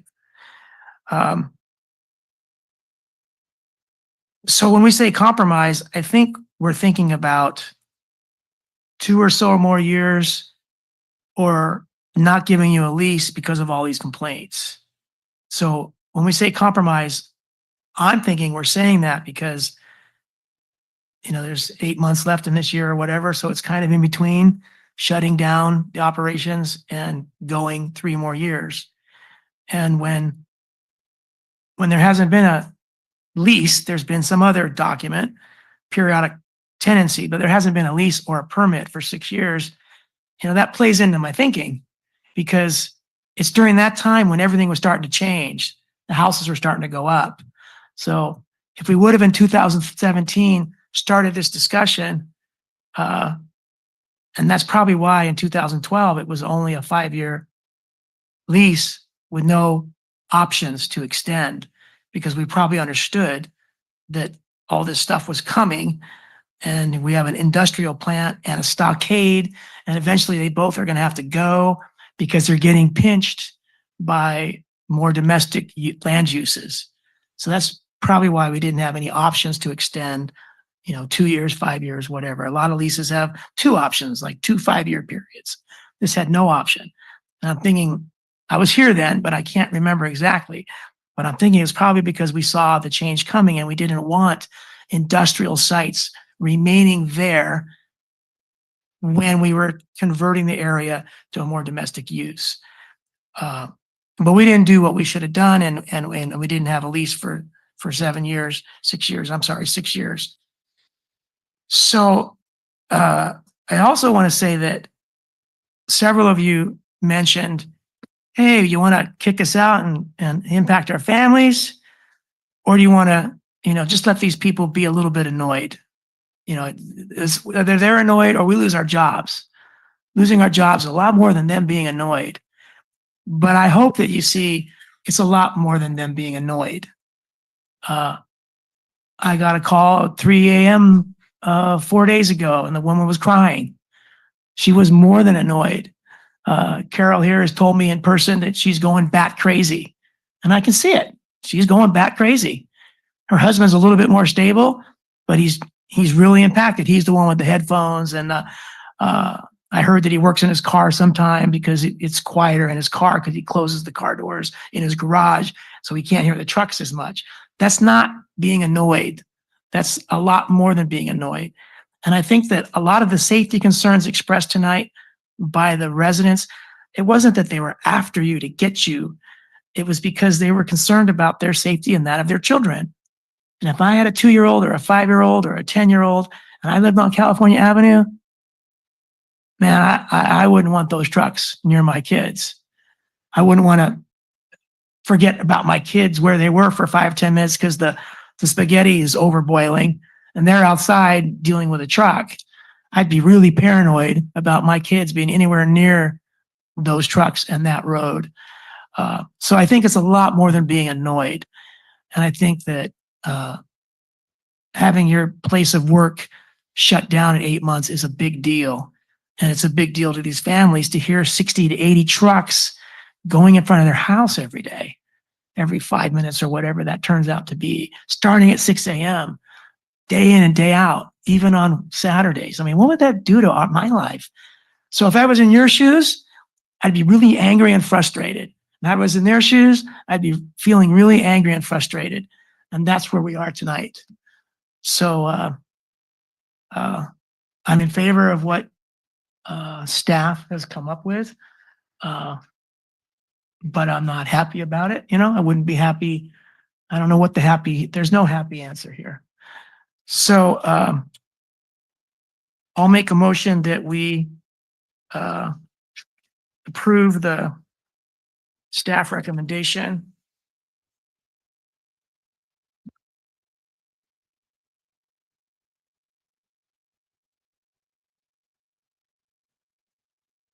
By authorizing a lease agreement, Exhibit D, as in David, between the city and Las Animas,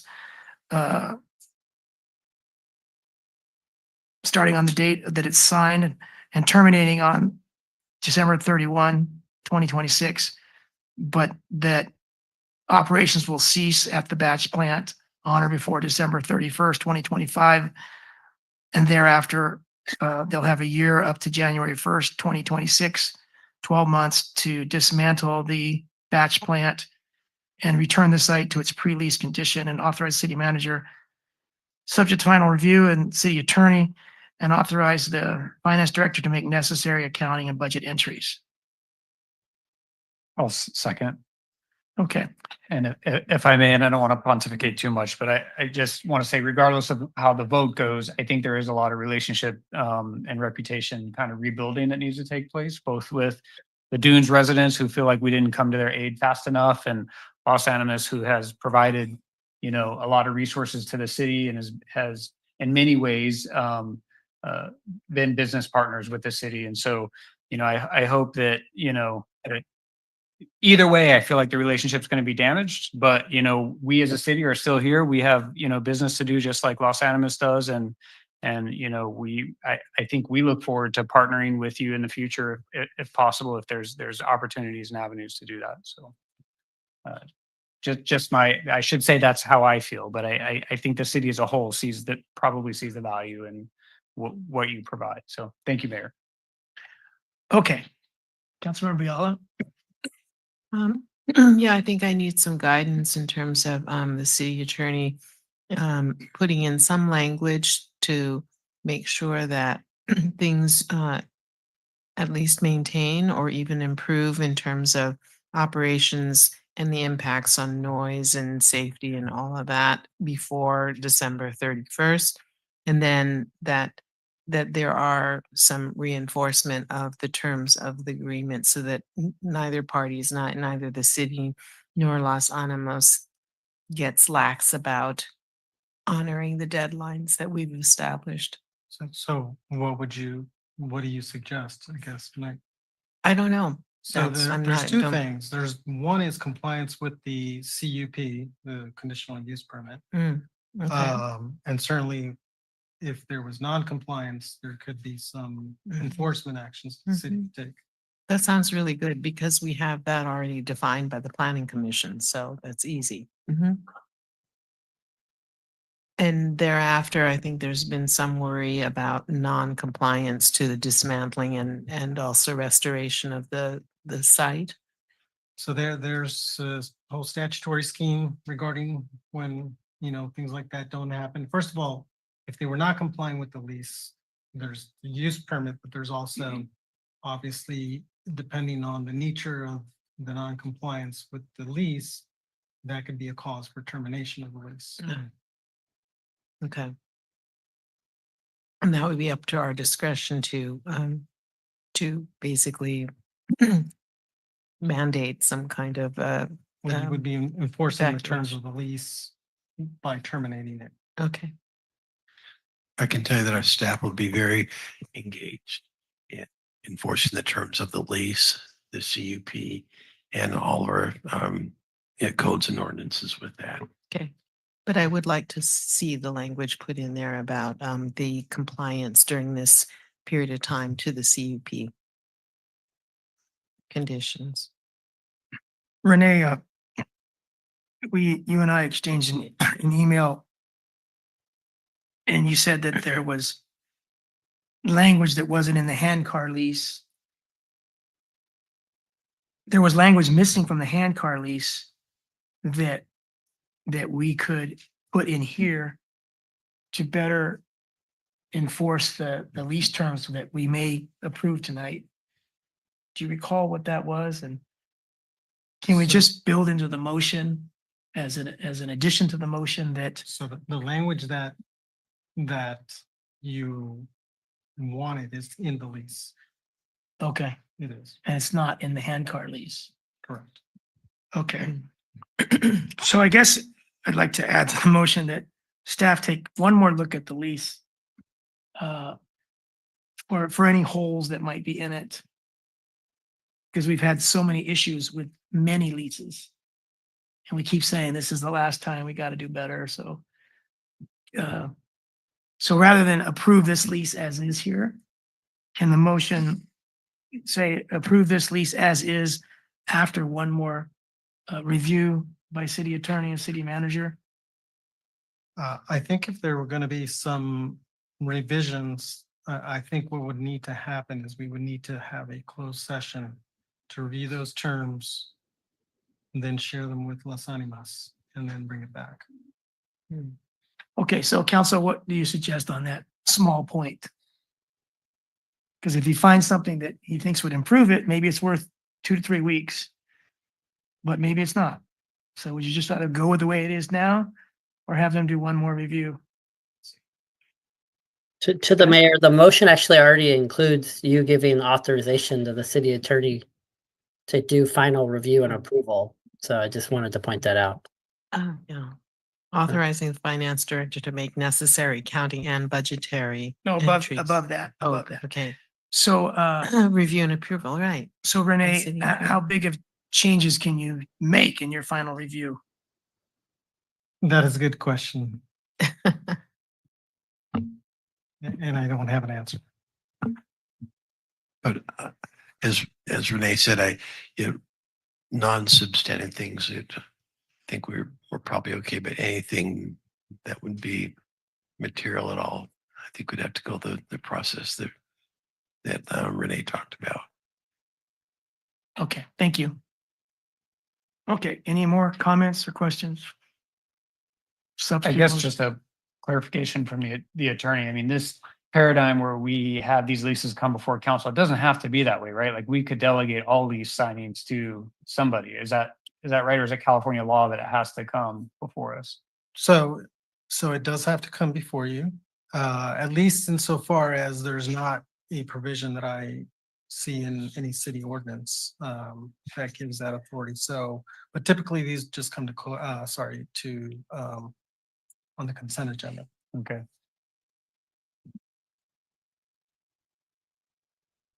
Okay. All in favor, please say aye. Aye. Aye. All opposed, please say no. Any abstentions? Okay, that motion passes unanimously with the 4 of us present. Thank you everyone for being here twice, some of you, many times, others of you.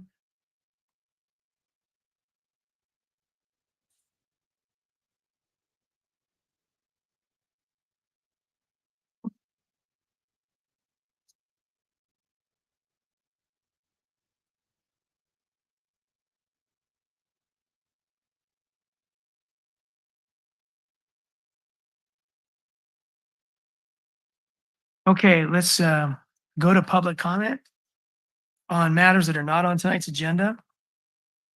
Does anyone in the room wish to speak for up to 3 minutes? Mr. Nelson. Hi, guys. I just was thinking about a comment that was made earlier about someone asked the question if there's an average of $105,000 a year being made here, how can 90% of our children be on need food at school? First of all, I just want to fall on the side of feeding our children. I just think 90% we could do better. 100%. Why not? Why not everybody? But also, I think the reason for that is the specter looming over many of our topics tonight, which is gentrification. Like that's the reality of living in Marina on the coast, is that if you make $105,000 a year and you live here, you might have a hard time feeding your children. So that's when we're talking about different kinds of property values going up and stuff like that. Those are the things on my mind. I had a friend and his wife last year try really hard to live in Marina. They make, I think, between $150,000 to $200,000 a year. They are master's degree psychologists working in their field on the Monterey Peninsula, and they wanted to buy a home, and they couldn't get a mortgage to match the price in Marina, and they just gave up. So when we're making these considerations about how to allocate retail or stuff like that, I think how to protect people from displacement and homelessness should be on our minds at all times. I also think when we're thinking about what kinds of businesses to put there, I feel very charmed by what I've heard called Old Marina and the local businesses and the restaurants. Those are the things I was excited to come back to when I moved back to Marina. So in going forward and building a new marina, I don't really want it to look like every other city and just be a series. I mean, I like Panda Express, but you know, a series of Panda Expresses and Chipotle's and all these things. I want it to be some other thing, like some pizza place, some kind of food I've never had before. Those are the things I think about. Thanks, guys. Thank you, Fred.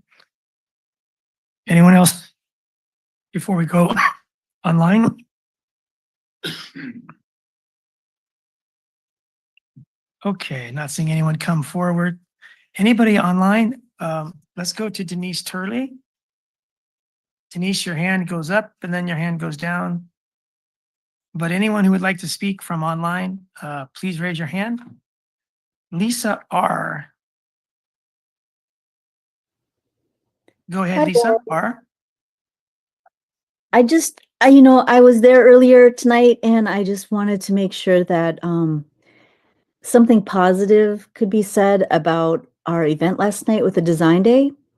I wanted to highlight that we had 465 attendees, and the volunteers and staff that went and visited all 3 of the grade schools prior to last night's event. And I wanted to recognize that they just had amazing energy and it was wonderful teamwork. And they were our first set of volunteers to get us all going. The kids are excited. I think with the kids getting excited, it gets the parents enthusiastic too. And I'm excited to meet more and more members of our community as we move forward with this amazing project. And I just wanted to make sure that I know you guys were all there. I saw most of you there anyway. And so it just was an amazing event and wonderful, wonderful staff. Thanks, Lisa, for commenting so late at night about last night, because it was an incredible turnout. Great event. Thank you for volunteering. Sorry about my voice. Okay, Denise Turley, welcome back.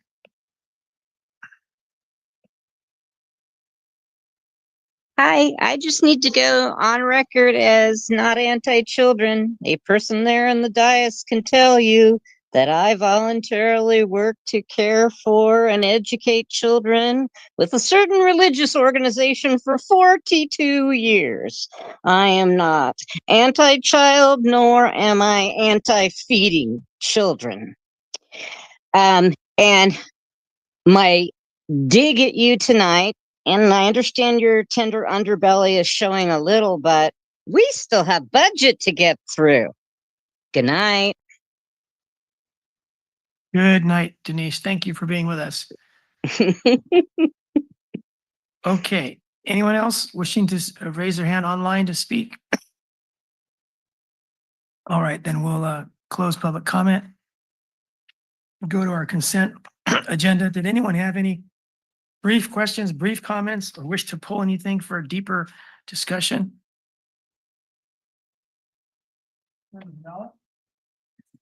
Yeah, just on 10G2, I want to just ask something about this sort of a pre-city airport economic impact study.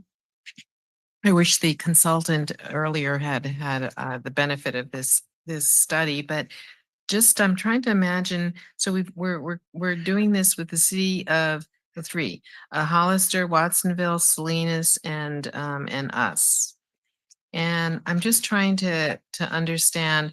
They're going to get individual reports of the impact of their airports, but is there something in those three city airports for four of us that we're trying to understand how we benefit each other and we're not just competitors? I'm not quite understanding like why we're doing it together with them if we're going to receive individual reports.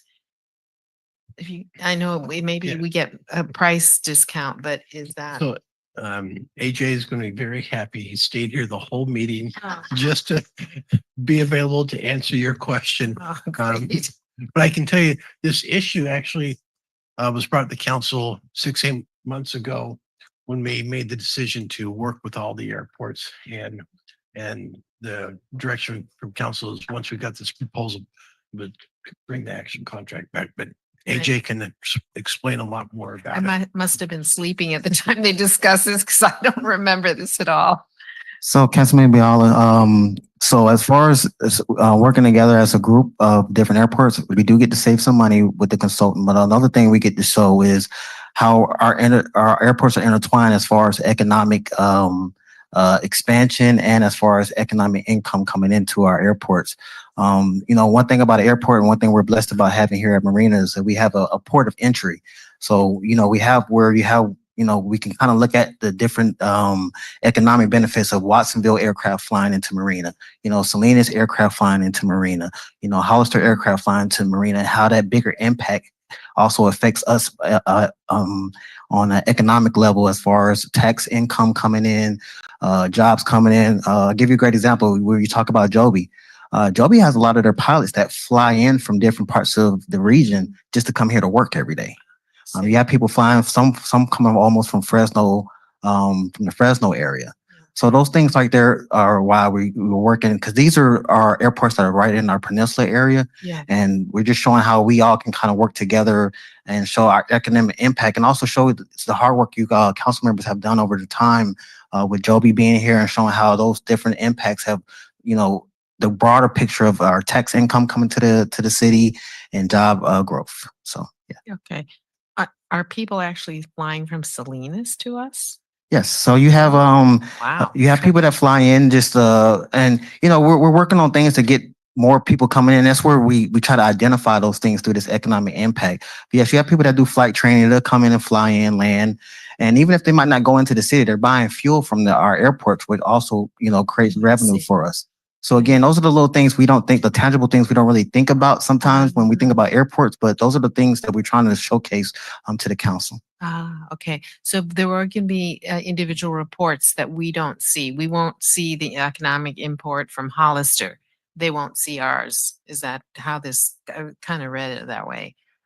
So the big scope where they're gonna break each airport down, and then we have some specific things that we ask for from Marina. So the main focus that all the airports are doing together is basically the economic impact today of our airports, and then we're also going to be looking at the future impacts of some of the CIP programs that we have coming up for the airport and development, and see how those affect. So that helps us give planning and give almost like a blueprint for council to kind of recommend things moving forward to say, hey, after this our economic impact is done and our future impacts are done, we can say, hey, hey city, or hey AJ, well, let's focus on these different avenues of development for the airport, because our economic impact show that if we get these things going, it can bring these type of tax dollars in or attract these type of personnel to move to our areas.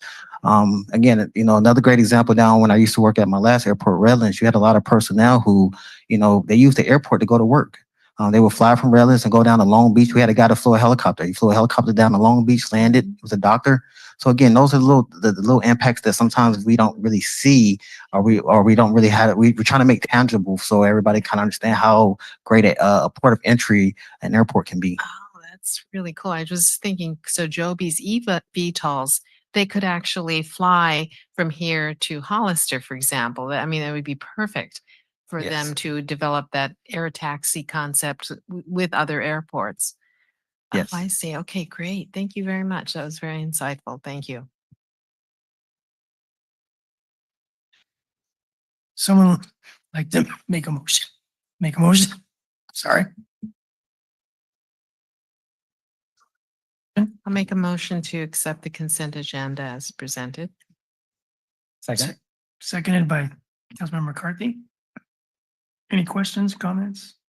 All right. All in favor, please say aye. Hi. Aye. Any abstentions or opposition? Ryan, I didn't hear you. That's why I'm asking. You said aye. Yeah. All right. That motion passed unanimously. So we are adjourned in memory of Joy Juncy, Jolito. And thank you everyone for a long, memorable night.